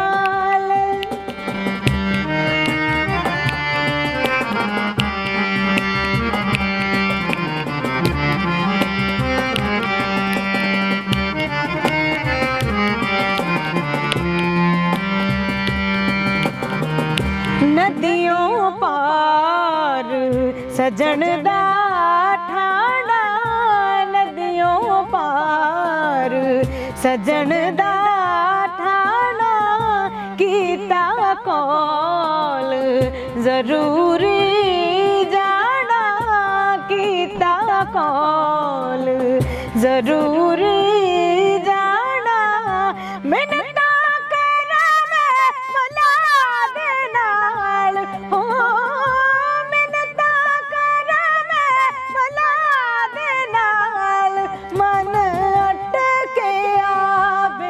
परवाह दे नाल, मन अटकिया बेपरवाह दे नाल, मन अटकिया बेपरवाह दे नाल। ਵਾਹ ਜੀ ਵਾਹ, ਕੀ ਬਾਤ ਹੈ। ਰਜ਼ਾ, ਜੇ ਆਪਾਂ ਇਸ ਤੋਂ ਅਗਲੀ ਗੱਲ ਕਰੀਏ, ਤੁਸੀਂ ਜਿਵੇਂ ਫੋਕ ਤੇ ਸੂਫੀ ਗਾਇਕੀ ਦੇ ਵਿੱਚ ਵੱਡਾ ਤੁਹਾਡਾ ਨਾਮ ਹੈ, ਹੈ ਨਾ, ਤੇ ਤੁਸੀਂ ਕਮਰਸ਼ੀਅਲ ਗਾਇਕੀ ਦੇ ਵਿੱਚ ਜਿਹੜਾ ਹੈਗਾ, ਕਮਰਸ਼ੀਅਲੀ ਜੇ ਆਪਾਂ ਗੱਲ ਕਰੀਏ ਫਿਲਮਾਂ ਦੇ ਵਿੱਚ, ਚਾਹੇ ਉਹ ਪੰਜਾਬੀ ਫਿਲਮ ਇੰਡਸਟਰੀ ਹੈ, ਚਾਹੇ ਉਹ ਹਿੰਦੀ ਸੌਂਗਸ ਨੇ, ਕੋਈ ਉੱਦਾਂ ਦੇ ਗੀਤ ਵੀ ਕੀਤੇ ਆ ਜਾਂ ਤੁਹਾਨੂੰ ਆਫਰ ਆ ਰਹੇ ਨੇ? ਹਾਂਜੀ, ਜਿਵੇਂ ਆਪਾਂ ਕੰਮ ਕਰਦੇ ਹਾਂ ਤੇ ਨਾਲ ਨਾਲ ਆਫਰਸ ਵੀ ਆਪਾਂ ਨੂੰ ਕੰਮ ਮਿਲਦਾ ਰਹਿੰਦਾ ਹੈ ਨਾ। ਸੋ ਪਹਿਲਾਂ ਕੁਝ ਮੂਵੀਜ਼ ਦੇ ਵਿੱਚ ਕੰਮ ਕੀਤਾ ਹੋਇਆ ਐਜ਼ ਅ ਸਿੰਗਰ, ਜਿਹਦੇ ਵਿੱਚੋਂ ਕੁੜਮਾਈਆਂ ਇੱਕ ਹੈ, ਤੇ ਨੀ ਮੈਂ ਸੱਸ ਕੁੱਟਣੀ ਦੇ ਵਿੱਚ ਹਾਲੇ ਰਿਲੀਜ਼ ਹੋਣੀ ਹੈ ਮੂਵੀ, ਉਸ ਵਿੱਚ ਗੀਤ ਹੈ, ਉਸ 'ਚ 2 ਗੀਤ ਨੇ, ਤੇ ਹੋਰ ਵੀ ਕਈ ਇਹੋ ਜਿਹੀਆਂ ਮੂਵੀਜ਼ ਨੇ ਜਿਨ੍ਹਾਂ ਦਾ ਹਾਲੇ ਨਾਮ ਨਹੀਂ ਦੱਸ ਸਕਦੀ। ਸੋ ਇਦਾਂ ਦਾ ਕਾਫੀ, ਬਾਕੀ ਸਿੰਗਲ ਟਰੈਕ ਨੇ ਤੇ ਡੁਇਟ ਕਾਫੀ ਨੇ। ਅੱਛਾ, ਡਿਊਟ ਤੁਹਾਡੇ ਆ ਰਹੇ ਨੇ? ਜੀ ਬਿਲਕੁਲ ਆ ਰਹੇ ਨੇ। ਅੱਛਾ, ਤੁਹਾਡਾ ਕੋਈ ਪਸੰਦੀਦਾ ਜਿਹੜਾ ਲੇਟੈਸਟ ਜਿਹੜਾ ਹੁਣ ਗੀਤ ਰਿਲੀਜ਼ ਹੋਇਆ ਹੋਵੇ ਹੁਣੀ? ਮੈਨੂੰ ਲੱਗਦਾ ਸਰਦਾਰਨੀ ਗੀਤ ਤੁਹਾਡਾ ਕਾਫੀ ਜ਼ਿਆਦਾ ਟਰੈਕ ਵੱਜ ਵੀ ਰਿਹਾ, ਤੇ ਉਹਦੀਆਂ 2 ਲਾਈਨਾਂ। ਜੀ, ਸਰਦਾਰਨੀ ਬਾਰੇ ਮੈਂ ਥੋੜਾ ਜਿਹਾ ਦੱਸ ਦਿਆਂ ਕਿ ਵਿਸ਼ਾਲ ਖੰਨਾ ਹੋਣਾ ਨੇ ਇਸ ਦਾ ਮਿਊਜ਼ਿਕ ਕੀਤਾ, ਔਰ ਰਿਤੇਸ਼ ਨਰੂਲਾ ਜੀ ਵੱਲੋਂ ਇਹ ਪ੍ਰੋਡਿਊਸ ਕੀਤਾ ਗਿਆ ਸੀ ਗੀਤ, ਤੇ ਹੁਣ ਮੈਂ ਇਹਦੀਆਂ 2 ਲਾਈਨਾਂ ਸੁਣਾਉਂਦਾ। ਉਹ ਬੰਦਾ ਕੱਬਾ ਏ ਸੁਭਾ ਦਾ ਤਾਂ ਵੀ ਚੰਗਾ ਲੱਗਦਾ, ਸਿੱਧਾ ਆਣ ਕੇ ਦੁਨਾਲੀ ਵਾਂਗੂ ਸੀਨੇ ਵੱਜਦਾ, ਹੋ ਬੰਦਾ ਕੱਬਾ ਏ ਸੁਭਾ ਦਾ ਤਾਂ ਵੀ ਚੰਗਾ ਲੱਗਦਾ, ਸਿੱਧਾ ਆਣ ਕੇ ਦੁਨਾਲੀ ਵਾਂਗੂ ਸੀਨੇ ਵੱਜਦਾ, ਹੋ ਬੰਦਾ ਕੱਬਾ ਏ ਸੁਭਾ ਦਾ ਤਾਂ ਵੀ ਚੰਗਾ ਲੱਗਦਾ, ਸਿੱਧਾ ਆਣ ਕੇ ਦੁਨਾਲੀ ਵਾਂਗੂ ਸੀਨੇ ਵੱਜਦਾ, ਜਾਨ ਕੱਢ ਲੈਂਦਾ ਇਹਨੇ ਗੱਲ ਆਖ ਕੇ, ਜਦੋਂ ਆਖਦਾ ਏ ਜਾਨ ਤੈਥੋਂ ਮਾਰਨੀ, ਪੈਰ ਧਰਤੀ ਤੇ ਲੱਗਦੇ ਨਾ ਮੇਰੇ, ਉਹ ਜਦੋਂ ਪਿਆਰ ਨਾਲ ਆਖੇ ਸਰਦਾਰਨੀ, ਧਰਤੀ ਤੇ ਲੱਗਦੇ ਨਾ ਮੇਰੇ, ਉਹ ਜਦੋਂ ਪਿਆਰ ਨਾਲ ਆਖੇ ਸਰਦਾਰਨੀ। ਵਾਹ ਵਾਹ, ਕੀ ਬਾਤ ਹੈ, ਬਹੁਤ ਸ਼ੁਕਰੀਆ। ਸੋ ਜਦੋਂ ਤੁਸੀਂ ਜਿਹੜੇ ਗੀਤਾਂ ਦੀ ਤੁਹਾਡੀ ਜਿਹੜੀ ਸਿਲੈਕਸ਼ਨ ਹੈ, ਸਿਲੈਕਸ਼ਨ ਦਾ ਤੁਹਾਡਾ ਕ੍ਰਾਈਟੇਰੀਆ ਕੀ ਹੈ? ਕਿਸ ਤਰ੍ਹਾਂ ਗੀਤਾਂ ਨੂੰ ਸਿਲੈਕਟ ਕਰਦੇ ਹੋ ਕਿ ਇਸ ਤਰ੍ਹਾਂ ਦਾ ਜਿਹੜਾ ਗੀਤ ਹੈ? ਕਿਉਂਕਿ ਇਹਦਾ ਪੁੱਛਣ ਦਾ ਕਾਰਨ ਇਹ ਹੈ ਕਿਉਂਕਿ ਅੱਜ ਕੱਲ੍ਹ ਜਿਸ ਤਰ੍ਹਾਂ ਦੇ ਗੀਤ ਮਾਰਕੀਟ ਦੇ ਵਿੱਚ ਆ ਰਹੇ ਨੇ ਉਹਦੇ ਵਿੱਚ ਕਾਫੀ ਸ਼ਬਦਾਂ ਦੇ ਵਿੱਚ ਅਸ਼ਲੀਲਤਾ ਜਾਂ ਹੋਰ ਇਸ ਤਰ੍ਹਾਂ ਦੇ ਸ਼ਬਦ ਵਰਤੇ ਜਾ ਰਹੇ ਨੇ ਹੈ ਨਾ। ਤੇ ਇਹ ਫਿਰ ਤੁਹਾਡੀ ਸਿਲੈਕਸ਼ਨ ਕੌਣ ਕਰਦਾ ਹੈ ਤੇ ਕਿ ਤੁਸੀਂ ਖੁਦ ਹੀ ਸਿਲੈਕਸ਼ਨ ਕਰਦੇ ਹੋ, ਕਿੱਦਾਂ ਗੀਤ ਸਿਲੈਕਟ ਹੁੰਦਾ? ਮੇਰਾ ਕੰਮ ਸਿਰਫ ਗਾਉਣਾ ਹੈ ਤੇ ਜਿਹੜਾ ਸਿਲੈਕਸ਼ਨ ਦਾ ਸਾਰਾ ਹੀ ਜਿਹੜਾ ਕੰਮ ਹੈ, ਚਾਹੇ ਉਹ 뮤직 ਦਾ ਹੋਵੇ ਜਾਂ ਸਿੰਗਿੰਗ ਦਾ ਹੋਵੇ ਜਾਂ ਗੀਤਾਂ ਦਾ ਹੋਵੇ, ਤੇ ਇਹ ਸਾਰਾ ਕੁਝ ਟੀਮ ਮੈਨੇਜ ਕਰਦੀ ਹੈ ਜੀ। ਮੇਰੇ ਗੁਰੂ ਜੀ ਮੈਨੇਜ ਕਰਦੇ ਆ ਔਰ ਜਿਹੜੀ ਸਾਡੀ ਟੀਮ ਹੈ ਤੇ ਉਹਨਾਂ ਵੱਲੋਂ ਸਾਰੇ ਜਿਹੜੇ ਲਿਰਿਕਸ ਨੇ ਸਿਲੈਕਟ ਕੀਤੇ ਜਾਂਦੇ ਆ ਤੇ ਫਿਰ ਅੱਗੇ ਉਹਨਾਂ ਤੇ ਕੰਮ ਹੁੰਦਾ ਤੇ ਉਸ ਤੋਂ ਬਾਅਦ ਜੇ ਅਗਲੀ ਆਪਾਂ ਇਹਦੀ ਅਗਲੇ ਜਿਹੜੀ ਵੰਨਗੀ ਦੀ ਆਪਾਂ ਜਦੋਂ ਗੱਲ ਕਰਦੇ ਹਾਂ ਕਿ 뮤직 ਦਾ ਜਿਹੜਾ ਸਾਰਾ ਅਰੇਂਜਮੈਂਟ ਆ, ਕਿਉਂਕਿ ਜਿਵੇਂ ਤੁਸੀਂ ਲਾਈਵ ਸ਼ੋਜ਼ ਵੀ ਕਰਦੇ ਹੋ ਹੈ ਨਾ, ਤੇ ਲਾਈਵ ਸ਼ੋਜ਼ ਲਈ ਜਾਣਾ ਪੈਂਦਾ, ਉਹਦੇ ਵਿੱਚ ਤੁਸੀਂ ਸੂਫੀ ਗਾਇਕੀ ਨੂੰ ਜ਼ਿਆਦਾ ਮਤਲਬ ਜਿਹੜੇ ਤੁਹਾਡੇ ਸੁਣਨ ਵਾਲੇ ਨੇ ਵੀ ਉਹ ਤਰਜੀਹ ਸੂਫੀ ਗਾਇਕੀ ਵੱਲ ਦਿੰਦੇ ਆ, ਫੋਕ ਵੱਲ ਦਿੰਦੇ ਆ ਜਾਂ ਕਮਰਸ਼ੀਅਲੀ? ਸਾਰੇ ਤਰ੍ਹਾਂ ਦੀ ਆਡੀਅנס ਹੈ ਜੀ ਮੇਰੀ। ਜੇ ਕਲੱਬਸ ਦੀ ਗੱਲ ਕਰੀਏ ਤਾਂ ਕਲੱਬਸ ਦੀ ਵੀ ਆਡੀਅנס ਹੈ ਤੇ ਬਾਲੀਵੁੱਡ ਗਾਉਣਾ ਹੋਵੇ ਤਾਂ ਮੈਨੂੰ ਉਹ ਵੀ ਅੱਛਾ ਲੱਗਦਾ। ਸੋ ਸਾਰੇ ਤਰ੍ਹਾਂ ਦੇ ਸਰੋਤੇ ਨੇ। ਜੇ ਸੂਫੀ ਮਹਿਫਲ ਹੁੰਦੀ ਆ ਤੇ ਉਹਦੇ ਵਿੱਚ ਵੀ ਮੈਨੂੰ ਬਹੁਤ ਮਜ਼ਾ ਆਉਂਦਾ, ਤੇ ਜੇ ਕੋਈ ਇਦਾਂ ਦੀ ਸਟੇਜ ਹੁੰਦੀ ਹੈ, ਫੋਕ ਦੀ ਸਟੇਜ ਹੁੰਦੀ ਆ ਤਾਂ ਉਹ ਵੀ ਕਰ ਲਈਦੀ ਹੈ ਜੀ। ਇੱਕ ਫੋਕ ਰੰਗ ਵੀ ਹੋ ਜਾਵੇ। ਬਿਲਕੁਲ ਬਿਲਕੁਲ ਜੀ। ਫੋਕ ਦੀ ਗੱਲ ਇਹ ਕਿ ਜਦੋਂ ਮੈਂ ਸਟਾਰਟ ਕੀਤਾ ਸੀ ਤਾਂ ਫੋਕ ਤੋਂ ਕੀਤਾ ਸੀ ਕਾਲਜ ਦੇ ਟਾਈਮ, ਤੇ ਕਾਲਜ ਟਾਈਮ ਮੈਂ ਮਿਰਜ਼ਾ ਤੇ ਬਾਵਾ ਇਹ ਦੋ ਫੋਕ ਗਾਏ ਨੇ, ਤੇ ਜਿਨ੍ਹਾਂ ਕਰਕੇ ਮੈਨੂੰ ਮਤਲਬ ਬਹੁਤ ਇੱਕ ਸਕੂਨੀਅਤ ਹੁੰਦੀ ਹੈ ਨਾ, ਤੇ ਉਹ ਹਮੇਸ਼ਾ ਗਾ ਕੇ ਮੈਨੂੰ ਮਿਲਦੀ ਹੈ। ਤੇ ਉਹਨਾਂ ਚੋਂ ਮੈਂ ਮਿਰਜ਼ਾ ਸੁਣਾ ਦੇ? ਜੀ ਜੀ ਸ਼ੋਰ ਸ਼ੋਰ ਸ਼ੋਰ।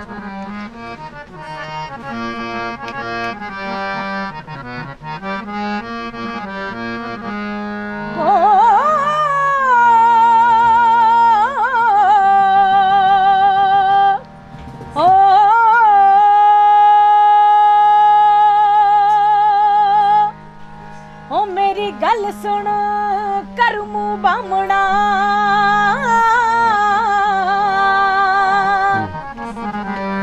ਤੇ ਮੇਰਾ ਸੁਨੇਹਾ ਇੱਕ ਪਹੁੰਚਾ, ਤੇ ਜਾਖੀ ਮਿਰਜ਼ੇ ਖਾਨ ਨੂੰ ਵੇ ਕਿਉਂ ਬੈਠਾ ਏ ਕੋਲ ਪੁਲਾ, ਕੱਲ ਚੰਦੜ ਚੜ ਕੇ ਆਉਣਗੇ, ਹਾਏ ਮੇਰੇ ਹਾਣੀਆਂ ਤੇ ਲੈ ਜਾਣਗੇ ਡੋਲੀ ਪਾ, ਤੇ ਮੈਂ ਮੰਗਾਂ ਤੇਰੀ ਹਾਣੀਆਂ, ਉਹ ਹਾਣੀਆਂ ਮੰਗਾਂ ਤੇਰੀ ਹਾਣੀਆਂ, ਤੇ ਸਾਡਾ ਲਿਖਿਆ ਸੰਜੋਗ ਖੁਦਾ, ਉਹ ਜਿਉਂਦੇ ਮਰਦ ਨਾ ਮੰਗਾ ਛੱਡ ਦਈਓ,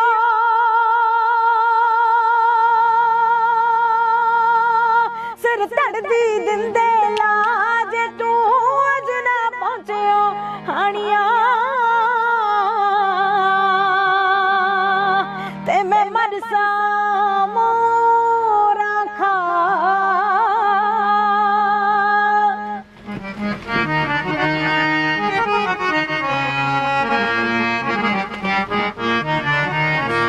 ਤੇ ਅੱਗੋਂ ਮਿਰਜ਼ਾ ਕੀ ਆਖਦਾ? ਉਹ ਮੇਰੀ ਗੱਲ ਸੁਣ ਕਰ ਮੂੰਹ ਬਾਹਮਣਾ, ਤੇ ਮੇਰਾ ਲੈ ਜਾ ਸਲਾਮ ਦੁਆ, ਤੇ ਜਾਖੀ ਸਹਿਬਾ ਹੂਰ ਨੂੰ ਉਹ ਤੂੰ ਨਾ ਜੱਟੀਏ ਚਿੱਤ ਡੋਲਾ, ਹੋਣੀ ਮੈਂ ਦਿਨ ਚੜ੍ਹਦੇ ਹੀ ਕੱਲ ਨੂੰ ਮਿਲੂੰ ਬੀਬੋ ਦੇ ਘਰ, ਰਾਣੀ ਤੇਰੇ ਚੰਦੜ ਸਾਰੇ ਵੇਖ ਲੂੰ, ਉਹ ਗਾਨੇ ਬਨ ਕੇ ਰਹੇ ਜੋ ਹੋਣੀ ਮੈਂ ਗਿਣ ਗਿਣ ਮਾਰਾ ਸੂਰ ਮੇ, ਤੇ ਜੱਟੀਏ ਕਰਾਂ ਮੈਦਾਨ ਸਫਾ, ਉਹ ਤੈਨੂੰ ਲੈ ਜੂ ਸਭ ਦੇ ਵੇਦੇ ਆਇਓ,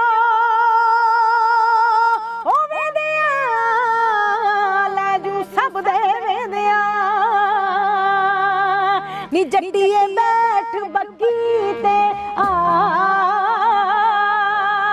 ਨੀ ਜੱਟੀਏ ਬੈਠ ਬੱਗੀ ਤੇ ਆ। ਇੱਕ ਰਜ਼ਾ, ਇੱਕ ਨਾ ਮੈਂ ਜਦੋਂ ਤੁਸੀਂ ਗਾ ਰਹੇ ਸੀ, ਜਿਹੜੀ ਇਹ ਗਾਇਕੀ ਆ ਅਸਲ ਦੇ ਵਿੱਚ, ਜਿਵੇਂ ਸਾਡੇ ਲੋਕ ਗੀਤ ਆ, ਸਾਡੇ ਮੈਨੂੰ ਲੱਗਦਾ ਹੱਡਾਂ 'ਚ ਰਚੇ ਵੀ ਆ, ਹੈ ਨਾ। ਪਹਿਲਾਂ ਸਾਡੇ ਬਜ਼ੁਰਗਾਂ ਨੇ ਗਾਏ, ਹੈ ਨਾ, ਬਜ਼ੁਰਗਾਂ ਤੋਂ ਬਾਅਦ ਸਾਡੀ ਝੋਲੀ ਆਏ, ਤੇ ਇਸੇ ਤਰ੍ਹਾਂ ਹੀ ਮੈਨੂੰ ਲੱਗਦਾ ਸਾਨੂੰ ਵੀ ਸਾਂਭ ਕੇ ਆਪਣੇ ਗਾਂ ਅੱਗੇ ਬੱਚਿਆਂ ਦੇ ਝੋਲੀ ਵਿੱਚ ਇਹ ਇੱਕ ਵੱਖਰਾ ਸਕੂਨ ਨਹੀਂ, ਮਤਲਬ ਜੇ ਸੁਣਨ ਵਾਲੇ ਨੂੰ ਆ ਰਿਹਾ ਤਾਂ ਮੈਨੂੰ ਲੱਗਦਾ ਕਿ ਗਾਉਣ ਵਾਲੇ ਨੂੰ ਵੀ ਓਨਾ ਕੀ ਸਕੂਨ ਮਿਲਦਾ ਹੋਣਾ ਕਿ ਸਾਡੀ ਰੂਹ ਨੂੰ ਠਾਰ ਦਿੰਦੇ ਆ ਅੰਦਰੋਂ, ਇੱਕ ਹੋਰ ਹੀ ਤਰ੍ਹਾਂ ਦਾ ਫੀਲ ਦਿੰਦਾ। ਕੀ ਲੱਗਦਾ? ਮੈਂ ਸੋਚਦੀ ਹਾਂ ਕਿ ਮੈਂ ਬਲੈਸਡ ਹਾਂ ਜੀ। ਵਾਹਿਗੁਰੂ ਕਿਸੇ 100 ਚੋਂ ਕਿਸੇ ਇੱਕ ਬੰਦੇ ਨੂੰ, ਜਾਂ 100 ਚੋਂ ਕੁਛ ਚੰਦ ਬੰਦੇ ਹੁੰਦੇ ਆ ਜਿਨ੍ਹਾਂ ਨੂੰ ਇਹ ਕਲਾ ਬਖਸ਼ਦਾ, ਤੇ ਮੈਂ ਬਹੁਤ ਸ਼ੁਕਰ ਕਰਦੀ ਹਾਂ ਮੇਰੇ ਗੁਰੂ ਜੀ ਹੋਣਾ ਦਾ ਔਰ ਪਰਮਾਤਮਾ ਦਾ ਔਰ ਮੇਰੀ ਫੈਮਿਲੀ ਦਾ, ਖਾਸ ਕਰਕੇ ਜਿਨ੍ਹਾਂ ਨੇ ਜਦੋਂ ਮੈਂ ਚਾਹਿਆ ਮੈਨੂੰ ਉਹ ਦਿੱਤਾ। ਤੇ ਜਦੋਂ ਮੈਨੂੰ ਜਿਸ ਚੀਜ਼ ਦੀ ਵੀ ਲੋੜ ਸੀ, ਕਿਉਂਕਿ ਕਈ ਵਾਰ ਆਪ ਨੂੰ ਨਹੀਂ ਪਤਾ ਲੱਗਦਾ, ਤਾਂ ਜਿਹੜੇ ਵੱਡੇ ਹੁੰਦੇ ਆ, ਜਿਹੜੇ ਦੱਸ ਰਹੇ ਹੁੰਦੇ ਆ, ਸਿਖਾ ਰਹੇ ਹੁੰਦੇ ਆ, ਰਾਹ ਪਾ ਰਹੇ ਹੁੰਦੇ ਆ, ਤੇ ਉਹਨਾਂ ਨੂੰ ਪਤਾ ਹੁੰਦਾ ਕਿ ਇਹਨੂੰ ਕਦੋਂ ਕਿਹੜੀ ਚੀਜ਼ ਦੀ ਲੋੜ ਆ। ਸੋ ਉਸ ਟਾਈਮ ਤੇ ਮੈਨੂੰ ਉਹ ਚੀਜ਼ਾਂ ਮੈਨੂੰ ਪ੍ਰੋਵਾਈਡ ਕਰਵਾਈਆਂ ਗਈਆਂ। ਤੇ ਬਾਕੀ ਜਿਵੇਂ ਤੁਸੀਂ ਕਿਹਾ ਕਿ ਸਕੂਨੀਅਤ ਤਾਂ ਬਿਲਕੁਲ ਹੈ ਜੀ। ਜਿਵੇਂ ਆਪਾਂ ਕਿਤੇ ਬਾਹਰ ਚਲੇ ਜਾਂਦੇ ਆ ਤੇ ਜਿੰਨਾ ਮਰਜ਼ੀ ਉਹ ਜਾ ਕੇ ਤੁਸੀਂ ਉੱਥੇ ਤੁਹਾਨੂੰ ਭਗਤ ਮਿਲੇ, ਤੁਹਾਨੂੰ ਪਿਆਰ ਮਿਲੇ, ਸਤਿਕਾਰ ਮਿਲੇ, ਪਰ ਜਿੰਨਾ ਟਾਈਮ ਤੁਸੀਂ ਆਪਣੇ ਘਰੇ ਆ ਕੇ ਬੈਠਦੇ, ਆਪਣਾ ਘਰ ਦੀ ਰੋਟੀ ਨਹੀਂ ਨਾ ਖਾਂਦੇ, ਸਕੂਨ ਨਹੀਂ ਮਿਲਦਾ। ਸੋ ਮੈਂ ਇਹੀ ਚੀਜ਼ ਮੰਨਦੀ ਹਾਂ ਆਪਣੀ ਗਾਇਕੀ ਨੂੰ। ਬਿਲਕੁਲ ਸਹੀ ਹੈ, ਤੁਸੀਂ ਦਰੁਸਤ ਫਰਮਾਇਆ। ਤੇ ਇੱਕ ਚੀਜ਼ ਹੋਰ ਮੈਂ ਜਿਹੜੀ ਤੁਹਾਡੇ ਤੋਂ ਪੁੱਛਣੀ ਚਾਹੁੰਦਾ ਕਿ ਅੱਜ ਕੱਲ੍ਹ ਜਿਵੇਂ ਆਪਾਂ ਫੀਮੇਲ ਸਿੰਗਰ ਨੇ, ਹੈ ਨਾ, ਬਹੁਤ ਘੱਟ ਹੁੰਦਾ ਗਾਇਕੀ ਵਾਲੇ ਪਾਸੇ। ਕਈ ਵਾਰ ਮਾਪਿਆਂ ਦਾ ਰੁਝਾਨ ਨਹੀਂ ਹੁੰਦਾ, ਜਾਂ ਮਾਪੇ ਕਈ ਵਾਰ ਸੰਕੋਚ ਕਰਦੇ ਆ ਵੀ ਲੜਕੀਆਂ ਨੂੰ ਇਸ ਖੇਤਰ ਦੇ ਵਿੱਚ ਲਿਆਉਣਾ ਜਾਂ ਇਸ ਖੇਤਰ ਦੇ ਵਿੱਚ ਅੱਗੇ ਵਧਣਾ। ਤੁਹਾਨੂੰ ਇਸ ਤਰ੍ਹਾਂ ਦੀ ਕਿਸੇ ਮੁਸ਼ਕਲ ਦਾ ਸਾਹਮਣਾ ਕਰਨਾ ਪਿਆ, ਜਾਂ ਹੁਣ ਤੱਕ ਕਿਸੇ ਇਸ ਤਰ੍ਹਾਂ ਦੀ ਕੋਈ ਦਿੱਕਤ ਤੁਹਾਨੂੰ ਆਈ ਹੋਵੇ ਕਿ ਐਜ਼ ਏ ਫੀਮੇਲ ਆਰਟਿਸਟ ਵੀ ਇਸ ਪੂਰੀ ਇੰਡਸਟਰੀ ਦੇ ਵਿੱਚ ਕੋਈ ਇਦਾਂ ਦੀ ਕੋਈ ਚੀਜ਼ ਵਾਪਰੀ ਹੋ ਤੁਹਾਡੇ ਨਾਲ? ਰਹੀ ਗੱਲ ਮਾਪਿਆਂ ਦੀ, ਤਾਂ ਜਦੋਂ ਮੈਂ ਉਹਨਾਂ ਨੂੰ ਕਿਹਾ ਸੀ ਕਿ ਮੈਂ ਗਾਣਾ ਹੈ, ਤੇ ਉਹਨਾਂ ਨੇ ਕਦੇ ਵੀ ਇਤਰਾਜ਼ ਨਹੀਂ ਕੀਤਾ, ਸਗੋਂ ਦੀ ਉਹਨਾਂ ਨੇ ਮੈਨੂੰ ਪੁਸ਼ ਕੀਤਾ ਹਮੇਸ਼ਾ ਹੀ। ਤੇ ਇੰਡਸਟਰੀ ਦੀ ਗੱਲ ਕਰੀਏ ਤਾਂ ਮੈਨੂੰ ਹਾਲੇ ਤੱਕ ਇਦਾਂ ਦਾ, ਕਿਉਂਕਿ ਉਹਦਾ ਇੱਕ ਕਾਰਨ ਹੈ ਕਿ ਮੇਰੀ ਟੀਮ ਇਦਾਂ ਦੀ ਹੈ ਕਿ ਮੈਨੂੰ ਅੱਗੇ ਆਉਣ ਹੀ ਨਹੀਂ ਦਿੱਤਾ ਜਾਂਦਾ, ਮੈਂ ਕਿਸੇ ਨਾਲ ਡੀਲ ਹੀ ਨਹੀਂ ਕਰਦੀ। ਸੋ ਫਿਲਟਰ ਹੋ ਕੇ ਆਉਣੀ ਚੀਜ਼, ਉਹਦਾ ਫਰਕ ਹੈ। ਸੋ ਮੈਨੂੰ ਚੀਜ਼ਾਂ ਫੇਸ ਨਹੀਂ ਕਰਨੀਆਂ ਪਈਆਂ। ਹਾਂਜੀ, ਬਾਕੀ ਸਟਰਗਲ ਸਾਰੇ ਹੀ ਕਰਦੇ ਨੇ, ਤੇ ਜਿੰਨਾ ਚੋਂ ਮੈਂ ਵੀ ਇੱਕ ਹਾਂ। ਨਹੀਂ, ਸਟਰਗਲ ਦਾ ਤਾਂ ਦੇਖੋ, ਬੰਦਾ ਜਦੋਂ ਤਰੱਕੀ ਦੀ ਪੌੜੀ ਜਦੋਂ ਚੜ੍ਹਦਾ ਤਾਂ ਉਹ ਸਟਰਗਲ ਦੇ ਰਾਹ ਹੋ ਕੇ ਨਿਕਲਦੀ ਹੈ। ਜਿਵੇਂ ਜਿਵੇਂ ਦਿਮਾਗ ਦਾ ਦਾਇਰਾ ਵੱਧਦਾ, ਤੇ ਪਹਿਲਾਂ ਮੈਨੂੰ ਇਹ ਲੱਗਦਾ ਸੀ ਕਿ ਸਟਰਗਲ ਕਰ ਰਹੇ ਹਾਂ, ਪਰ ਹੁਣ ਮੈਨੂੰ ਇੱਦਾਂ ਲੱਗ ਰਿਹਾ ਕਿ ਮੈਂ ਕੋਈ ਅਲੱਗਾ ਨਹੀਂ ਜੋ ਸਟਰਗਲ ਕਰ ਰਹੀ ਹਾਂ, ਇਹ ਮੇਰੀ ਮਿਹਨਤ ਦਾ ਪਾਰਟ ਹੈ। ਤੇ ਜੇ ਮੈਂ ਇਹ ਨਹੀਂ ਕਰੂੰਗੀ ਤਾਂ ਮੈਨੂੰ ਅੱਗੇ ਵਾਲੀਆਂ ਚੀਜ਼ਾਂ ਜਿਹੜੀਆਂ ਮੈਂ ਸੋਚੀਆਂ ਉਹ ਨਹੀਂ ਮਿਲਣਗੀਆਂ। ਅੱਛਾ, ਅੱਗੇ ਬਾਰੇ ਵੀ ਹੁਣ ਤੁਸੀਂ ਅੱਗੇ ਦੀ ਗੱਲ ਕੀਤੀ, ਅੱਗੇ ਬਾਰੇ ਵੀ ਦੱਸ ਦਿਓ ਥੋੜਾ ਜਿਹਾ, ਕੀ ਸੋਚ ਰੱਖਿਆ ਜੀ? ਪਹਿਲੀ ਗੱਲ ਇਹ ਹੈ ਕਿ ਚੰਗਾ ਵਾਹਿਗੁਰੂ ਸੁਰ ਬਖਸ਼ਣ ਹਮੇਸ਼ਾ, ਤੇ ਬਸ ਆਪਣੀ ਔਕਾਤ ਵਿੱਚ ਰਵਾਂ ਹਮੇਸ਼ਾ ਹੀ। ਤੇ ਬਾਕੀ ਇਹ ਕਿ ਸੁਪਨੇ ਹਰ ਇੱਕ ਨੇ ਸਜਾਏ ਹੁੰਦੇ ਆ, ਸੋ ਮੇਰੇ ਵੀ ਨੇ, ਚੰਗਾ ਗਾਵਾਂ ਤੇ ਵਧੀਆ ਗਾਵਾਂ, ਬਸ ਹਰ ਇੱਕ ਜਨਰ ਦਾ ਗਾਵਾਂ। ਇੱਕ ਤੁਹਾਨੂੰ ਮੈਂ ਵਧਾਈ ਜ਼ਰੂਰ ਦੇਵਾਂਗਾ ਕਿ ਜਿਹੜੇ ਹੁਣ ਤੱਕ ਤੁਹਾਡੇ ਟਰੈਕਸ ਆਏ ਨੇ, ਹਨਾ, ਜਿੰਨਾ ਤੁਸੀਂ ਗਾਇਆ, ਜਿਵੇਂ ਭਗਤ ਸਿੰਘ ਤਾਂ ਚੜ੍ਹ ਗਿਆ ਫਾਂਸੀ, ਮੈਂ ਖੁਦ ਕਹਿੰਦਾ ਵੀ ਮੈਨੂੰ ਬਹੁਤ ਸੁਣਿਆ ਮੈਂ, ਬਿਲਕੁਲ ਰੀਅਲੀ, ਮਤਲਬ ਮੈਨੂੰ ਇੰਨਾ ਕੁ ਉਸ ਵਿੱਚੋਂ ਫੀਲ ਆਉਂਦਾ ਸੀ, ਇੱਕ ਜਜ਼ਬਾ ਭਰਦਾ ਸੀ ਉਸ ਗੀਤ ਨੂੰ ਸੁਣ ਕੇ, ਉਹਨਾਂ ਬੋਲਾਂ ਨੂੰ ਸੁਣ ਕੇ, ਵੀ ਵਾਕਈ ਸਾਡੇ ਦੇਸ਼ ਦੇ ਜੋ ਹਾਲਾਤ ਆ ਵੀ ਇਹਨਾਂ ਚੋਂ ਨਿਕਲਣ ਵਾਸਤੇ, ਕਿਉਂਕਿ ਜਿਹੜੀ ਗਾਇਕੀ ਹੈ ਨਾ, ਗਾਇਕੀ ਮੈਂ ਸਮਝਦਾ ਕਿ ਇੱਕ ਕ੍ਰਾਂਤੀ ਦਾ ਨਾਮ ਹੈ। ਇਹ ਸ਼ਬਦ ਹੈ ਜਿਹੜੇ ਨਾ ਇੱਕ ਗਾਇਕ ਦੇ ਮੂੰਹ ਚੋਂ ਜਦੋਂ ਨਿਕਲਦੇ ਆ, ਇੱਕ ਲੇਖਕ ਦੀ ਕਲਮ ਚੋਂ ਜਦੋਂ ਉਹ ਸ਼ਬਦ ਬਣਦੇ ਆ, ਤਾਂ ਉਹ ਇੱਕ ਕ੍ਰਾਂਤੀ ਸਿਰਜਦੇ ਆ। ਤੇ ਉਸੇ ਤਰ੍ਹਾਂ ਦੀ ਕ੍ਰਾਂਤੀ ਇਸ ਗੀਤ ਦੇ ਵਿੱਚੋਂ ਮੈਨੂੰ ਲੱਗਦਾ ਸੀਗਾ ਵੀ ਲੋਕਾਂ ਦੇ ਜਿਹੜਾ ਮੂੰਹ ਤੇ ਚੜੇ ਉਹ ਸ਼ਬਦ, ਲੋਕਾਂ ਨੇ ਬਹੁਤ ਪਿਆਰ ਦਿੱਤਾ, ਮੈਂ ਖੁਦ ਉਹਨੂੰ ਬਹੁਤ ਪਸੰਦ ਕੀਤਾ। ਤੇ ਇਸ ਤਰ੍ਹਾਂ ਦੀ ਗਾਇਕੀ ਵਾਸਤੇ ਤੁਸੀਂ ਵਧਾਈ ਦੇ ਪਾਤਰ ਹੋ। ਪਹਿਲਾਂ ਤਾਂ ਜਿਹੜੀ ਇੰਡਸਟਰੀ ਦੇ ਵਿੱਚ ਜਿਸ ਤਰ੍ਹਾਂ ਦਾ ਦੌਰ ਚੱਲਦਾ ਹੈ, ਜਿਸ ਤਰ੍ਹਾਂ ਦੀ ਗਾਇਕੀ ਚੱਲ ਰਹੀ ਹੈ, ਜਿਸ ਤਰ੍ਹਾਂ ਦੇ ਗੀਤ ਚੱਲ ਰਹੇ ਆ, ਉਹਨਾਂ ਤੋਂ ਹਟ ਕੇ ਗਾਉਣ ਦੇ ਖਾਤਰ ਤੁਸੀਂ ਵਧਾਈ ਦੇ ਪਾਤਰ ਹੋ। ਤੇ ਪ੍ਰਮਾਤਮਾ ਅੱਗੇ ਇਹੀ ਦੁਆ ਕਰਦੇ ਹਾਂ ਕਿ ਇਸੇ ਤਰ੍ਹਾਂ ਹੀ ਤੁਸੀਂ ਗਾਉਂਦੇ ਰਹੋ। ਤੁਹਾਡੇ ਕੋਲੋਂ ਵੀ ਅਸੀਂ ਇਹੀ ਉਮੀਦ ਕਰਾਂਗੇ ਵੀ ਇਦਾਂ ਦੀ ਹੀ ਗਾਇਕੀ ਤੁਹਾਡੀ, ਇਸ ਤਰ੍ਹਾਂ ਦੀ ਸ਼ੈਲੀ ਰਹੂਗੀ। ਬਹੁਤ ਸ਼ੁਕਰੀਆ ਤੁਹਾਡਾ। ਔਰ ਇੱਕ ਗੱਲ ਮੈਂ ਜ਼ਰੂਰ ਕਹਿਣੀ ਚਾਹੂੰਗੀ ਕਿ ਇੱਕ ਜਦੋਂ ਕੋਰਾ ਕਾਗਜ਼ ਹੁੰਦਾ ਨਾ, ਤੇ ਉਸ ਤੇ ਤੁਸੀਂ ਜੋ ਵੀ ਲਿਖੋਗੇ ਉਹ ਰਿਕਾਰਡ ਹੋ ਜਾਣਾ। ਤੇ ਜਦੋਂ ਮੈਂ ਸਿੱਖਣਾ ਸਟਾਰਟ ਕੀਤਾ ਸੀ, ਪਹਿਲੀ ਗੱਲ ਫੈਮਿਲੀ ਦਾ ਮਾਹੌਲ ਇਦਾਂ ਦਾ ਸੀ ਤੇ ਦੂਸਰਾ ਇਹ ਸੀ ਕਿ ਗੁਰੂਆਂ ਨੇ ਜੋ ਮੇਰੇ ਅੰਦਰ ਭਰਿਆ ਤੇ ਉਹੀ ਅੱਗੇ ਆਪਾਂ ਨੂੰ ਦੇਖਣ ਨੂੰ ਮਿਲ ਰਿਹਾ ਜਾਂ ਮੈਂ ਜੋ ਸਿੱਖੀ ਆ ਨਾ, ਸੋ ਇਹ ਚੀਜ਼ਾਂ ਮੇਰੇ ਅੰਦਰ ਭਰੀਆਂ ਗਈਆਂ ਨੇ ਤੇ ਉਹੀ ਚੀਜ਼ਾਂ ਹੁਣ ਮੈਂ ਅਡਾਪਟ ਕਰ ਲਈਆਂ। ਸੋ ਇੱਕ ਆਪਣਾ ਮਨ ਹੁੰਦਾ, ਇੱਕ ਜਿਹੜਾ ਤੁਹਾਨੂੰ ਆਲਾ ਦੁਆਲਾ ਉਸ ਜਿਹਾ ਮਿਲਦਾ। ਸੋ ਮੈਂ ਬਸ ਖੁਸ਼ ਨਸੀਬ ਕਹੂੰਗੀ ਆਪਣੇ ਆਪ ਨੂੰ ਕਿ ਮੇਰੀ ਟੀਮ ਅੱਛੀ ਹੈ। ਸੋ ਸ਼ੁਕਰੀਆ ਰਜ਼ਾ, ਤੁਸੀਂ ਸਾਨੂੰ ਟਾਈਮ ਦਿੱਤਾ, ਤੁਸੀਂ ਆਪਣੇ ਕੀਮਤੀ ਸਮੇਂ ਦੇ ਵਿੱਚੋਂ ਸਮਾਂ ਕੱਢ ਕੇ ਸਾਡੀ ਛੋਟੀ ਜਿਹੀ ਕਾਲ ਦੇ ਉੱਪਰ ਤੁਸੀਂ ਸਾਰਾ ਇਹ ਸਮਾਂ ਕੱਢਿਆ। ਸੋ ਇਹ ਸਨ ਰਜ਼ਾ ਹੀਰ, ਜਿਨ੍ਹਾਂ ਵੱਲੋਂ ਜਿਨ੍ਹਾਂ ਦੀ ਗਾਇਕੀ ਇੱਕ ਇਹਨਾਂ ਦੀ ਪਹਿਚਾਣ ਆ, ਇੱਕ ਵੱਖਰੀ ਤਰ੍ਹਾਂ ਦੀ ਗਾਇਕੀ ਤੇ ਵੱਖਰੀ ਤਰ੍ਹਾਂ ਦਾ ਸਕੂਨ ਇਹਨਾਂ ਦੀ ਆਵਾਜ਼ ਦੇ ਵਿੱਚ ਹੈ। ਇਸੇ ਤਰ੍ਹਾਂ ਦੇ ਹੋਰ ਆਰਟਿਸਟ ਅਸੀਂ ਤੁਹਾਡੇ ਸਾਹਮਣੇ ਲਗਾਤਾਰ ਲੈ ਕੇ ਹਾਜ਼ਰ ਹੁੰਦੇ ਰਵਾਂਗੇ। ਜੁੜੇ ਰਹੋ ਇੰਡੋਜ਼ ਟੀਵੀ ਆਸਟ੍ਰੇਲੀਆ ਨਾਲ। ਧੰਨਵਾਦ।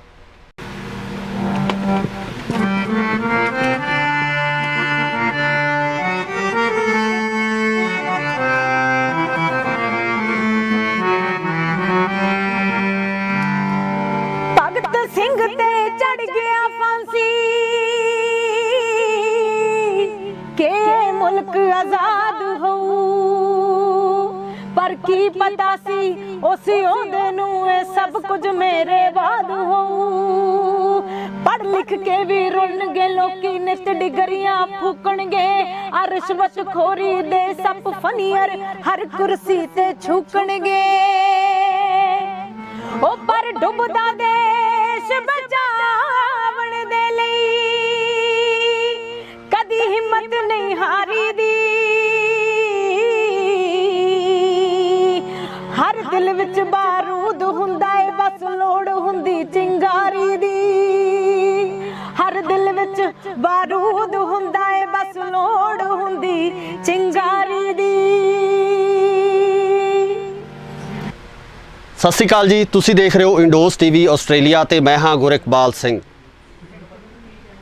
ਪੰਜਾਬੀ ਸੰਗੀਤ ਦੀ ਜਦੋਂ ਆਪਾਂ ਗੱਲ ਕਰਦੇ ਹਾਂ ਤਾਂ ਇਹ ਸੰਗੀਤ ਬਹੁਤ ਹੀ ਉੱਚਾ ਰੁਤਬਾ ਰੱਖਦਾ, ਜਿਹਦੇ ਵਿੱਚ ਵਿਲੱਖਣ ਚੀਜ਼ਾਂ ਜਿਹੜੀਆਂ ਪਈਆਂ ਨੇ, ਚਾਹੇ ਆਪਾਂ ਗੱਲ ਕਰ ਲਈਏ ਲੋਕ ਗੀਤਾਂ ਦੀ, ਗਜ਼ਲਾਂ ਦੀ ਜਾਂ ਸੂਫੀ ਰੰਗ ਦੀ। ਤਾਂ ਇਸ ਦੇ ਵਿੱਚ ਜਿਸ ਤਰੀਕੇ ਨਾਲ ਇਸ ਸੰਗੀਤ ਨੇ ਆਪਣਾ ਪੈਂਡਾ ਅੱਗੇ ਵਧਾਇਆ, ਉਸ ਤਰੀਕੇ ਨਾਲ ਇਸ ਸੰਗੀਤਕ ਦੁਨੀਆ ਦੇ ਵਿੱਚ ਵੀ ਜਿਹੜੇ ਬਦਲਾਅ ਆਉਣੇ ਸ਼ੁਰੂ ਹੋ ਗਏ ਨੇ।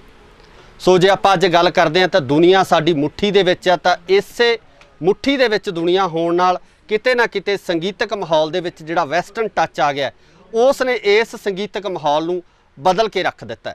ਪਰ ਕੁਝ ਕੁ ਗੀਤ ਇਸ ਤਰ੍ਹਾਂ ਦੇ ਵੀ ਨੇ ਜਿਹੜੇ ਸਾਡੇ ਜ਼ਿਹਨ ਦੇ ਵਿੱਚ ਪੂਰੀ ਤਰ੍ਹਾਂ ਨਾਲ ਵਸੇ ਹੋਏ ਨੇ, ਸਾਡੇ ਦਿਮਾਗ ਦੇ ਵਿੱਚ ਘਰ ਘਰੇ ਹੋਏ ਨੇ, ਤੇ ਇਹਨਾਂ ਗੀਤਾਂ ਨੂੰ ਸਾਂਭਣ ਦੀ ਜ਼ਿੰਮੇਵਾਰੀ ਕੁਝ ਐਸੇ ਗਾਇਕਾਂ ਦੇ ਸਿਰ ਹੈ ਜਿਹੜੇ ਕਿ ਲਗਾਤਾਰ ਇੱਕ ਅੱਛੀ ਗਾਇਕੀ ਤੇ ਸਿੱਖੇ ਹੋਏ ਗਾਇਕ ਦੇ ਰੂਪ ਦੇ ਵਿੱਚ ਵਿਚਰਦੇ ਨੇ। ਅੱਜ ਇਸੇ ਤਰ੍ਹਾਂ ਦੀ ਇੱਕ ਗਾਇਕਾ ਤੁਹਾਡੇ ਰੂਬਰੂ ਕਰ ਰਹੇ ਹਾਂ।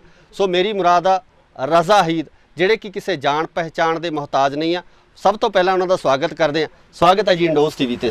ਬਹੁਤ ਸ਼ੁਕਰੀਆ ਜੀ ਤੁਹਾਡਾ ਔਰ ਇਸ ਟੀਵੀ ਦਾ। ਰਜ਼ਾ, ਪਹਿਲਾ ਸਵਾਲ ਇਸ ਤਰ੍ਹਾਂ, ਜਿਸ ਤਰ੍ਹਾਂ ਮੈਂ ਇੰਟਰੋਡਕਸ਼ਨ 'ਚ ਦੱਸਿਆ ਕਿ ਜਿਵੇਂ ਇੰਟਰਨੈਟ ਨੇ ਦੁਨੀਆ ਨੂੰ ਮੈਂ ਸਮਝਦਾ ਛੋਟਾ ਕਰਤਾ, ਤੇ ਜਿਸ ਤਰੀਕੇ ਨਾਲ ਜਿਹੜਾ ਵੈਸਟਰਨ ਮਿਊਜ਼ਿਕ ਆ ਲਗਾਤਾਰ ਪੈਰ ਪਸਾਰਦਾ ਜਾ ਰਿਹਾ ਸਾਡੀ ਗਾਇਕੀ ਦੇ ਵਿੱਚ ਜਾਂ ਸੰਗੀਤ ਦੇ ਵਿੱਚ, ਕੀ ਲੱਗਦਾ ਕਿ ਇਹ ਸ਼ੁਭ ਸੰਕੇਤ ਆ, ਜਾਂ ਜਿਹੜੇ ਸਾਡੀ ਜਿਹੜੀ ਵਿਰਾਸਤ ਹੈ, ਜਿਹੜੀ ਸਾਡੀ ਗਾਇਕੀ ਆ, ਕਲਾਸੀਕਲ ਗਾਇਕੀ ਆ, ਉਹਨੂੰ ਕਿਤੇ ਨਾ ਕਿਤੇ ਇਹ ਖੋਰੇ ਵਾਂਗ ਜਾਂ ਘੁਣ ਵਾਂਗ ਖਾ ਰਿਹਾ? ਮੈਂ ਤਾਂ ਇਹ ਕਹੂੰਗੀ ਕਿ ਹਰ ਚੀਜ਼ ਦਾ ਇੱਕ ਟਾਈਮ ਹੁੰਦਾ ਜੀ। ਸੋ ਜਿਵੇਂ ਜਿਵੇਂ ਆਪਣਾ ਟਾਈਮ ਬਦਲਦਾ ਜਾ ਰਿਹਾ, ਯੁੱਗ ਬਦਲ ਰਿਹਾ, ਮਾਡਰਨ ਹੋ ਰਿਹਾ, ਤਾਂ ਜ਼ਰੂਰੀ ਹੈ ਕਿ ਥੋੜਾ ਜਿਹਾ ਮਾਡਰਨਾਈਜੇਸ਼ਨ ਹੋਣਾ ਚਾਹੀਦਾ ਮਿਊਜ਼ਿਕ ਦੇ ਵਿੱਚ। ਪਰ ਜਿਹੜੀ ਸਾਡੀ ਅਸਲ ਗਾਇਕੀ ਹੈ ਉਸ ਨੂੰ ਵੀ ਨਾਲ ਲੈ ਕੇ ਚੱਲਣਾ ਚਾਹੀਦਾ। ਅਸਲ 'ਚ ਨਾ ਜਦੋਂ ਆਪਾਂ ਗੱਲ ਕਰਦੇ, ਜਦੋਂ ਗਾਇਕੀ ਦੀ ਗੱਲ ਹੁੰਦੀ ਹੈ, ਤਾਂ ਉਦੋਂ ਕਿਤੇ ਨਾ ਕਿਤੇ ਸਟਾਰਟਿੰਗ ਤੋਂ ਚੀਜ਼ ਹੀ ਇਹ ਆਉਂਦੀ ਹੈ ਕਿ ਅਸੀਂ ਸਿੱਖਿਆ ਕੀ ਆ, ਅਸੀਂ ਕਿੱਥੋਂ ਸਿੱਖਿਆ, ਕਿਵੇਂ ਸਿੱਖਿਆ, ਹੈ ਨਾ। ਪਹਿਲਾਂ ਮੈਂ ਤੁਹਾਡੇ ਤੇ ਇਸੇ ਚੀਜ਼ ਤੇ ਆਉਣਾ ਚਾਹੂੰਗਾ ਕਿ ਤੁਹਾਡੀ ਜਿਹੜੀ ਗਾਇਕੀ ਨੂੰ ਨਿਖਾਰਨ ਵਿੱਚ ਜਾਂ ਇਸ ਗਾਇਕੀ ਨੂੰ ਸਵਾਰਨ ਦੇ ਵਿੱਚ ਕਿਹਨਾਂ ਦਾ ਤੁਸੀਂ ਯੋਗਦਾਨ ਮੰਨਦੇ ਹੋ? ਮੈਂ ਮੇਰੇ ਗੁਰੂ ਜੀ ਰਜਿੰਦਰ ਸਦਿਓੜਾ ਜੀ ਤੇ ਗੁਰੂ ਜੀ ਰਵੀ ਸ਼ਰਮਾ ਜੀ, ਜਿਨ੍ਹਾਂ ਤੋਂ ਮੈਂ 7 ਸਾਲ ਹੋ ਗਏ ਤਾਲੀਮ ਲੈਂਦੀਆਂ, ਤੇ ਉਹਨਾਂ ਤੋਂ ਹੀ ਜ਼ਿੰਦਗੀ ਦੇ ਜਿਹੜੇ ਵੀ ਪੜਾਅ ਨੇ ਮੈਂ ਉਹਨਾਂ ਤੋਂ ਸਿੱਖਿਆ। ਮਿਊਜ਼ਿਕ ਤੋਂ ਲੈ ਕੇ ਜਿਹੜੀਆਂ ਜ਼ਿੰਦਗੀ ਨੂੰ ਅੱਗੇ ਸੁਖਾਲਾ ਬਣਾਉਣ ਲਈ ਚੀਜ਼ਾਂ ਕੰਮ ਆਉਂਦੀਆਂ ਨੇ ਤੇ ਉਹ ਸਾਰੀਆਂ ਮੈਂ ਉਹਨਾਂ ਤੋਂ ਸਿੱਖੀਆਂ ਨੇ ਤੇ ਸਿੱਖ ਵੀ ਰਹੀ ਹਾਂ। ਜੀ ਜੀ, ਇਹ 7 ਸਾਲ ਦੇ ਸਫ਼ਰ ਤੋਂ ਬਾਅਦ ਅੱਜ ਆਪ ਨੂੰ ਕਿੱਥੇ ਕੁ ਖੜਾ ਮਹਿਸੂਸ ਕਰਦੇ ਹੋ ਤੇ ਕੀ ਲੱਗਦਾ ਕਿ ਤੁਸੀਂ ਇਸ ਜਿਹੜੀ ਗਾਇਕੀ ਦੀ ਦੁਨੀਆ ਹੈਗੀ ਆ ਇਹਦੇ ਵਿੱਚ ਆਪਾਂ ਨੂੰ ਕਿੰਨਾ ਕੁ ਤੁਸੀਂ ਕਰ ਚੁੱਕੇ ਹੋ? ਦੇਖੋ ਜੀ, ਸਾਰੀ ਉਮਰ ਇਨਸਾਨ ਸਿੱਖਦਾ ਰਹਿੰਦਾ। ਸੋ ਮੈਂ ਕਿਸੇ ਮੁਕਾਮ ਤੇ ਤਾਂ ਅੱਜ ਇਹ ਨਹੀਂ ਕਹੂੰਗੀ ਕਿ ਮੈਂ ਇੱਕ ਲੈਵਲ ਆਪਣਾ ਬਣਾ ਲਿਆ। ਹਮੇਸ਼ਾ ਬੰਦਾ ਸਿੱਖਦਾ ਰਹਿੰਦਾ, ਪਰ ਇਹ ਹੈ ਕਿ ਚੀਜ਼ਾਂ ਬਹੁਤ ਜਿਹੜੀਆਂ ਬਰੀਕੀਆਂ ਨੇ ਸਿੱਖਣ ਨੂੰ ਮਿਲੀਆਂ ਹੁਣ ਤੱਕ। ਸੋ ਕੋਈ ਤੁਹਾਡਾ ਜਿਹੜਾ ਪਸੰਦੀਦਾ ਇੱਕ ਗੀਤ ਜ਼ਰੂਰ ਸੁਣਨਾ ਚਾਹਾਂਗੇ, ਦਰਸ਼ਕ ਵੀ ਮੈਨੂੰ ਲੱਗਦਾ ਪਸੰਦ ਕਰਨਗੇ ਕਿਉਂਕਿ ਤੁਹਾਡੀ ਸੁਰੀਲੀ ਆਵਾਜ਼ ਹੈ ਤੇ ਅੱਛਾ ਤੁਸੀਂ ਸਿੱਖ ਕੇ ਜਿਹੜੀ ਆ ਇਸ ਦੁਨੀਆ ਦੇ ਵਿੱਚ ਤੁਸੀਂ ਪੈਰ ਰੱਖਿਆ। ਇੱਕ ਤੁਹਾਡਾ ਪਸੰਦੀਦਾ ਗੀਤ। बहुत शुक्रिया। और मैं सैफुल मलूक दियां चंद लाइनां आप सब अगे पेश करन लगी हां।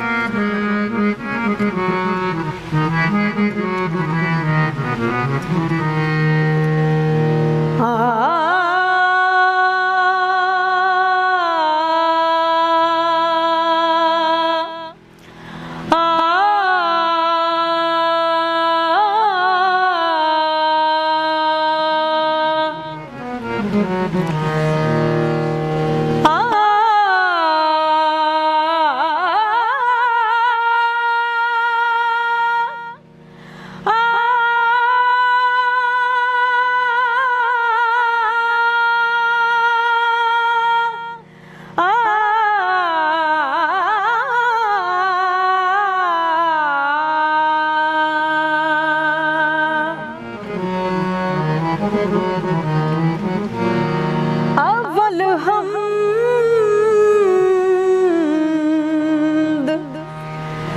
सना इलाही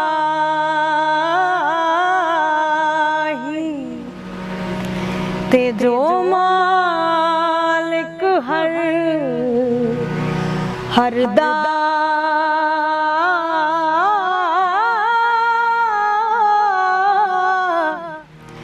ते उस दा नाम चितारन वाला ते किसे मैदान नहीं हरदा।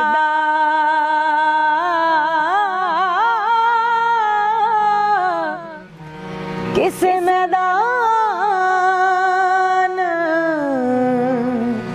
नहीं हरदा।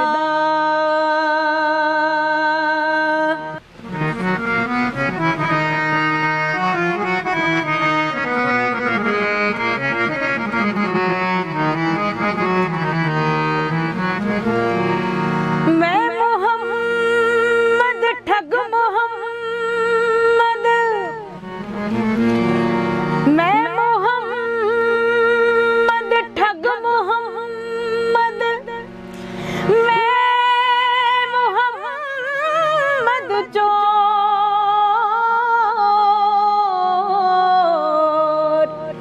ते जिस दा दुनिया कलमा पढ़ दी ते ओ मुहम्मद हो।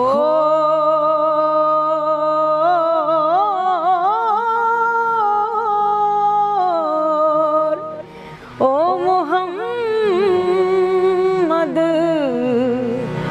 हो।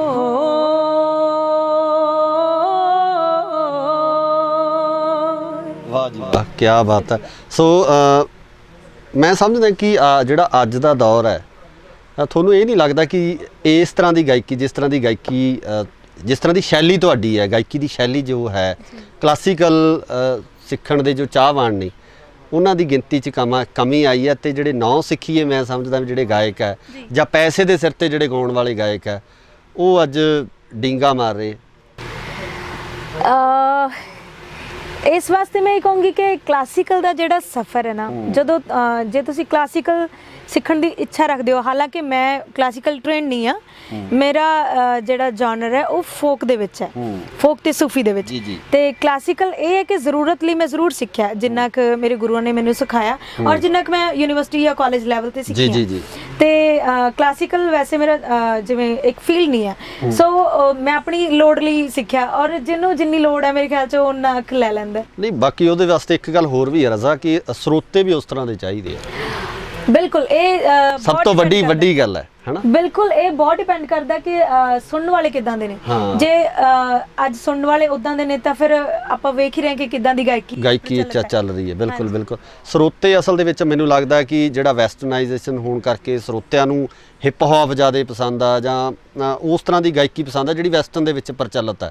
ਬਿਲਕੁਲ, ਸਾਰੇ ਤਰ੍ਹਾਂ ਦੇ ਸਰੋਤੇ ਹੁੰਦੇ ਨੇ। ਕਈ ਇਦਾਂ ਦੇ ਹੁੰਦੇ ਨੇ ਕਿ ਜਿਨ੍ਹਾਂ ਨੂੰ ਕਹਿ ਲਓ ਕਲਾਸੀਕਲ ਪਸੰਦ ਹੈ, ਸੂਫੀ ਪਸੰਦ ਆ, ਫੋਕ ਪਸੰਦ ਆ। ਸੋ ਸਾਰਿਆਂ ਦੀਆਂ ਆਪਣੀਆਂ ਚੋਇਸਸ ਨੇ।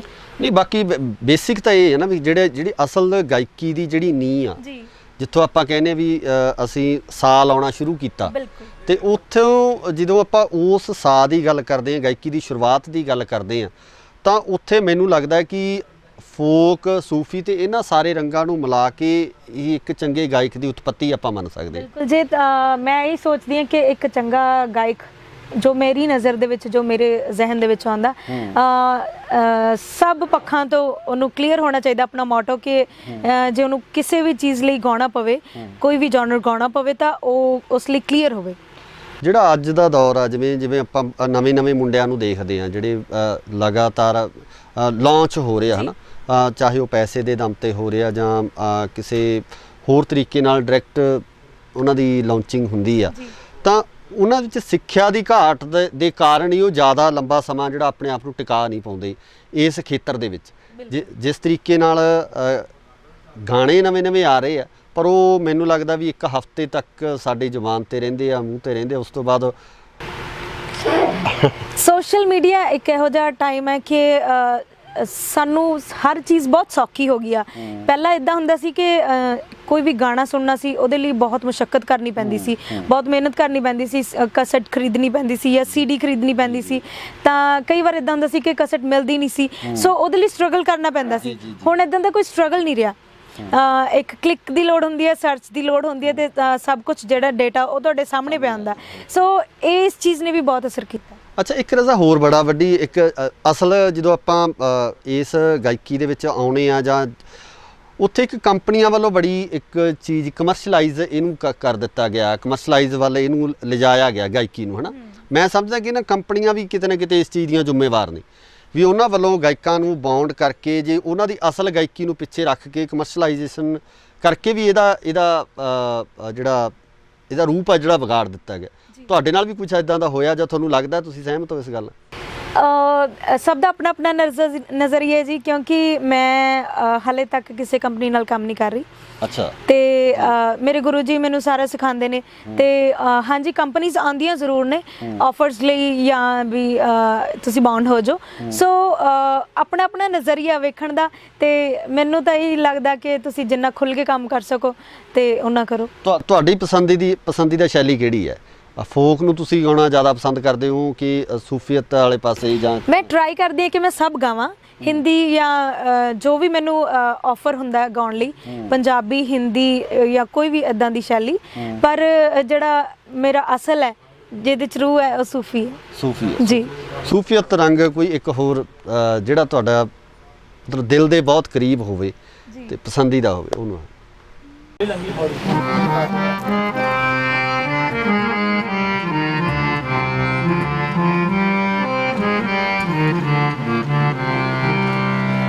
ਮਨ ਅਟਕਿਆ ਬੇਪਰਵਾਹ ਦੇ ਨਾਲ, ਮਨ ਅਟਕਿਆ ਬੇਪਰਵਾਹ ਦੇ ਨਾਲ, ਉਸ ਦੀਨ ਦੁਨੀ ਦੇ ਸ਼ਾਹ ਦੇ ਨਾਲ, ਹੋ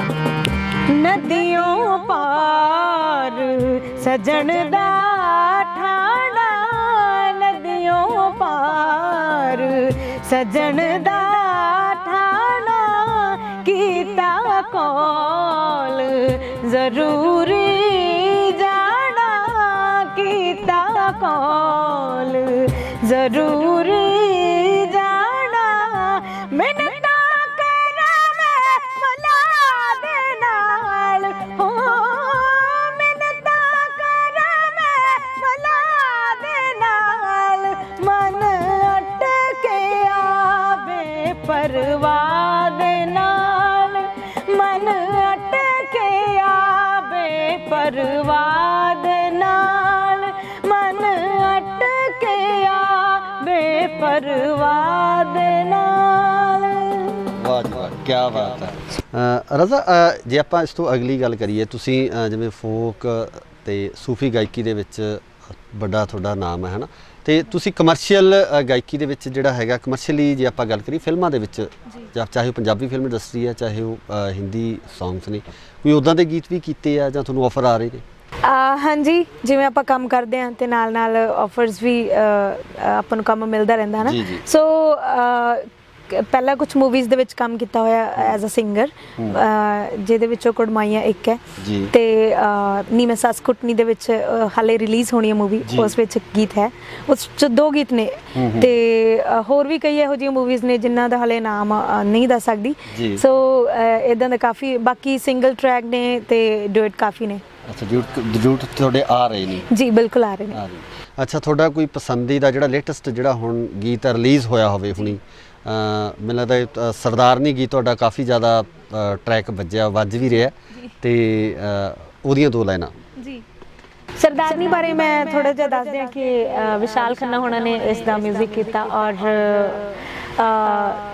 ਰਿਤੇਸ਼ ਨਰੂਲਾ ਜੀ ਵੱਲੋਂ ਇਹ ਪ੍ਰੋਡਿਊਸ ਕੀਤਾ ਗਿਆ ਸੀ ਗੀਤ। ਤੇ ਹੁਣ ਮੈਂ ਇਹਦੀਆਂ 2 ਲਾਈਨਾਂ ਸੁਣਾਉਂਦਾ। ਉਹ ਬੰਦਾ ਕੱਬਾ ਏ ਸੁਭਾ ਦਾ ਤਾਂ ਵੀ ਚੰਗਾ ਲੱਗਦਾ, ਸਿੱਧਾ ਆਣ ਕੇ ਦੁਨਾਲੀ ਵਾਂਗੂ ਸੀਨੇ ਵੱਜਦਾ। ਹੋ ਬੰਦਾ ਕੱਬਾ ਏ ਸੁਭਾ ਦਾ ਤਾਂ ਵੀ ਚੰਗਾ ਲੱਗਦਾ, ਸਿੱਧਾ ਆਣ ਕੇ ਦੁਨਾਲੀ ਵਾਂਗੂ ਸੀਨੇ ਵੱਜਦਾ। ਹੋ ਬੰਦਾ ਕੱਬਾ ਏ ਸੁਭਾ ਦਾ ਤਾਂ ਵੀ ਚੰਗਾ ਲੱਗਦਾ, ਸਿੱਧਾ ਆਣ ਕੇ ਦੁਨਾਲੀ ਵਾਂਗੂ ਸੀਨੇ ਵੱਜਦਾ। ਜਾਨ ਕੱਢ ਲੈਂਦਾ ਇੰਨੀ ਗੱਲ ਆਖ ਕੇ, ਜਦੋਂ ਆਖਦਾ ਏ ਜਾਨ ਤੈਥੋਂ ਮਾਰਨੀ। ਪੈਰ ਧਰਤੀ ਤੇ ਲੱਗਦੇ ਨਾ ਮੇਰੇ, ਉਹ ਜਦੋਂ ਪਿਆਰ ਨਾਲ ਆਖੇ ਸਰਦਾਰਨੀ। ਧਰਤੀ ਤੇ ਲੱਗਦੇ ਨਾ ਮੇਰੇ, ਉਹ ਜਦੋਂ ਪਿਆਰ ਨਾਲ ਆਖੇ ਸਰਦਾਰਨੀ।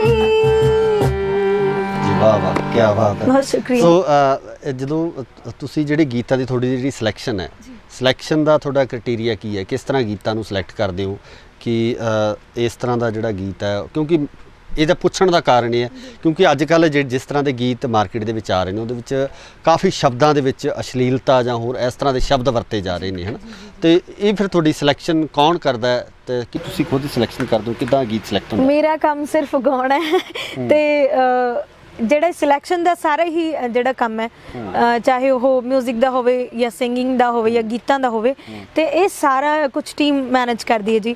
ਮੇਰੇ ਗੁਰੂ ਜੀ ਮੈਨੇਜ ਕਰਦੇ ਆ ਔਰ ਜਿਹੜੀ ਸਾਡੀ ਟੀਮ ਹੈ ਤੇ ਉਹਨਾਂ ਵੱਲੋਂ ਸਾਰੇ ਜਿਹੜੇ ਲਿਰਿਕਸ ਨੇ ਸਿਲੈਕਟ ਕੀਤੇ ਜਾਂਦੇ ਆ ਤੇ ਫਿਰ ਅੱਗੇ ਉਹਨਾਂ ਤੇ ਕੰਮ ਹੁੰਦਾ। ਤੇ ਉਸ ਤੋਂ ਬਾਅਦ ਜੇ ਅਗਲੀ ਆਪਾਂ ਇਹਦੀ ਅਗਲੇ ਜਿਹੜੀ ਵੰਨਗੀ ਦੀ ਆਪਾਂ ਜਦੋਂ ਗੱਲ ਕਰਦੇ ਹਾਂ ਕਿ ਮਿਊਜ਼ਿਕ ਦਾ ਜਿਹੜਾ ਸਾਰਾ ਅਰੇਂਜਮੈਂਟ ਆ, ਕਿਉਂਕਿ ਜਿਵੇਂ ਤੁਸੀਂ ਲਾਈਵ ਸ਼ੋਜ਼ ਵੀ ਕਰਦੇ ਹੋ, ਹੈ ਨਾ, ਤੇ ਲਾਈਵ ਸ਼ੋਜ਼ ਲਈ ਜਾਣਾ ਪੈਂਦਾ, ਉਹਦੇ ਵਿੱਚ ਤੁਸੀਂ ਸੂਫੀ ਗਾਇਕੀ ਨੂੰ ਜ਼ਿਆਦਾ ਮਤਲਬ ਜਿਹੜੇ ਤੁਹਾਡੇ ਸੁਣਨ ਵਾਲੇ ਨੇ ਵੀ ਉਹ ਤਰਜੀਹ ਸੂਫੀ ਗਾਇਕੀ ਵੱਲ ਦਿੰਦੇ ਆ, ਫੋਕ ਵੱਲ ਦਿੰਦੇ ਆ ਜਾਂ ਕਮਰਸ਼ੀਅਲੀ? ਸਾਰੇ ਤਰ੍ਹਾਂ ਦੀ ਆਡੀਅנס ਹੈ ਜੀ ਮੇਰੀ। ਜੇ ਕਲੱਬਸ ਦੀ ਗੱਲ ਕਰੀਏ ਤਾਂ ਕਲੱਬਸ ਦੀ ਵੀ ਆਡੀਅנס ਹੈ ਤੇ ਬਾਲੀਵੁੱਡ ਗਾਉਣਾ ਹੋਵੇ ਤਾਂ ਮੈਨੂੰ ਉਹ ਵੀ ਅੱਛਾ ਲੱਗਦਾ। ਸੋ ਸਾਰੇ ਤਰ੍ਹਾਂ ਦੇ ਸਰੋਤੇ ਨੇ। ਜੇ ਸੂਫੀ ਮਹਿਫਲ ਹੁੰਦੀ ਆ ਤੇ ਉਹਦੇ ਵਿੱਚ ਵੀ ਮੈਨੂੰ ਬਹੁਤ ਮਜ਼ਾ ਆਉਂਦਾ ਤੇ ਜੇ ਕੋਈ ਇਦਾਂ ਦੀ ਸਟੇਜ ਹੁੰਦੀ ਆ, ਫੋਕ ਦੀ ਸਟੇਜ ਹੁੰਦੀ ਆ ਤਾਂ ਉਹ ਵੀ ਕਰ ਲਈਦੀ ਹੈ ਜੀ। ਇੱਕ ਫੋਕ ਰੰਗ ਵੀ ਹੋ ਜਾਵੇ। ਬਿਲਕੁਲ ਬਿਲਕੁਲ ਜੀ। ਫੋਕ ਦੀ ਗੱਲ ਇਹ ਕਿ ਜਦੋਂ ਮੈਂ ਸਟਾਰਟ ਕੀਤਾ ਸੀ ਤਾਂ ਫੋਕ ਤੋਂ ਕੀਤਾ ਸੀ ਕਾਲਜ ਦੇ ਟਾਈਮ, ਤੇ ਕਾਲਜ ਟਾਈਮ ਮੈਂ ਮਿਰਜ਼ਾ ਤੇ ਬਾਵਾ ਇਹ 2 ਫੋਕ ਗਾਏ ਨੇ ਤੇ ਜਿਨ੍ਹਾਂ ਕਰਕੇ ਮੈਨੂੰ ਮਤਲਬ ਬਹੁਤ ਇੱਕ ਸਕੂਨੀਅਤ ਹੁੰਦੀ ਹੈ ਨਾ, ਤੇ ਉਹ ਹਮੇਸ਼ਾ ਗਾ ਕੇ ਮੈਨੂੰ ਮਿਲਦੀ ਹੈ। ਤੇ ਉਹਨਾਂ ਚੋਂ ਮੈਂ ਮਿਰਜ਼ਾ ਸੁਣਾ ਦੇ। ਜੀ ਜੀ ਸ਼ੋਰ ਸ਼ੋਰ ਸ਼ੋਰ।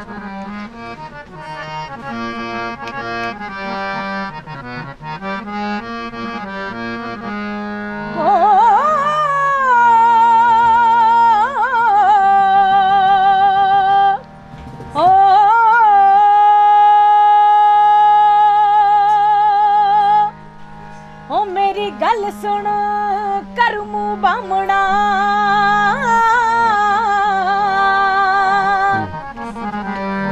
ਤੇ ਮੇਰਾ ਸੁਨੇਹਾ ਇੱਕ ਪਹੁੰਚਾ, ਤੇ ਜਾਖੀ ਮਿਰਜ਼ੇ ਖਾਨ ਨੂੰ ਵੇ ਕਿਉਂ ਬੈਠਾ ਏ ਕੋਲ ਪੁਲਾ, ਕੱਲ ਚੰਦੜ ਚੜ ਕੇ ਆਉਣਗੇ, ਹਾਏ ਮੇਰੇ ਹਾਣੀਆਂ ਤੇ ਲੈ ਜਾਣਗੇ ਡੋਲੀ ਪਾ, ਤੇ ਮੈਂ ਮੰਗਾਂ ਤੇਰੀ ਹਾਣੀਆਂ, ਉਹ ਹਾਣੀਆਂ ਮੰਗਾਂ ਤੇਰੀ ਹਾਣੀਆਂ, ਤੇ ਸਾਡਾ ਲਿਖਿਆ ਸੰਜੋਗ ਖੁਦਾ, ਉਹ ਜਿਉਂਦੇ ਮਰਦ ਨਾ ਮੰਗਾ ਛੱਡ ਦਈਓ,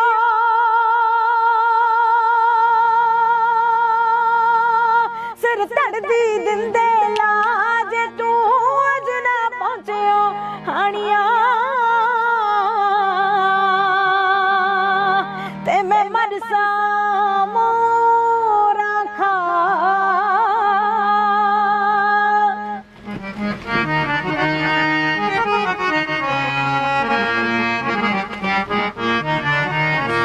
ਤੇ ਅੱਗੋਂ ਮਿਰਜ਼ਾ ਕੀ ਆਖਦਾ, ਉਹ ਮੇਰੀ ਗੱਲ ਸੁਣ ਕਰਮੂ ਬਾਮਣਾ, ਤੇ ਮੇਰਾ ਲੈ ਜਾ ਸਲਾਮ ਦੁਆ, ਤੇ ਜਾਖੀ ਸਹਿਬਾ ਹੂਰ ਨੂੰ, ਉਹ ਤੂੰ ਨਾ ਜੱਟੀਏ ਚਿੱਤ ਡੋਲਾ, ਹੋਣੀ ਮੈਂ ਦਿਨ ਚੜ੍ਹਦੀ ਕੱਲ ਨੂੰ ਮਿਲੂੰ ਬੀਬੋ ਦੇ ਘਰ, ਰਾਣੀ ਤੇਰੇ ਚੰਦੜ ਸਾਰੇ ਵੇਖ ਲੂੰ, ਉਹ ਗਾਨੇ ਬਨ ਕੇ ਰਹੇ ਜੋ ਹੋਣੀ ਮੈਂ ਗਿਣ ਗਿਣ ਮਾਰਾ ਸੂਰ ਮੇ, ਤੇ ਜੱਟੀਏ ਕਰਾਂ ਮੈਦਾਨ ਸਫਾ, ਉਹ ਤੈਨੂੰ ਲੈ ਜੂ ਸਭ ਦੇ ਵੇਦਿਆਇਓ, ਉਹ ਵੇਦਿਆ ਲੈ ਜੂ ਸਭ ਦੇ ਵੇਦਿਆ, ਨੀ ਜੱਟੀਏ ਬੈਠ ਬੱਗੀ ਤੇ ਆ, ਨੀ ਜੱਟੀਏ ਬੈਠ ਬੱਗੀ ਤੇ ਆ। ਇੱਕ ਰਜ਼ਾ, ਇੱਕ ਨਾ ਮੈਂ ਜਦੋਂ ਤੁਸੀਂ ਗਾ ਰਹੇ ਸੀ, ਜਿਹੜੀ ਇਹ ਗਾਇਕੀ ਆ ਅਸਲ ਦੇ ਵਿੱਚ, ਜਿਵੇਂ ਸਾਡੇ ਲੋਕ ਗੀਤ ਆ, ਸਾਡੇ ਮੈਨੂੰ ਲੱਗਦਾ ਹੱਡਾਂ 'ਚ ਰਚੇ ਵੀ ਆ, ਹੈ ਨਾ।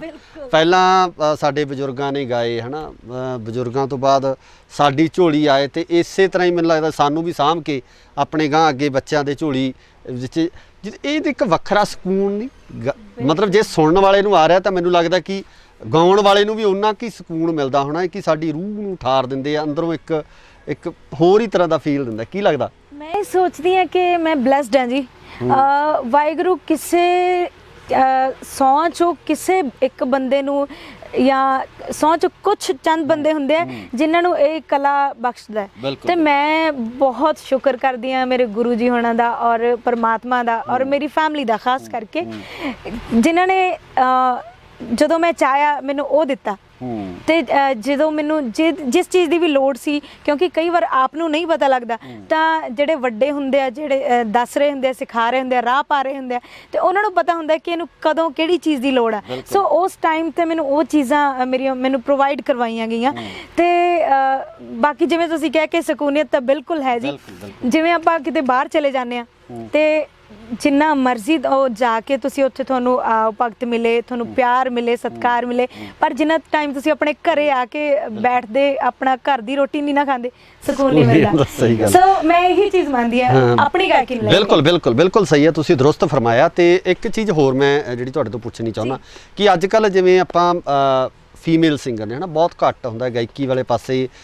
ਕਈ ਵਾਰ ਮਾਪਿਆਂ ਦਾ ਰੁਝਾਨ ਨਹੀਂ ਹੁੰਦਾ, ਜਾਂ ਮਾਪੇ ਕਈ ਵਾਰ ਸੰਕੋਚ ਕਰਦੇ ਆ ਵੀ ਲੜਕੀਆਂ ਨੂੰ ਇਸ ਖੇਤਰ ਦੇ ਵਿੱਚ ਲਿਆਉਣਾ ਜਾਂ ਇਸ ਖੇਤਰ ਦੇ ਵਿੱਚ ਅੱਗੇ ਵਧਣਾ। ਤੁਹਾਨੂੰ ਇਸ ਤਰ੍ਹਾਂ ਦੀ ਕਿਸੇ ਮੁਸ਼ਕਲ ਦਾ ਸਾਹਮਣਾ ਕਰਨਾ ਪਿਆ, ਜਾਂ ਹੁਣ ਤੱਕ ਕਿਸੇ ਇਸ ਤਰ੍ਹਾਂ ਦੀ ਕੋਈ ਦਿੱਕਤ ਤੁਹਾਨੂੰ ਆਈ ਹੋਵੇ ਕਿ ਐਜ਼ ਏ ਫੀਮੇਲ ਆਰਟਿਸਟ ਵੀ ਇਸ ਪੂਰੀ ਇੰਡਸਟਰੀ ਦੇ ਵਿੱਚ ਕੋਈ ਇਦਾਂ ਦੀ ਕੋਈ ਚੀਜ਼ ਵਾਪਰੀ ਹੋ ਤੁਹਾਡੇ ਨਾਲ? ਰਹੀ ਗੱਲ ਮਾਪਿਆਂ ਦੀ, ਤਾਂ ਜਦੋਂ ਮੈਂ ਉਹਨਾਂ ਨੂੰ ਕਿਹਾ ਸੀ ਕਿ ਮੈਂ ਗਾਣਾ ਹੈ, ਤੇ ਉਹਨਾਂ ਨੇ ਕਦੇ ਵੀ ਇਤਰਾਜ਼ ਨਹੀਂ ਕੀਤਾ, ਸਗੋਂ ਦੀ ਉਹਨਾਂ ਨੇ ਮੈਨੂੰ ਪੁਸ਼ ਕੀਤਾ ਹਮੇਸ਼ਾ ਹੀ। ਤੇ ਇੰਡਸਟਰੀ ਦੀ ਗੱਲ ਕਰੀਏ ਤਾਂ ਮੈਨੂੰ ਹਾਲੇ ਤੱਕ ਇਦਾਂ ਦਾ, ਕਿਉਂਕਿ ਉਹਦਾ ਇੱਕ ਕਾਰਨ ਹੈ ਕਿ ਮੇਰੀ ਟੀਮ ਇਦਾਂ ਦੀ ਹੈ ਕਿ ਮੈਨੂੰ ਅੱਗੇ ਆਉਣ ਹੀ ਨਹੀਂ ਦਿੱਤਾ ਜਾਂਦਾ, ਮੈਂ ਕਿਸੇ ਨਾਲ ਡੀਲ ਹੀ ਨਹੀਂ ਕਰਦੀ। ਸੋ ਫਿਲਟਰ ਹੋ ਕੇ ਆਉਣੀ ਚੀਜ਼, ਉਹਦਾ ਫਰਕ ਹੈ। ਸੋ ਮੈਨੂੰ ਚੀਜ਼ਾਂ ਫੇਸ ਨਹੀਂ ਕਰਨੀਆਂ ਪਈਆਂ। ਹਾਂਜੀ, ਬਾਕੀ ਸਟਰਗਲ ਸਾਰੇ ਹੀ ਕਰਦੇ ਨੇ, ਤੇ ਜਿੰਨਾ ਚੋਂ ਮੈਂ ਵੀ ਇੱਕ ਹਾਂ। ਨਹੀਂ, ਸਟਰਗਲ ਦਾ ਤਾਂ ਦੇਖੋ, ਬੰਦਾ ਜਦੋਂ ਤਰੱਕੀ ਦੀ ਪੌੜੀ ਜਦੋਂ ਚੜ੍ਹਦਾ ਤਾਂ ਉਹ ਸਟਰਗਲ ਦੇ ਰਾਹ ਹੋ ਕੇ ਨਿਕਲਦੀ ਹੈ। ਜਿਵੇਂ ਜਿਵੇਂ ਦਿਮਾਗ ਦਾ ਦਾਇਰਾ ਵੱਧਦਾ, ਤੇ ਪਹਿਲਾਂ ਮੈਨੂੰ ਇਹ ਲੱਗਦਾ ਸੀ ਕਿ ਸਟਰਗਲ ਕਰ ਰਹੇ ਹਾਂ, ਪਰ ਹੁਣ ਮੈਨੂੰ ਇਦਾਂ ਲੱਗ ਰਿਹਾ ਕਿ ਮੈਂ ਕੋਈ ਅਲੱਗਾ ਨਹੀਂ ਜੋ ਸਟਰਗਲ ਕਰ ਰਹੀ ਹਾਂ, ਇਹ ਮੇਰੀ ਮਿਹਨਤ ਦਾ ਪਾਰਟ ਹੈ।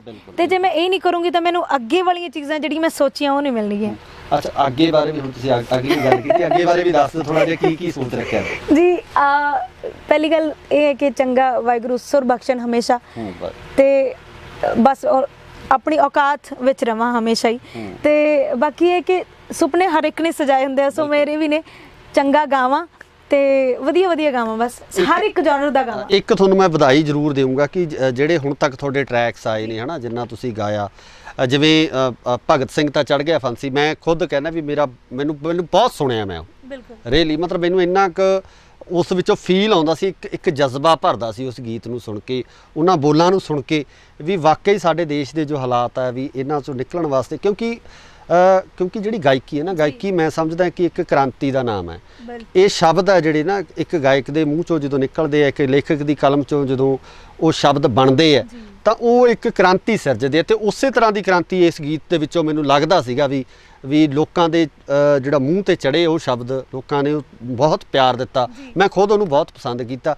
ਤੇ ਇਸ ਤਰ੍ਹਾਂ ਦੀ ਗਾਇਕੀ ਵਾਸਤੇ ਤੁਸੀਂ ਵਧਾਈ ਦੇ ਪਾਤਰ ਹੋ। ਪਹਿਲਾਂ ਤਾਂ ਜਿਹੜੀ ਇੰਡਸਟਰੀ ਦੇ ਵਿੱਚ ਜਿਸ ਤਰ੍ਹਾਂ ਦਾ ਦੌਰ ਚੱਲਦਾ ਹੈ, ਜਿਸ ਤਰ੍ਹਾਂ ਦੀ ਗਾਇਕੀ ਚੱਲ ਰਹੀ ਹੈ, ਜਿਸ ਤਰ੍ਹਾਂ ਦੇ ਗੀਤ ਚੱਲ ਰਹੇ ਆ, ਉਹਨਾਂ ਤੋਂ ਹਟ ਕੇ ਗਾਉਣ ਦੇ ਖਾਤਰ ਤੁਸੀਂ ਵਧਾਈ ਦੇ ਪਾਤਰ ਹੋ। ਤੇ ਪ੍ਰਮਾਤਮਾ ਅੱਗੇ ਇਹੀ ਦੁਆ ਕਰਦੇ ਕਿ ਇਸੇ ਤਰ੍ਹਾਂ ਹੀ ਤੁਸੀਂ ਗਾਉਂਦੇ ਰਹੋ। ਤੁਹਾਡੇ ਕੋਲੋਂ ਵੀ ਅਸੀਂ ਇਹੀ ਉਮੀਦ ਕਰਾਂਗੇ ਵੀ ਇਦਾਂ ਦੀ ਹੀ ਗਾਇਕੀ ਤੁਹਾਡੀ, ਇਸ ਤਰ੍ਹਾਂ ਦੀ ਸ਼ੈਲੀ ਰਹੂਗੀ। ਬਹੁਤ ਸ਼ੁਕਰੀਆ ਤੁਹਾਡਾ। ਔਰ ਇੱਕ ਗੱਲ ਮੈਂ ਜ਼ਰੂਰ ਕਹਿਣੀ ਚਾਹੂੰਗੀ ਕਿ ਇੱਕ ਜਦੋਂ ਕੋਰਾ ਕਾਗਜ਼ ਹੁੰਦਾ ਨਾ, ਤੇ ਉਸ ਤੇ ਤੁਸੀਂ ਜੋ ਵੀ ਲਿਖੋਗੇ ਉਹ ਰਿਕਾਰਡ ਹੋ ਜਾਣਾ। ਤੇ ਜਦੋਂ ਮੈਂ ਸਿੱਖਣਾ ਸਟਾਰਟ ਕੀਤਾ ਸੀ, ਪਹਿਲੀ ਗੱਲ ਫੈਮਿਲੀ ਦਾ ਮਾਹੌਲ ਇਦਾਂ ਦਾ ਸੀ, ਤੇ ਦੂਸਰਾ ਇਹ ਸੀ ਕਿ ਗੁਰੂਆਂ ਨੇ ਜੋ ਮੇਰੇ ਅੰਦਰ ਭਰਿਆ, ਤੇ ਉਹੀ ਅੱਗੇ ਆਪਾਂ ਨੂੰ ਦੇਖਣ ਨੂੰ ਮਿਲ ਰਿਹਾ, ਜਾਂ ਮੈਂ ਜੋ ਸਿੱਖੀਆਂ ਨਾ। ਸੋ ਇਹ ਚੀਜ਼ਾਂ ਮੇਰੇ ਅੰਦਰ ਭਰੀਆਂ ਗਈਆਂ ਨੇ, ਤੇ ਉਹੀ ਚੀਜ਼ਾਂ ਹੁਣ ਮੈਂ ਅਡਾਪਟ ਕਰ ਲਈਆਂ। ਸੋ ਇੱਕ ਆਪਣਾ ਮਨ ਹੁੰਦਾ, ਇੱਕ ਜਿਹੜਾ ਤੁਹਾਨੂੰ ਆਲਾ ਦੁਆਲਾ ਉਸ ਦਾ ਮਿਲਦਾ। ਸੋ ਮੈਂ ਬਸ ਖੁਸ਼ ਨਸੀਬ ਕਹੂੰਗੀ ਆਪਣੇ ਆਪ ਨੂੰ ਕਿ ਮੇਰੀ ਟੀਮ ਅੱਛੀ ਹੈ। ਸੋ ਸ਼ੁਕਰੀਆ ਰਜ਼ਾ, ਤੁਸੀਂ ਸਾਨੂੰ ਟਾਈਮ ਦਿੱਤਾ, ਤੁਸੀਂ ਆਪਣੇ ਕੀਮਤੀ ਸਮੇਂ ਦੇ ਵਿੱਚੋਂ ਸਮਾਂ ਕੱਢ ਕੇ ਸਾਡੀ ਛੋਟੀ ਜਿਹੀ ਕਾਲ ਦੇ ਉੱਪਰ ਤੁਸੀਂ ਸਾਰਾ ਇਹ ਸਮਾਂ ਕੱਢਿਆ। ਸੋ ਇਹ ਸਨ ਰਜ਼ਾ ਹੀਰ, ਜਿਨ੍ਹਾਂ ਵੱਲੋਂ ਜਿਨ੍ਹਾਂ ਦੀ ਗਾਇਕੀ ਆ, ਗਾਇਕੀ ਇੱਕ ਇਹਨਾਂ ਦੀ ਪਹਿਚਾਣ ਆ, ਇੱਕ ਵੱਖਰੀ ਤਰ੍ਹਾਂ ਦੀ ਗਾਇਕੀ ਤੇ ਵੱਖਰੀ ਤਰ੍ਹਾਂ ਦਾ ਸਕੂਨ ਇਹਨਾਂ ਦੀ ਆਵਾਜ਼ ਦੇ ਵਿੱਚ ਹੈ। ਇਸੇ ਤਰ੍ਹਾਂ ਦੇ ਹੋਰ ਆਰਟਿਸਟ ਅਸੀਂ ਤੁਹਾਡੇ ਸਾਹਮਣੇ ਲਗਾਤਾਰ ਲੈ ਕੇ ਹਾਜ਼ਰ ਹੁੰਦੇ ਰਵਾਂਗੇ। ਜੁੜੇ ਰਹੋ ਇੰਡੋਜ਼ ਟੀਵੀ ਆਸਟ੍ਰੇਲੀਆ ਨਾਲ। ਧੰਨਵਾਦ।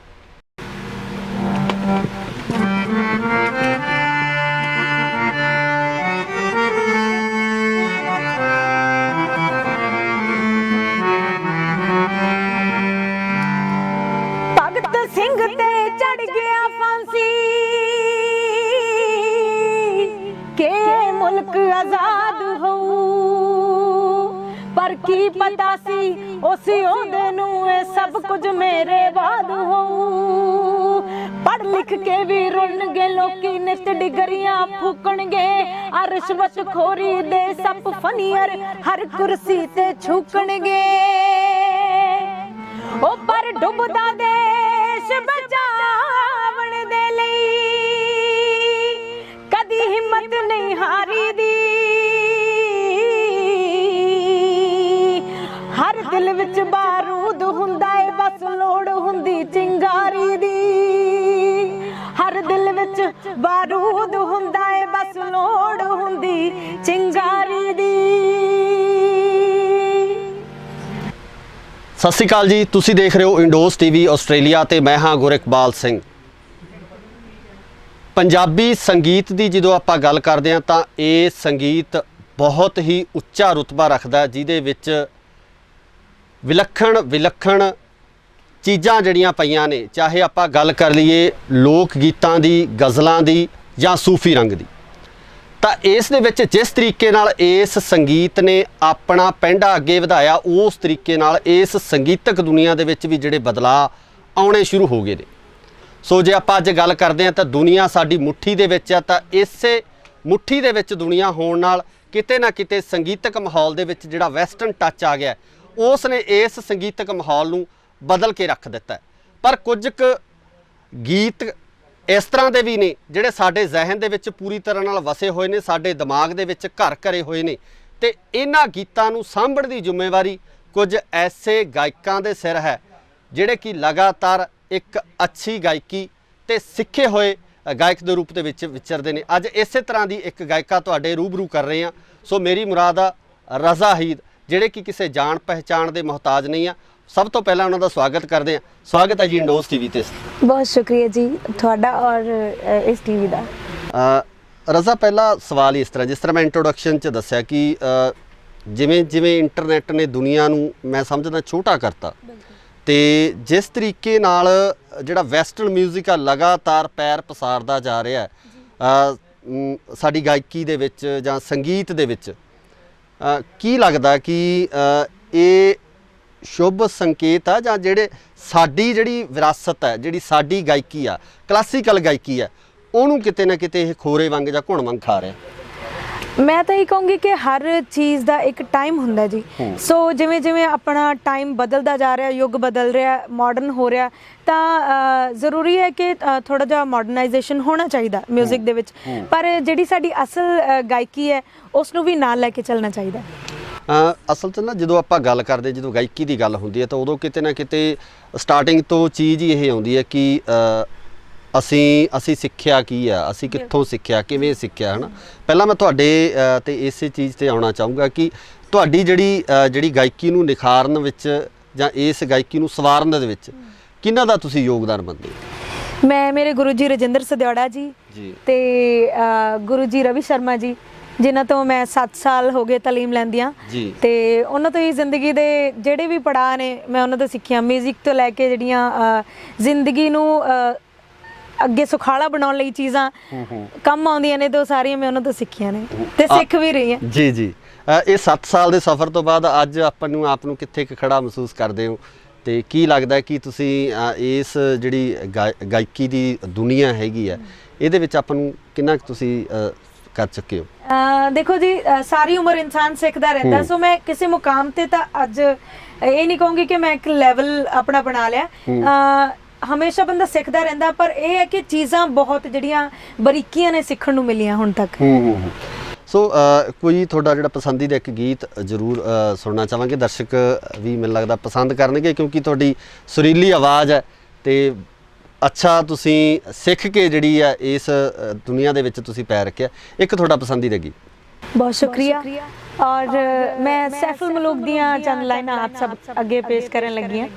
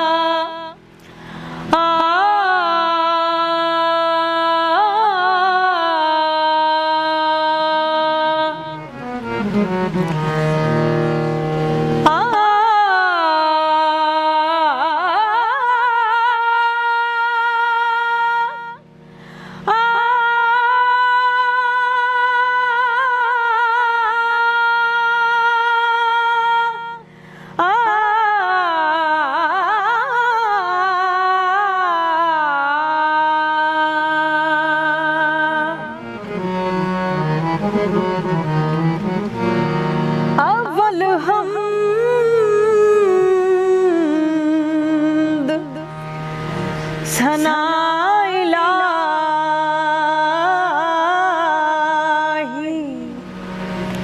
तेरो मालिक हर दा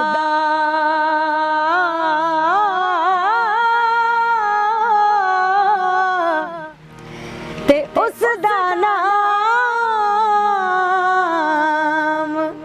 चितारन वाला ते किसे मैदान नहीं हरदा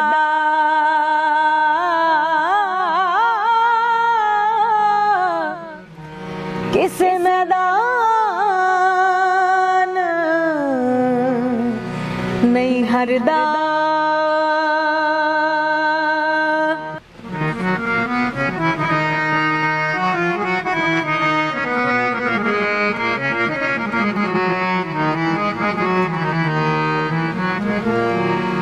मैं मोहम्मद ठग मोहम्मद, मैं मोहम्मद ठग मोहम्मद, मैं मोहम्मद चोर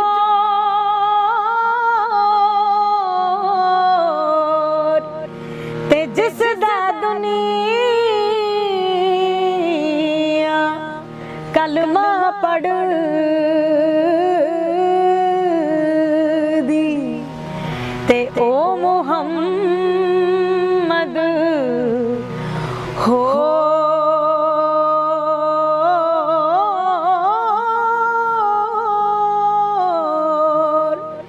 ओ मुहम्मद हो।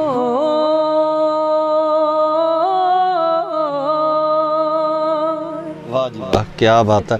ਸੋ ਮੈਂ ਸਮਝਦਾ ਕਿ ਜਿਹੜਾ ਅੱਜ ਦਾ ਦੌਰ ਹੈ, ਤੁਹਾਨੂੰ ਇਹ ਨਹੀਂ ਲੱਗਦਾ ਕਿ ਇਸ ਤਰ੍ਹਾਂ ਦੀ ਗਾਇਕੀ, ਜਿਸ ਤਰ੍ਹਾਂ ਦੀ ਗਾਇਕੀ, ਜਿਸ ਤਰ੍ਹਾਂ ਦੀ ਸ਼ੈਲੀ ਤੁਹਾਡੀ ਹੈ, ਗਾਇਕੀ ਦੀ ਸ਼ੈਲੀ ਜੋ ਹੈ, ਕਲਾਸੀਕਲ ਸਿੱਖਣ ਦੇ ਜੋ ਚਾਹਵਾਨ ਨੇ ਉਹਨਾਂ ਦੀ ਗਿਣਤੀ 'ਚ ਕਮੀ ਆਈ ਹੈ, ਤੇ ਜਿਹੜੇ ਨੌ ਸਿੱਖੀਏ ਮੈਂ ਸਮਝਦਾ ਵੀ ਜਿਹੜੇ ਗਾਇਕ ਹੈ ਜਾਂ ਪੈਸੇ ਦੇ ਸਿਰ ਤੇ ਜਿਹੜੇ ਗਾਉਣ ਵਾਲੇ ਗਾਇਕ ਹੈ ਉਹ ਅੱਜ ਡੀਂਗਾ ਮਾਰ ਰਹੇ। ਇਸ ਵਾਸਤੇ ਮੈਂ ਇਹ ਕਹੂੰਗੀ ਕਿ ਕਲਾਸੀਕਲ ਦਾ ਜਿਹੜਾ ਸਫ਼ਰ ਹੈ ਨਾ, ਜਦੋਂ ਜੇ ਤੁਸੀਂ ਕਲਾਸੀਕਲ ਸਿੱਖਣ ਦੀ ਇੱਛਾ ਰੱਖਦੇ ਹੋ, ਹਾਲਾਂਕਿ ਮੈਂ ਕਲਾਸੀਕਲ ਟ੍ਰੇਨਡ ਨਹੀਂ ਆ, ਮੇਰਾ ਜਿਹੜਾ ਜਨਰ ਹੈ ਉਹ ਫੋਕ ਦੇ ਵਿੱਚ ਹੈ, ਫੋਕ ਤੇ ਸੂਫੀ ਦੇ ਵਿੱਚ। ਤੇ ਕਲਾਸੀਕਲ ਇਹ ਹੈ ਕਿ ਜ਼ਰੂਰਤ ਲਈ ਮੈਂ ਜ਼ਰੂਰ ਸਿੱਖਿਆ, ਜਿੰਨਾ ਕੁ ਮੇਰੇ ਗੁਰੂਆਂ ਨੇ ਮੈਨੂੰ ਸਿਖਾਇਆ ਔਰ ਜਿੰਨਾ ਕੁ ਮੈਂ ਯੂਨੀਵਰਸਿਟੀ ਜਾਂ ਕਾਲਜ ਲੈਵਲ ਤੇ ਸਿੱਖਿਆ। ਤੇ ਕਲਾਸੀਕਲ ਵੈਸੇ ਮੇਰਾ ਜਿਵੇਂ ਇੱਕ ਫੀਲਡ ਨਹੀਂ ਹੈ, ਸੋ ਮੈਂ ਆਪਣੀ ਲੋੜ ਲਈ ਸਿੱਖਿਆ ਔਰ ਜਿਹਨੂੰ ਜਿੰਨੀ ਲੋੜ ਹੈ ਮੇਰੇ ਖਿਆਲ 'ਚ ਉਹ ਉਨਾ ਕੁ ਲੈ ਲੈਂਦਾ। ਨਹੀਂ, ਬਾਕੀ ਉਹਦੇ ਵਾਸਤੇ ਇੱਕ ਗੱਲ ਹੋਰ ਵੀ ਹੈ ਰਜ਼ਾ, ਕਿ ਸਰੋਤੇ ਵੀ ਉਸ ਤਰ੍ਹਾਂ ਦੇ ਚਾਹੀਦੇ ਆ। ਬਿਲਕੁਲ, ਇਹ ਸਭ ਤੋਂ ਵੱਡੀ ਗੱਲ ਹੈ ਹਨਾ। ਬਿਲਕੁਲ, ਇਹ ਬਹੁਤ ਡਿਪੈਂਡ ਕਰਦਾ ਕਿ ਸੁਣਨ ਵਾਲੇ ਕਿਦਾਂ ਦੇ ਨੇ। ਜੇ ਅੱਜ ਸੁਣਨ ਵਾਲੇ ਉਦਾਂ ਦੇ ਨੇ ਤਾਂ ਫਿਰ ਆਪਾਂ ਵੇਖ ਹੀ ਰਹੇ ਕਿ ਕਿਦਾਂ ਦੀ ਗਾਇਕੀ ਚੱਲ ਰਹੀ ਹੈ। ਬਿਲਕੁਲ ਬਿਲਕੁਲ। ਸਰੋਤੇ ਅਸਲ ਦੇ ਵਿੱਚ ਮੈਨੂੰ ਲੱਗਦਾ ਕਿ ਜਿਹੜਾ ਵੈਸਟਰਨਾਈਜੇਸ਼ਨ ਹੋਣ ਕਰਕੇ ਸਰੋਤਿਆਂ ਨੂੰ ਹਿਪ ਹੌਪ ਜ਼ਿਆਦਾ ਪਸੰਦ ਆ, ਜਾਂ ਉਸ ਤਰ੍ਹਾਂ ਦੀ ਗਾਇਕੀ ਪਸੰਦ ਆ ਜਿਹੜੀ ਵੈਸਟਰਨ ਦੇ ਵਿੱਚ ਪ੍ਰਚਲਿਤ ਹੈ। ਬਿਲਕੁਲ, ਸਾਰੇ ਤਰ੍ਹਾਂ ਦੇ ਸਰੋਤੇ ਹੁੰਦੇ ਨੇ। ਕਈ ਇਦਾਂ ਦੇ ਹੁੰਦੇ ਨੇ ਕਿ ਜਿਨ੍ਹਾਂ ਨੂੰ ਕਹਿ ਲਓ ਕਲਾਸੀਕਲ ਪਸੰਦ ਆ, ਸੂਫੀ ਪਸੰਦ ਆ, ਫੋਕ ਪਸੰਦ ਆ। ਸੋ ਸਾਰਿਆਂ ਦੀਆਂ ਆਪਣੀਆਂ ਚੋਇਸਸ ਨੇ। ਨਹੀਂ, ਬਾਕੀ ਬੇਸਿਕ ਤਾਂ ਇਹ ਹੈ ਨਾ ਵੀ ਜਿਹੜੀ ਅਸਲ ਗਾਇਕੀ ਦੀ ਜਿਹੜੀ ਨੀਂਹ ਆ, ਜਿੱਥੋਂ ਆਪਾਂ ਕਹਿੰਦੇ ਵੀ ਅਸੀਂ ਸਾਹ ਲਾਉਣਾ ਸ਼ੁਰੂ ਕੀਤਾ, ਤੇ ਉੱਥੋਂ ਜਦੋਂ ਆਪਾਂ ਉਸ ਸਾਹ ਦੀ ਗੱਲ ਕਰਦੇ ਹਾਂ, ਗਾਇਕੀ ਦੀ ਸ਼ੁਰੂਆਤ ਦੀ ਗੱਲ ਕਰਦੇ ਹਾਂ, ਤਾਂ ਉੱਥੇ ਮੈਨੂੰ ਲੱਗਦਾ ਕਿ ਫੋਕ, ਸੂਫੀ ਤੇ ਇਹਨਾਂ ਸਾਰੇ ਰੰਗਾਂ ਨੂੰ ਮਿਲਾ ਕੇ ਹੀ ਇੱਕ ਚੰਗੇ ਗਾਇਕ ਦੀ ਉਤਪਤੀ ਆਪਾਂ ਮੰਨ ਸਕਦੇ ਹਾਂ। ਬਿਲਕੁਲ, ਜੇ ਮੈਂ ਇਹ ਸੋਚਦੀ ਹਾਂ ਕਿ ਇੱਕ ਚੰਗਾ ਗਾਇਕ ਜੋ ਮੇਰੀ ਨਜ਼ਰ ਦੇ ਵਿੱਚ, ਜੋ ਮੇਰੇ ਜ਼ਿਹਨ ਦੇ ਵਿੱਚ ਆਉਂਦਾ, ਸਭ ਪੱਖਾਂ ਤੋਂ ਉਹਨੂੰ ਕਲੀਅਰ ਹੋਣਾ ਚਾਹੀਦਾ ਆਪਣਾ ਮੋਟੋ, ਕਿ ਜੇ ਉਹਨੂੰ ਕਿਸੇ ਵੀ ਚੀਜ਼ ਲਈ ਗਾਉਣਾ ਪਵੇ, ਕੋਈ ਵੀ ਜਨਰ ਗਾਉਣਾ ਪਵੇ, ਤਾਂ ਉਹ ਉਸ ਲਈ ਕਲੀਅਰ ਹੋਵੇ। ਜਿਹੜਾ ਅੱਜ ਦਾ ਦੌਰ ਆ, ਜਿਵੇਂ ਆਪਾਂ ਨਵੇਂ ਮੁੰਡਿਆਂ ਨੂੰ ਦੇਖਦੇ ਆ ਜਿਹੜੇ ਲਗਾਤਾਰ ਲਾਂਚ ਹੋ ਰਹੇ ਆ ਹਨਾ, ਚਾਹੇ ਉਹ ਪੈਸੇ ਦੇ ਦਮ ਤੇ ਹੋ ਰਿਹਾ ਜਾਂ ਕਿਸੇ ਹੋਰ ਤਰੀਕੇ ਨਾਲ ਡਾਇਰੈਕਟ ਉਹਨਾਂ ਦੀ ਲਾਂਚਿੰਗ ਹੁੰਦੀ ਆ, ਤਾਂ ਉਹਨਾਂ ਵਿੱਚ ਸਿੱਖਿਆ ਦੀ ਘਾਟ ਦੇ ਕਾਰਨ ਹੀ ਉਹ ਜ਼ਿਆਦਾ ਲੰਬਾ ਸਮਾਂ ਜਿਹੜਾ ਆਪਣੇ ਆਪ ਨੂੰ ਟਿਕਾ ਨਹੀਂ ਪਾਉਂਦੇ ਇਸ ਖੇਤਰ ਦੇ ਵਿੱਚ। ਜਿਸ ਤਰੀਕੇ ਨਾਲ ਗਾਣੇ ਨਵੇਂ ਆ ਰਹੇ ਆ, ਪਰ ਉਹ ਮੈਨੂੰ ਲੱਗਦਾ ਵੀ ਇੱਕ ਹਫ਼ਤੇ ਤੱਕ ਸਾਡੀ ਜ਼ੁਬਾਨ ਤੇ ਰਹਿੰਦੇ ਆ, ਮੂੰਹ ਤੇ ਰਹਿੰਦੇ, ਉਸ ਤੋਂ ਬਾਅਦ ਸੋਸ਼ਲ ਮੀਡੀਆ ਇੱਕ ਇਹੋ ਜਿਹਾ ਟਾਈਮ ਹੈ ਕਿ ਸਾਨੂੰ ਹਰ ਚੀਜ਼ ਬਹੁਤ ਸੌਖੀ ਹੋ ਗਈ ਆ। ਪਹਿਲਾਂ ਇਦਾਂ ਹੁੰਦਾ ਸੀ ਕਿ ਕੋਈ ਵੀ ਗਾਣਾ ਸੁਣਨਾ ਸੀ ਉਹਦੇ ਲਈ ਬਹੁਤ ਮੁਸ਼ੱਕਤ ਕਰਨੀ ਪੈਂਦੀ ਸੀ, ਬਹੁਤ ਮਿਹਨਤ ਕਰਨੀ ਪੈਂਦੀ ਸੀ, ਕਸਟ ਖਰੀਦਣੀ ਪੈਂਦੀ ਸੀ ਜਾਂ ਸੀਡੀ ਖਰੀਦਣੀ ਪੈਂਦੀ ਸੀ। ਤਾਂ ਕਈ ਵਾਰ ਇਦਾਂ ਹੁੰਦਾ ਸੀ ਕਿ ਕਸਟ ਮਿਲਦੀ ਨਹੀਂ ਸੀ, ਸੋ ਉਹਦੇ ਲਈ ਸਟਰਗਲ ਕਰਨਾ ਪੈਂਦਾ ਸੀ। ਹੁਣ ਇਦਾਂ ਦਾ ਕੋਈ ਸਟਰਗਲ ਨਹੀਂ ਰਿਹਾ। ਇੱਕ ਕਲਿੱਕ ਦੀ ਲੋੜ ਹੁੰਦੀ ਹੈ, ਸਰਚ ਦੀ ਲੋੜ ਹੁੰਦੀ ਹੈ, ਤੇ ਸਭ ਕੁਝ ਜਿਹੜਾ ਡੇਟਾ ਉਹ ਤੁਹਾਡੇ ਸਾਹਮਣੇ ਪਿਆ ਹੁੰਦਾ। ਸੋ ਇਸ ਚੀਜ਼ ਨੇ ਵੀ ਬਹੁਤ ਅਸਰ ਕੀਤਾ। ਅੱਛਾ, ਇੱਕ ਰਜ਼ਾ ਹੋਰ ਬੜਾ ਵੱਡੀ ਇੱਕ ਅਸਲ ਜਦੋਂ ਆਪਾਂ ਇਸ ਗਾਇਕੀ ਦੇ ਵਿੱਚ ਆਉਣੇ ਆ ਜਾਂ ਉੱਥੇ ਇੱਕ ਕੰਪਨੀਆਂ ਵੱਲੋਂ ਬੜੀ ਇੱਕ ਚੀਜ਼ ਕਮਰਸ਼ਲਾਈਜ਼ ਇਹਨੂੰ ਕਰ ਦਿੱਤਾ ਗਿਆ, ਕਮਰਸ਼ਲਾਈਜ਼ ਵੱਲ ਇਹਨੂੰ ਲਿਜਾਇਆ ਗਿਆ ਗਾਇਕੀ ਨੂੰ, ਹੈ ਨਾ। ਮੈਂ ਸਮਝਦਾ ਕਿ ਨਾ ਕੰਪਨੀਆਂ ਵੀ ਕਿਤੇ ਨਾ ਕਿਤੇ ਇਸ ਚੀਜ਼ ਦੀਆਂ ਜ਼ਿੰਮੇਵਾਰ ਨੇ, ਵੀ ਉਹਨਾਂ ਵੱਲੋਂ ਗਾਇਕਾਂ ਨੂੰ ਬਾਉਂਡ ਕਰਕੇ ਜੇ ਉਹਨਾਂ ਦੀ ਅਸਲ ਗਾਇਕੀ ਨੂੰ ਪਿੱਛੇ ਰੱਖ ਕੇ ਕਮਰਸ਼ਲਾਈਜੇਸ਼ਨ ਕਰਕੇ ਵੀ ਇਹਦਾ ਰੂਪ ਆ ਜਿਹੜਾ ਵਿਗਾੜ ਦਿੱਤਾ ਗਿਆ। ਤੁਹਾਡੇ ਨਾਲ ਵੀ ਕੁਝ ਇਦਾਂ ਦਾ ਹੋਇਆ ਜਾਂ ਤੁਹਾਨੂੰ ਲੱਗਦਾ ਤੁਸੀਂ ਸਹਿਮਤ ਹੋ ਇਸ ਗੱਲ ਨਾਲ? ਸਭ ਦਾ ਆਪਣਾ ਆਪਣਾ ਨਜ਼ਰੀਆ ਜੀ, ਕਿਉਂਕਿ ਮੈਂ ਹਾਲੇ ਤੱਕ ਕਿਸੇ ਕੰਪਨੀ ਨਾਲ ਕੰਮ ਨਹੀਂ ਕਰ ਰਹੀ। ਅੱਛਾ। ਤੇ ਮੇਰੇ ਗੁਰੂ ਜੀ ਮੈਨੂੰ ਸਾਰਾ ਸਿਖਾਉਂਦੇ ਨੇ। ਤੇ ਹਾਂਜੀ, ਕੰਪਨੀਆਂ ਆਉਂਦੀਆਂ ਜ਼ਰੂਰ ਨੇ ਆਫਰਸ ਲਈ ਜਾਂ ਵੀ ਤੁਸੀਂ ਬਾਉਂਡ ਹੋ ਜਾਓ। ਸੋ ਆਪਣਾ ਆਪਣਾ ਨਜ਼ਰੀਆ ਵੇਖਣ ਦਾ, ਤੇ ਮੈਨੂੰ ਤਾਂ ਇਹ ਲੱਗਦਾ ਕਿ ਤੁਸੀਂ ਜਿੰਨਾ ਖੁੱਲ੍ਹ ਕੇ ਕੰਮ ਕਰ ਸਕੋ ਤੇ ਉਨਾ ਕਰੋ। ਤੁਹਾਡੀ ਪਸੰਦੀਦਾ ਸ਼ੈਲੀ ਕਿਹੜੀ ਹੈ? ਫੋਕ ਨੂੰ ਤੁਸੀਂ ਗਾਉਣਾ ਜ਼ਿਆਦਾ ਪਸੰਦ ਕਰਦੇ ਹੋ ਕਿ ਸੂਫੀਅਤ ਵਾਲੇ ਪਾਸੇ? ਜਾਂ ਮੈਂ ਟਰਾਈ ਕਰਦੀ ਹਾਂ ਕਿ ਮੈਂ ਸਭ ਗਾਵਾਂ, ਹਿੰਦੀ ਜਾਂ ਜੋ ਵੀ ਮੈਨੂੰ ਆਫਰ ਹੁੰਦਾ ਗਾਉਣ ਲਈ, ਪੰਜਾਬੀ, ਹਿੰਦੀ ਜਾਂ ਕੋਈ ਵੀ ਇੱਦਾਂ ਦੀ ਸ਼ੈਲੀ। ਪਰ ਜਿਹੜਾ ਮੇਰਾ ਅਸਲ ਹੈ, ਜਿਹਦੇ ਚ ਰੂਹ ਹੈ, ਉਹ ਸੂਫੀ ਹੈ ਜੀ। ਸੂਫੀਅਤ ਰੰਗ ਕੋਈ ਇੱਕ ਹੋਰ ਜਿਹੜਾ ਤੁਹਾਡਾ ਮਤਲਬ ਦਿਲ ਦੇ ਬਹੁਤ ਕਰੀਬ ਹੋਵੇ ਤੇ ਪਸੰਦੀਦਾ ਹੋਵੇ ਉਹਨੂੰ?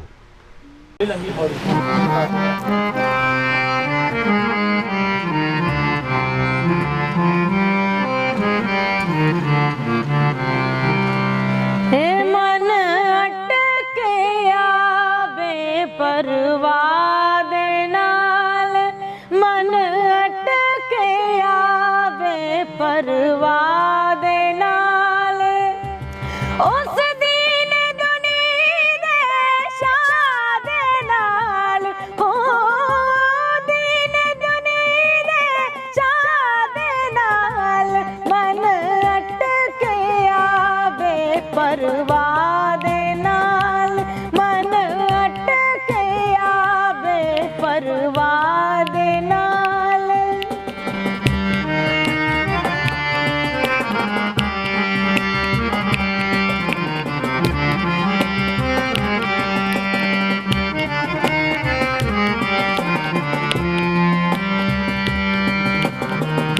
ਨदियों पार सजन दा ठाणा, नदियों पार सजन दा ठाणा, कीता कौल जरूरी जाना, कीता कौल जरूरी जाना, मिन्नतां करां मैं भला दे नाल, हो मिन्नतां करां मैं भला दे नाल, मन अटकिया बेपरवाह दे नाल, मन अटकिया बेपरवाह दे नाल, मन अटकिया बेपरवाह दे नाल। ਵਾਹ ਜੀ ਵਾਹ, ਕੀ ਬਾਤ ਹੈ। ਰਜ਼ਾ, ਜੇ ਆਪਾਂ ਇਸ ਤੋਂ ਅਗਲੀ ਗੱਲ ਕਰੀਏ, ਤੁਸੀਂ ਜਿਵੇਂ ਫੋਕ ਤੇ ਸੂਫੀ ਗਾਇਕੀ ਦੇ ਵਿੱਚ ਵੱਡਾ ਤੁਹਾਡਾ ਨਾਮ ਹੈ ਨਾ, ਤੇ ਤੁਸੀਂ ਕਮਰਸ਼ੀਅਲ ਗਾਇਕੀ ਦੇ ਵਿੱਚ ਜਿਹੜਾ ਹੈਗਾ ਕਮਰਸ਼ੀਅਲੀ ਜੇ ਆਪਾਂ ਗੱਲ ਕਰੀਏ ਫਿਲਮਾਂ ਦੇ ਵਿੱਚ, ਜਾਂ ਚਾਹੇ ਉਹ ਪੰਜਾਬੀ ਫਿਲਮ ਇੰਡਸਟਰੀ ਹੈ, ਚਾਹੇ ਉਹ ਹਿੰਦੀ ਸੌਂਗਸ ਨੇ, ਕੋਈ ਉੱਦਾਂ ਦੇ ਗੀਤ ਵੀ ਕੀਤੇ ਆ ਜਾਂ ਤੁਹਾਨੂੰ ਆਫਰ ਆ ਰਹੇ ਨੇ? ਹਾਂਜੀ, ਜਿਵੇਂ ਆਪਾਂ ਕੰਮ ਕਰਦੇ ਹਾਂ ਤੇ ਨਾਲ ਨਾਲ ਆਫਰਸ ਵੀ ਆਪਾਂ ਨੂੰ ਕੰਮ ਮਿਲਦਾ ਰਹਿੰਦਾ ਹੈ ਨਾ। ਸੋ ਪਹਿਲਾਂ ਕੁਝ ਮੂਵੀਜ਼ ਦੇ ਵਿੱਚ ਕੰਮ ਕੀਤਾ ਹੋਇਆ ਐਜ਼ ਅ ਸਿੰਗਰ, ਜਿਹਦੇ ਵਿੱਚੋਂ ਕੁੜਮਾਈਆਂ ਇੱਕ ਹੈ, ਤੇ ਨੀ ਮੈਂ ਸੱਸ ਕੁੱਟਣੀ ਦੇ ਵਿੱਚ ਹਾਲੇ ਰਿਲੀਜ਼ ਹੋਣੀ ਹੈ ਮੂਵੀ, ਉਸ ਵਿੱਚ ਗੀਤ ਹੈ, ਉਸ 'ਚ 2 ਗੀਤ ਨੇ, ਤੇ ਹੋਰ ਵੀ ਕਈ ਇਹੋ ਜਿਹੀਆਂ ਮੂਵੀਜ਼ ਨੇ ਜਿਨ੍ਹਾਂ ਦਾ ਹਾਲੇ ਨਾਮ ਨਹੀਂ ਦੱਸ ਸਕਦੀ। ਸੋ ਇੱਦਾਂ ਦਾ ਕਾਫੀ, ਬਾਕੀ ਸਿੰਗਲ ਟਰੈਕ ਨੇ ਤੇ ਡੁਇਟ ਕਾਫੀ ਨੇ। ਅੱਛਾ, ਡਿਊਟ ਤੁਹਾਡੇ ਆ ਰਹੇ ਨੇ? ਜੀ ਬਿਲਕੁਲ ਆ ਰਹੇ ਨੇ। ਅੱਛਾ, ਤੁਹਾਡਾ ਕੋਈ ਪਸੰਦੀਦਾ ਜਿਹੜਾ ਲੇਟੈਸਟ ਜਿਹੜਾ ਹੁਣ ਗੀਤ ਰਿਲੀਜ਼ ਹੋਇਆ ਹੋਵੇ ਹੁਣੀ? ਮੈਨੂੰ ਲੱਗਦਾ ਸਰਦਾਰਨੀ ਗੀਤ ਤੁਹਾਡਾ ਕਾਫੀ ਜ਼ਿਆਦਾ ਟਰੈਕ ਵੱਜ ਵੀ ਰਿਹਾ ਤੇ ਉਹਦੀਆਂ 2 ਲਾਈਨਾਂ ਜੀ। ਸਰਦਾਰਨੀ ਬਾਰੇ ਮੈਂ ਥੋੜਾ ਜਿਹਾ ਦੱਸ ਦਿਆਂ ਕਿ ਵਿਸ਼ਾਲ ਖੰਨਾ ਹੋਣਾ ਨੇ ਇਸ ਦਾ 뮤직 ਕੀਤਾ ਔਰ ਰਿਤੇਸ਼ ਨਰੂਲਾ ਜੀ ਵੱਲੋਂ ਇਹ ਪ੍ਰੋਡਿਊਸ ਕੀਤਾ ਗਿਆ ਸੀ ਗੀਤ। ਤੇ ਹੁਣ ਮੈਂ ਦੀਆਂ 2 ਲਾਈਨਾਂ ਸੁਣਾਉਂਦਾ। ਜੀ ਜੀ ਉਹ ਬੰਦਾ ਕੱਬਾ ਏ ਸੁਭਾ ਦਾ ਤਾਂ ਵੀ ਚੰਗਾ ਲੱਗਦਾ ਹੈ, ਸਿੱਧਾ ਆਣ ਕੇ ਦੁਨਾਲੀ ਵਾਂਗੂ ਸੀਨੇ ਵੱਜਦਾ ਹੈ। ਉਹ ਬੰਦਾ ਕੱਬਾ ਏ ਸੁਭਾ ਦਾ ਤਾਂ ਵੀ ਚੰਗਾ ਲੱਗਦਾ ਹੈ, ਸਿੱਧਾ ਆਣ ਕੇ ਦੁਨਾਲੀ ਵਾਂਗੂ ਸੀਨੇ ਵੱਜਦਾ ਹੈ। ਉਹ ਬੰਦਾ ਕੱਬਾ ਏ ਸੁਭਾ ਦਾ ਤਾਂ ਵੀ ਚੰਗਾ ਲੱਗਦਾ ਹੈ, ਸਿੱਧਾ ਆਣ ਕੇ ਦੁਨਾਲੀ ਵਾਂਗੂ ਸੀਨੇ ਵੱਜਦਾ ਹੈ। ਜਾਨ ਕੱਢ ਲੈਂਦਾ ਇੰਨੀ ਗੱਲ ਆਖ ਕੇ, ਜਦੋਂ ਆਖਦਾ ਏ ਜਾਨ ਤੈਥੋਂ ਮਾਰਨੀ। ਪੈਰ ਧਰਤੀ ਤੇ ਲੱਗਦੇ ਨਾ ਮੇਰੇ, ਉਹ ਜਦੋਂ ਪਿਆਰ ਨਾਲ ਆਖੇ ਸਰਦਾਰਨੀ। ਧਰਤੀ ਤੇ ਲੱਗਦੇ ਨਾ ਮੇਰੇ, ਉਹ ਜਦੋਂ ਪਿਆਰ ਨਾਲ ਆਖੇ ਸਰਦਾਰਨੀ। ਵਾਹ ਵਾਹ, ਕੀ ਬਾਤ ਹੈ। ਬਹੁਤ ਸ਼ੁਕਰੀਆ। ਸੋ ਜਦੋਂ ਤੁਸੀਂ ਜਿਹੜੇ ਗੀਤਾਂ ਦੀ ਤੁਹਾਡੀ ਜਿਹੜੀ ਸਿਲੈਕਸ਼ਨ ਹੈ, ਸਿਲੈਕਸ਼ਨ ਦਾ ਤੁਹਾਡਾ ਕ੍ਰਾਈਟੇਰੀਆ ਕੀ ਹੈ? ਕਿਸ ਤਰ੍ਹਾਂ ਗੀਤਾਂ ਨੂੰ ਸਿਲੈਕਟ ਕਰਦੇ ਹੋ ਕਿ ਇਸ ਤਰ੍ਹਾਂ ਦਾ ਜਿਹੜਾ ਗੀਤ ਹੈ? ਕਿਉਂਕਿ ਇਹਦਾ ਪੁੱਛਣ ਦਾ ਕਾਰਨ ਇਹ ਹੈ ਕਿਉਂਕਿ ਅੱਜ ਕੱਲ੍ਹ ਜਿਸ ਤਰ੍ਹਾਂ ਦੇ ਗੀਤ ਮਾਰਕੀਟ ਦੇ ਵਿੱਚ ਆ ਰਹੇ ਨੇ ਉਹਦੇ ਵਿੱਚ ਕਾਫੀ ਸ਼ਬਦਾਂ ਦੇ ਵਿੱਚ ਅਸ਼ਲੀਲਤਾ ਜਾਂ ਹੋਰ ਇਸ ਤਰ੍ਹਾਂ ਦੇ ਸ਼ਬਦ ਵਰਤੇ ਜਾ ਰਹੇ ਨੇ, ਹੈ ਨਾ?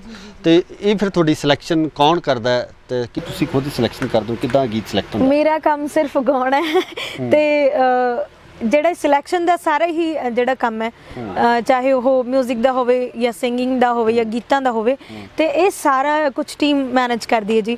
ਮੇਰੇ ਗੁਰੂ ਜੀ ਮੈਨੇਜ ਕਰਦੇ ਆ ਔਰ ਜਿਹੜੀ ਸਾਡੀ ਟੀਮ ਹੈ ਤੇ ਉਹਨਾਂ ਵੱਲੋਂ ਸਾਰੇ ਜਿਹੜੇ ਲਿਰਿਕਸ ਨੇ ਸਿਲੈਕਟ ਕੀਤੇ ਜਾਂਦੇ ਆ ਤੇ ਫਿਰ ਅੱਗੇ ਉਹਨਾਂ ਤੇ ਕੰਮ ਹੁੰਦਾ। ਤੇ ਉਸ ਤੋਂ ਬਾਅਦ ਜੇ ਅਗਲੀ ਆਪਾਂ ਇਹਦੀ ਜਿਹੜੀ ਵੰਨਗੀ ਦੀ ਆਪਾਂ ਜਦੋਂ ਗੱਲ ਕਰਦੇ ਹਾਂ ਕਿ 뮤직 ਦਾ ਜਿਹੜਾ ਸਾਰਾ ਅਰੇਂਜਮੈਂਟ ਆ, ਕਿਉਂਕਿ ਜਿਵੇਂ ਤੁਸੀਂ ਲਾਈਵ ਸ਼ੋਜ਼ ਵੀ ਕਰਦੇ ਹੋ, ਹੈ ਨਾ? ਤੇ ਲਾਈਵ ਸ਼ੋਜ਼ ਲਈ ਜਾਣਾ ਪੈਂਦਾ, ਉਹਦੇ ਵਿੱਚ ਤੁਸੀਂ ਸੂਫੀ ਗਾਇਕੀ ਨੂੰ ਜ਼ਿਆਦਾ ਮਤਲਬ ਜਿਹੜੇ ਤੁਹਾਡੇ ਸੁਣਨ ਵਾਲੇ ਨੇ ਵੀ ਉਹ ਤਰਜੀਹ ਸੂਫੀ ਗਾਇਕੀ ਵੱਲ ਦਿੰਦੇ ਆ, ਫੋਕ ਵੱਲ ਦਿੰਦੇ ਆ ਜਾਂ ਕਮਰਸ਼ੀਅਲੀ? ਸਾਰੇ ਤਰ੍ਹਾਂ ਦੀ ਆਡੀਅנס ਹੈ ਜੀ ਮੇਰੀ। ਜੇ ਕਲੱਬਸ ਦੀ ਗੱਲ ਕਰੀਏ ਤਾਂ ਕਲੱਬਸ ਦੀ ਵੀ ਆਡੀਅנס ਹੈ ਤੇ ਬਾਲੀਵੁੱਡ ਗਾਉਣਾ ਹੋਵੇ ਤਾਂ ਮੈਨੂੰ ਉਹ ਵੀ ਅੱਛਾ ਲੱਗਦਾ। ਸੋ ਸਾਰੇ ਤਰ੍ਹਾਂ ਦੇ ਸਰੋਤੇ ਨੇ। ਜੇ ਸੂਫੀ ਮਹਿਫਲ ਹੁੰਦੀ ਆ ਤੇ ਉਹਦੇ ਵਿੱਚ ਵੀ ਮੈਨੂੰ ਬਹੁਤ ਮਜ਼ਾ ਆਉਂਦਾ ਤੇ ਜੇ ਕੋਈ ਇਦਾਂ ਦੀ ਸਟੇਜ ਹੁੰਦੀ ਹੈ, ਫੋਕ ਦੀ ਸਟੇਜ ਹੁੰਦੀ ਆ ਤਾਂ ਉਹ ਵੀ ਕਰ ਲਈਦੀ ਹੈ ਜੀ। ਇੱਕ ਫੋਕ ਰੰਗ ਵੀ ਹੋ ਜਾਵੇ। ਬਿਲਕੁਲ ਬਿਲਕੁਲ ਜੀ। ਫੋਕ ਦੀ ਗੱਲ ਇਹ ਕਿ ਜਦੋਂ ਮੈਂ ਸਟਾਰਟ ਕੀਤਾ ਸੀ ਤਾਂ ਫੋਕ ਤੋਂ ਕੀਤਾ ਸੀ ਕਾਲਜ ਦੇ ਟਾਈਮ। ਤੇ ਕਾਲਜ ਟਾਈਮ ਮੈਂ ਮਿਰਜ਼ਾ ਤੇ ਬਾਵਾ ਇਹ 2 ਫੋਕ ਗਾਏ ਨੇ ਤੇ ਜਿਨ੍ਹਾਂ ਕਰਕੇ ਮੈਨੂੰ ਮਤਲਬ ਬਹੁਤ ਇੱਕ ਸਕੂਨੀਅਤ ਹੁੰਦੀ ਹੈ ਨਾ, ਤੇ ਉਹ ਹਮੇਸ਼ਾ ਗਾ ਕੇ ਮੈਨੂੰ ਮਿਲਦੀ ਹੈ। ਤੇ ਉਹਨਾਂ ਚੋਂ ਮੈਂ ਮਿਰਜ਼ਾ ਸੁਣਾ ਦੇ। ਜੀ ਜੀ, ਸ਼ੋਰ ਸ਼ੋਰ ਸ਼ੋਰ।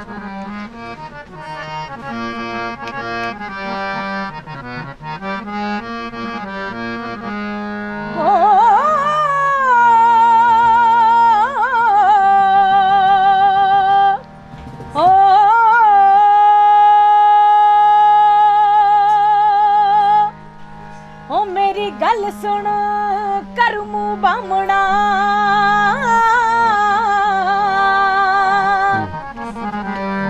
ਤੇ ਮੇਰਾ ਸੁਨੇਹਾ ਇੱਕ ਪਹੁੰਚਾ, ਤੇ ਜਾਖੀ ਮਿਰਜ਼ੇ ਖਾਨ ਨੂੰ ਵੇ ਕਿਉਂ ਬੈਠਾ ਏ ਕੋਲ ਪੁਲਾ, ਕੱਲ ਚੰਦੜ ਚੜ ਕੇ ਆਉਣਗੇ, ਹਾਏ ਮੇਰੇ ਹਾਣੀਆਂ ਤੇ ਲੈ ਜਾਣਗੇ ਡੋਲੀ ਪਾ, ਤੇ ਮੈਂ ਮੰਗਾਂ ਤੇਰੀ ਹਾਣੀਆਂ, ਉਹ ਹਾਣੀਆਂ ਮੰਗਾਂ ਤੇਰੀ ਹਾਣੀਆਂ, ਤੇ ਸਾਡਾ ਲਿਖਿਆ ਸੰਜੋਗ ਖੁਦਾ, ਉਹ ਜਿਉਂਦੇ ਮਰਦ ਨਾ ਮੰਗਾ ਛੱਡ ਦਈਓ,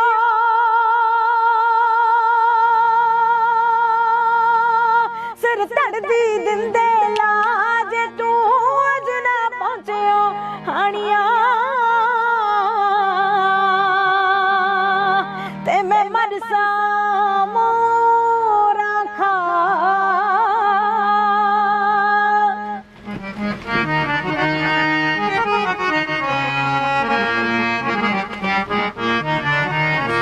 ਤੇ ਗੋ ਮਿਰਜ਼ਾ ਕੀ ਆਖਦਾ ਉਹ ਮੇਰੀ ਗੱਲ ਸੁਣ ਕਰ ਮੂੰਹ ਬਾਹਮਣਾ ਤੇ ਮੇਰਾ ਲੈ ਜਾ ਸਲਾਮ ਦੁਆ ਤੇ ਜਾਖੀ ਸਹਿਬਾ ਹੂਰ ਨੂੰ ਉਹ ਤੂੰ ਨਾ ਜੱਟੀਏ ਚਿੱਤ ਡੋਲਾ ਹੋਣੀ ਮੈਂ ਦਿਨ ਚੜ੍ਹਦੀ ਕੱਲ ਨੂੰ ਮਿਲੂੰ ਬੀਬੋ ਦੇ ਘਰ ਰਾਣੀ ਤੇਰੇ ਚੰਦੜ ਸਾਰੇ ਵੇਖ ਲੂੰ ਉਹ ਗਾਨੇ ਬਨ ਕੇ ਰਹੇ ਜੋ ਹੋਣੀ ਮੈਂ ਗਿਣ ਗਿਣ ਮਾਰਾਂ ਸੂਰ ਮੇ ਤੇ ਜੱਟੀਏ ਕਰਾਂ ਮੈਦਾਨ ਸਫਾ ਉਹ ਤੈਨੂੰ ਲੈ ਜੂ ਸਭ ਦੇ ਵੇਦਿਆਇਓ ਉਹ ਵੇਦਿਆ ਲੈ ਜੂ ਸਭ ਦੇ ਵੇਦਿਆ ਨੀ ਜੱਟੀਏ ਬੈਠ ਬੱਗੀ ਤੇ ਆ ਨੀ ਜੱਟੀਏ ਬੈਠ ਬੱਗੀ ਤੇ ਆ ਇੱਕ ਰਜ਼ਾ ਇੱਕ ਨਾ ਮੈਂ ਜਦੋਂ ਤੁਸੀਂ ਗਾ ਰਹੇ ਸੀ ਜਿਹੜੀ ਇਹ ਗਾਇਕੀ ਆ ਅਸਲ ਦੇ ਵਿੱਚ ਜਿਵੇਂ ਸਾਡੇ ਲੋਕ ਗੀਤ ਆ ਸਾਡੇ ਮੈਨੂੰ ਲੱਗਦਾ ਹੱਡਾਂ 'ਚ ਰਚੇ ਵੀ ਆ ਹਨਾ ਪਹਿਲਾਂ ਸਾਡੇ ਬਜ਼ੁਰਗਾਂ ਨੇ ਗਾਏ ਹਨਾ ਬਜ਼ੁਰਗਾਂ ਤੋਂ ਬਾਅਦ ਸਾਡੀ ਝੋਲੀ ਆਏ ਤੇ ਇਸੇ ਤਰ੍ਹਾਂ ਹੀ ਮੈਨੂੰ ਲੱਗਦਾ ਸਾਨੂੰ ਵੀ ਸਾਂਭ ਕੇ ਆਪਣੇ ਗਾਂ ਅੱਗੇ ਬੱਚਿਆਂ ਦੇ ਝੋਲੀ ਵਿੱਚ ਇਹ ਇੱਕ ਵੱਖਰਾ ਸਕੂਨ ਨਹੀਂ ਮਤਲਬ ਜੇ ਸੁਣਨ ਵਾਲੇ ਨੂੰ ਆ ਰਿਹਾ ਤਾਂ ਮੈਨੂੰ ਲੱਗਦਾ ਕਿ ਗਾਉਣ ਵਾਲੇ ਨੂੰ ਵੀ ਉਹਨਾਂ ਕੀ ਸਕੂਨ ਮਿਲਦਾ ਹੋਣਾ ਕਿ ਸਾਡੀ ਰੂਹ ਨੂੰ ਠਾਰ ਦਿੰਦੇ ਆ ਅੰਦਰੋਂ ਇੱਕ ਹੋਰ ਹੀ ਤਰ੍ਹਾਂ ਦਾ ਫੀਲ ਦਿੰਦਾ ਕੀ ਲੱਗਦਾ ਮੈਂ ਸੋਚਦੀ ਹਾਂ ਕਿ ਮੈਂ ਬਲੈਸਡ ਹਾਂ ਜੀ ਵਾਹਿਗੁਰੂ ਕਿਸੇ ਸੌਂ ਚੋਂ ਕਿਸੇ ਇੱਕ ਬੰਦੇ ਨੂੰ ਜਾਂ ਸੌਂ ਚੋਂ ਕੁਛ ਚੰਦ ਬੰਦੇ ਹੁੰਦੇ ਆ ਜਿਨ੍ਹਾਂ ਨੂੰ ਇਹ ਕਲਾ ਬਖਸ਼ਦਾ ਤੇ ਮੈਂ ਬਹੁਤ ਸ਼ੁਕਰ ਕਰਦੀ ਹਾਂ ਮੇਰੇ ਗੁਰੂ ਜੀ ਹੋਣਾ ਦਾ ਔਰ ਪਰਮਾਤਮਾ ਦਾ ਔਰ ਮੇਰੀ ਫੈਮਿਲੀ ਦਾ ਖਾਸ ਕਰਕੇ ਜਿਨ੍ਹਾਂ ਨੇ ਜਦੋਂ ਮੈਂ ਚਾਹਿਆ ਮੈਨੂੰ ਉਹ ਦਿੱਤਾ ਤੇ ਜਦੋਂ ਮੈਨੂੰ ਜਿਸ ਚੀਜ਼ ਦੀ ਵੀ ਲੋੜ ਸੀ ਕਿਉਂਕਿ ਕਈ ਵਾਰ ਆਪ ਨੂੰ ਨਹੀਂ ਪਤਾ ਲੱਗਦਾ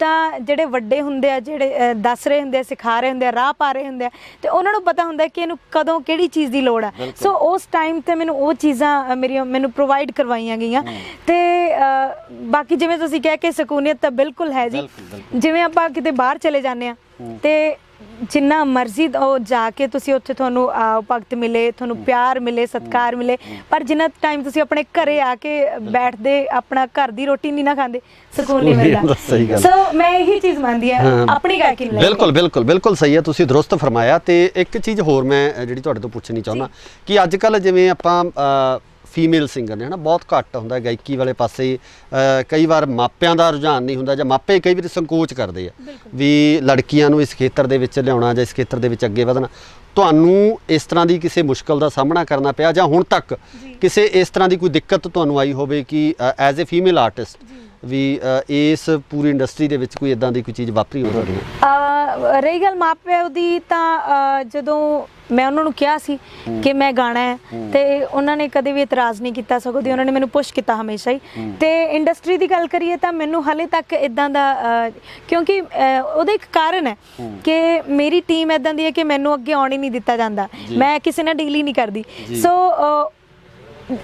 ਫਿਲਟਰ ਹੋ ਕੇ ਆਉਣੀ ਚੀਜ਼ ਉਹਦਾ ਫਰਕ ਹੈ ਸੋ ਮੈਨੂੰ ਚੀਜ਼ਾਂ ਫੇਸ ਨਹੀਂ ਕਰਨੀਆਂ ਪਈਆਂ ਹਾਂਜੀ ਬਾਕੀ ਸਟਰਗਲ ਸਾਰੇ ਹੀ ਕਰਦੇ ਨੇ ਤੇ ਜਿੰਨਾ ਚੋਂ ਮੈਂ ਵੀ ਇੱਕ ਨਹੀਂ ਸਟਰਗਲ ਦਾ ਤਾਂ ਦੇਖੋ ਬੰਦਾ ਜਦੋਂ ਤਰੱਕੀ ਦੀ ਪੌੜੀ ਜਦੋਂ ਚੜ੍ਹਦਾ ਤਾਂ ਉਹ ਸਟਰਗਲ ਦੇ ਰਾਹ ਹੋ ਕੇ ਨਿਕਲਦੀ ਹੈ ਜਿਵੇਂ ਜਿਵੇਂ ਦਿਮਾਗ ਦਾ ਦਾਇਰਾ ਵੱਧਦਾ ਤੇ ਪਹਿਲਾਂ ਮੈਨੂੰ ਇਹ ਲੱਗਦਾ ਸੀ ਕਿ ਸਟਰਗਲ ਕਰ ਰਹੇ ਹਾਂ ਪਰ ਹੁਣ ਮੈਨੂੰ ਇਦਾਂ ਲੱਗ ਰਿਹਾ ਕਿ ਮੈਂ ਕੋਈ ਅਲੱਗਾ ਨਹੀਂ ਜੋ ਸਟਰਗਲ ਕਰ ਰਹੀ ਹਾਂ ਇਹ ਮੇਰੀ ਮਿਹਨਤ ਦਾ ਪਾਰਟ ਹੈ ਤੇ ਜੇ ਮੈਂ ਇਹ ਨਹੀਂ ਕਰੂੰਗੀ ਤਾਂ ਮੈਨੂੰ ਅੱਗੇ ਵਾਲੀਆਂ ਚੀਜ਼ਾਂ ਜਿਹੜੀਆਂ ਮੈਂ ਸੋਚੀਆਂ ਉਹ ਨਹੀਂ ਮਿਲਣਗੀਆਂ ਅੱਛਾ ਅੱਗੇ ਬਾਰੇ ਵੀ ਹੁਣ ਤੁਸੀਂ ਅੱਗੇ ਦੀ ਗੱਲ ਕੀਤੀ ਅੱਗੇ ਬਾਰੇ ਵੀ ਦੱਸ ਦਿਓ ਥੋੜਾ ਜਿਹਾ ਕੀ ਸੋਚ ਰੱਖਿਆ ਜੀ ਪਹਿਲੀ ਗੱਲ ਇਹ ਹੈ ਕਿ ਚੰਗਾ ਵਾਹਿਗੁਰੂ ਸੁਰ ਬਖਸ਼ਣ ਹਮੇਸ਼ਾ ਤੇ ਬਸ ਔਰ ਆਪਣੀ ਔਕਾਤ ਵਿੱਚ ਰਵਾਂ ਹਮੇਸ਼ਾ ਹੀ। ਤੇ ਬਾਕੀ ਇਹ ਕਿ ਸੁਪਨੇ ਹਰ ਇੱਕ ਨੇ ਸਜਾਏ ਹੁੰਦੇ ਆ, ਸੋ ਮੇਰੇ ਵੀ ਨੇ ਚੰਗਾ ਗਾਵਾਂ ਤੇ ਵਧੀਆ ਵਧੀਆ ਗਾਵਾਂ, ਬਸ ਹਰ ਇੱਕ ਜਨਰ ਦਾ ਗਾਵਾਂ। ਇੱਕ ਤੁਹਾਨੂੰ ਮੈਂ ਵਧਾਈ ਜ਼ਰੂਰ ਦੇਵਾਂਗਾ ਕਿ ਜਿਹੜੇ ਹੁਣ ਤੱਕ ਤੁਹਾਡੇ ਟਰੈਕਸ ਆਏ ਨੇ ਹਨਾ, ਜਿੰਨਾ ਤੁਸੀਂ ਗਾਇਆ, ਜਿਵੇਂ ਭਗਤ ਸਿੰਘ ਤਾਂ ਚੜ ਗਿਆ ਫਾਂਸੀ, ਮੈਂ ਖੁਦ ਕਹਿੰਦਾ ਵੀ ਮੈਨੂੰ ਬਹੁਤ ਸੁਣਿਆ ਮੈਂ, ਬਿਲਕੁਲ ਰੀਅਲੀ ਮਤਲਬ ਮੈਨੂੰ ਇੰਨਾ ਕੁ ਉਸ ਵਿੱਚੋਂ ਫੀਲ ਆਉਂਦਾ ਸੀ, ਇੱਕ ਜਜ਼ਬਾ ਭਰਦਾ ਸੀ ਉਸ ਗੀਤ ਨੂੰ ਸੁਣ ਕੇ, ਉਹਨਾਂ ਬੋਲਾਂ ਨੂੰ ਸੁਣ ਕੇ, ਵੀ ਵਾਕਈ ਸਾਡੇ ਦੇਸ਼ ਦੇ ਜੋ ਹਾਲਾਤ ਆ ਵੀ ਇਹਨਾਂ ਚੋਂ ਨਿਕਲਣ ਵਾਸਤੇ, ਕਿਉਂਕਿ ਜਿਹੜੀ ਗਾਇਕੀ ਹੈ ਨਾ, ਗਾਇਕੀ ਮੈਂ ਸਮਝਦਾ ਕਿ ਇੱਕ ਕ੍ਰਾਂਤੀ ਦਾ ਨਾਮ ਹੈ। ਇਹ ਸ਼ਬਦ ਆ ਜਿਹੜੇ ਨਾ ਇੱਕ ਗਾਇਕ ਦੇ ਮੂੰਹ ਚੋਂ ਜਦੋਂ ਨਿਕਲਦੇ ਆ, ਇੱਕ ਲੇਖਕ ਦੀ ਕਲਮ ਚੋਂ ਜਦੋਂ ਉਹ ਸ਼ਬਦ ਬਣਦੇ ਆ ਤਾਂ ਉਹ ਇੱਕ ਕ੍ਰਾਂਤੀ ਸਿਰਜਦੇ ਆ। ਤੇ ਉਸੇ ਤਰ੍ਹਾਂ ਦੀ ਕ੍ਰਾਂਤੀ ਇਸ ਗੀਤ ਦੇ ਵਿੱਚੋਂ ਮੈਨੂੰ ਲੱਗਦਾ ਸੀਗਾ ਵੀ ਲੋਕਾਂ ਦੇ ਜਿਹੜਾ ਮੂੰਹ ਤੇ ਚੜੇ ਉਹ ਸ਼ਬਦ ਲੋਕਾਂ ਨੇ ਬਹੁਤ ਪਿਆਰ ਦਿੱਤਾ, ਮੈਂ ਖੁਦ ਉਹਨੂੰ ਬਹੁਤ ਪਸੰਦ ਕੀਤਾ। ਤੇ ਇਸ ਤਰ੍ਹਾਂ ਦੀ ਗਾਇਕੀ ਵਾਸਤੇ ਤੁਸੀਂ ਵਧਾਈ ਦੇ ਪਾਤਰ ਹੋ। ਪਹਿਲਾਂ ਤਾਂ ਜਿਹੜੀ ਇੰਡਸਟਰੀ ਦੇ ਵਿੱਚ ਜਿਸ ਤਰ੍ਹਾਂ ਦਾ ਦੌਰ ਚੱਲਦਾ ਹੈ, ਜਿਸ ਤਰ੍ਹਾਂ ਦੀ ਗਾਇਕੀ ਚੱਲ ਰਹੀ ਹੈ, ਜਿਸ ਤਰ੍ਹਾਂ ਦੇ ਗੀਤ ਚੱਲ ਰਹੇ ਆ, ਉਹਨਾਂ ਤੋਂ ਹਟ ਕੇ ਗਾਉਣ ਦੇ ਖਾਤਰ ਤੁਸੀਂ ਵਧਾਈ ਦੇ ਪਾਤਰ ਹੋ। ਤੇ ਪ੍ਰਮਾਤਮਾ ਅੱਗੇ ਇਹੀ ਦੁਆ ਕਰਦੇ ਕਿ ਇਸੇ ਤਰ੍ਹਾਂ ਹੀ ਤੁਸੀਂ ਗਾਉਂਦੇ ਰਹੋ। ਤੁਹਾਡੇ ਕੋਲੋਂ ਵੀ ਅਸੀਂ ਇਹੀ ਉਮੀਦ ਕਰਾਂਗੇ ਵੀ ਇਦਾਂ ਦੀ ਹੀ ਗਾਇਕੀ ਤੁਹਾਡੀ, ਇਸ ਤਰ੍ਹਾਂ ਦੀ ਸ਼ੈਲੀ ਰਹੂਗੀ। ਬਹੁਤ ਸ਼ੁਕਰੀਆ ਤੁਹਾਡਾ। ਔਰ ਇੱਕ ਗੱਲ ਮੈਂ ਜ਼ਰੂਰ ਕਹਿਣੀ ਚਾਹੂੰਗੀ ਕਿ ਇੱਕ ਜਦੋਂ ਕੋਰਾ ਕਾਗਜ਼ ਹੁੰਦਾ ਨਾ ਤੇ ਉਸ ਤੇ ਤੁਸੀਂ ਜੋ ਵੀ ਲਿਖੋਗੇ ਉਹ ਰਿਕਾਰਡ ਹੋ ਜਾਣਾ। ਤੇ ਜਦੋਂ ਮੈਂ ਸਿੱਖਣਾ ਸਟਾਰਟ ਕੀਤਾ ਸੀ, ਪਹਿਲੀ ਗੱਲ ਫੈਮਿਲੀ ਦਾ ਮਾਹੌਲ ਇਦਾਂ ਦਾ ਸੀ, ਤੇ ਦੂਸਰਾ ਇਹ ਸੀ ਕਿ ਗੁਰੂਆਂ ਨੇ ਜੋ ਮੇਰੇ ਅੰਦਰ ਭਰਿਆ ਤੇ ਉਹੀ ਅੱਗੇ ਆਪਾਂ ਨੂੰ ਦੇਖਣ ਨੂੰ ਮਿਲ ਰਿਹਾ, ਜਾਂ ਮੈਂ ਜੋ ਸਿੱਖੀ ਹੈ ਨਾ, ਸੋ ਇਹ ਚੀਜ਼ਾਂ ਮੇਰੇ ਅੰਦਰ ਭਰੀਆਂ ਗਈਆਂ ਨੇ ਤੇ ਉਹੀ ਚੀਜ਼ਾਂ ਹੁਣ ਮੈਂ ਅਡਾਪਟ ਕਰ ਲਈਆਂ। ਸੋ ਇੱਕ ਆਪਣਾ ਮਨ ਹੁੰਦਾ, ਇੱਕ ਜਿਹੜਾ ਤੁਹਾਨੂੰ ਆਲਾ ਦੁਆਲਾ ਉਹ ਜਿਹਾ ਮਿਲਦਾ। ਸੋ ਮੈਂ ਬਸ ਖੁਸ਼ ਨਸੀਬ ਕਹੂੰਗੀ ਆਪਣੇ ਆਪ ਨੂੰ ਕਿ ਮੇਰੀ ਟੀਮ ਅੱਛੀ ਹੈ। ਸੋ ਸ਼ੁਕਰੀਆ ਰਜ਼ਾ, ਤੁਸੀਂ ਸਾਨੂੰ ਟਾਈਮ ਦਿੱਤਾ, ਤੁਸੀਂ ਆਪਣੇ ਕੀਮਤੀ ਸਮੇਂ ਦੇ ਵਿੱਚੋਂ ਸਮਾਂ ਕੱਢ ਕੇ ਸਾਡੀ ਛੋਟੀ ਜਿਹੀ ਕਾਲ ਦੇ ਉੱਪਰ ਤੁਸੀਂ ਸਾਰਾ ਇਹ ਸਮਾਂ ਕੱਢਿਆ। ਸੋ ਇਹ ਸਨ ਰਜ਼ਾ ਹੀਰ, ਜਿਨ੍ਹਾਂ ਵੱਲੋਂ ਜਿਨ੍ਹਾਂ ਦੀ ਗਾਇਕੀ ਇੱਕ ਇਹਨਾਂ ਦੀ ਪਹਿਚਾਣ ਆ, ਇੱਕ ਵੱਖਰੀ ਤਰ੍ਹਾਂ ਦੀ ਗਾਇਕੀ ਤੇ ਵੱਖਰੀ ਤਰ੍ਹਾਂ ਦਾ ਸਕੂਨ ਇਹਨਾਂ ਦੀ ਆਵਾਜ਼ ਦੇ ਵਿੱਚ ਹੈ। ਇਸੇ ਤਰ੍ਹਾਂ ਦੇ ਹੋਰ ਆਰਟਿਸਟ ਅਸੀਂ ਤੁਹਾਡੇ ਸਾਹਮਣੇ ਲਗਾਤਾਰ ਲੈ ਕੇ ਹਾਜ਼ਰ ਹੁੰਦੇ ਰਵਾਂਗੇ। ਜੁੜੇ ਰਹੋ ਇੰਡੋਜ਼ ਟੀਵੀ ਆਸਟ੍ਰੇਲੀਆ ਨਾਲ। ਧੰਨਵਾਦ।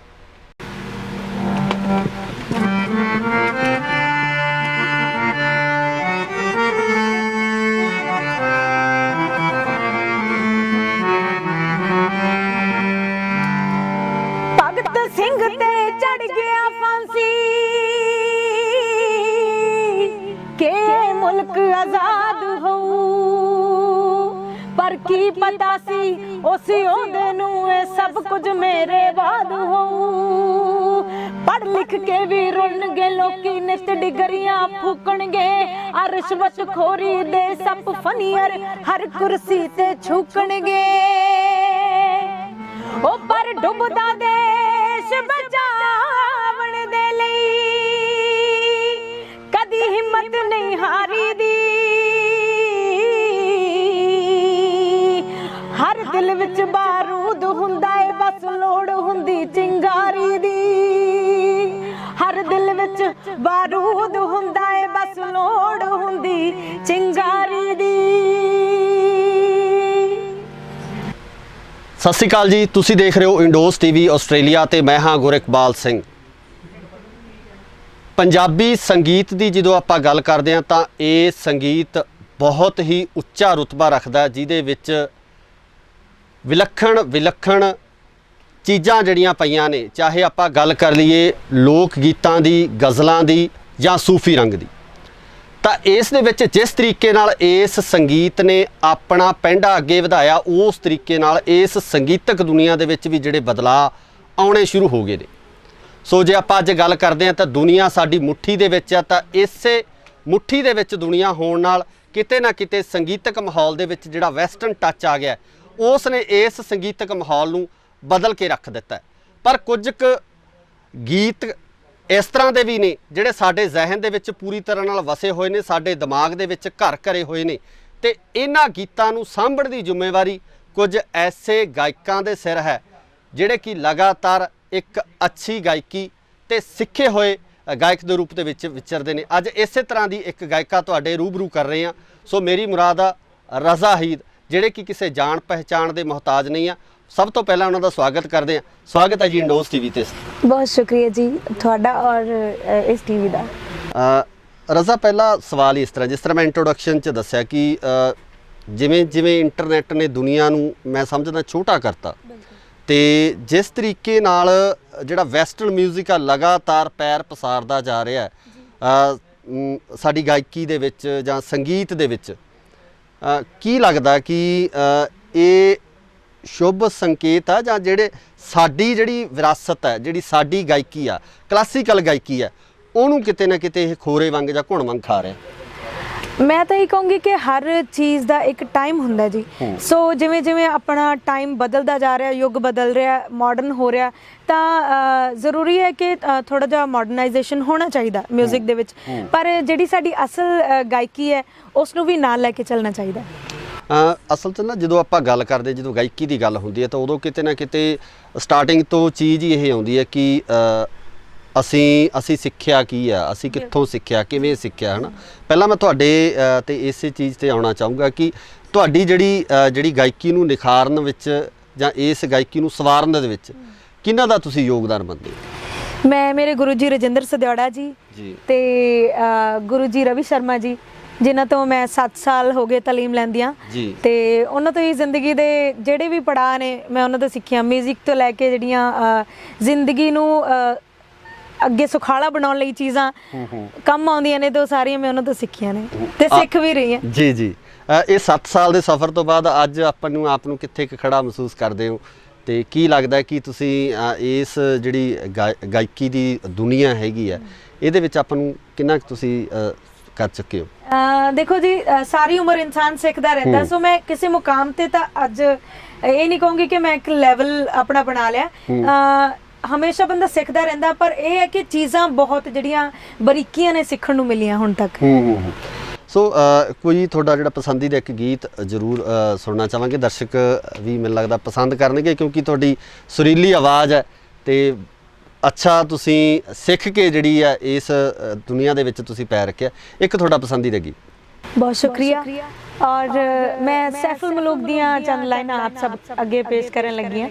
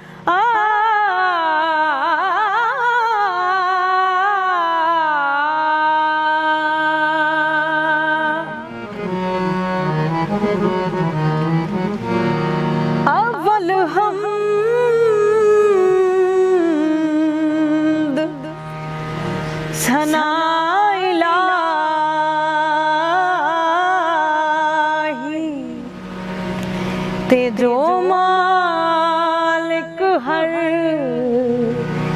हर दाम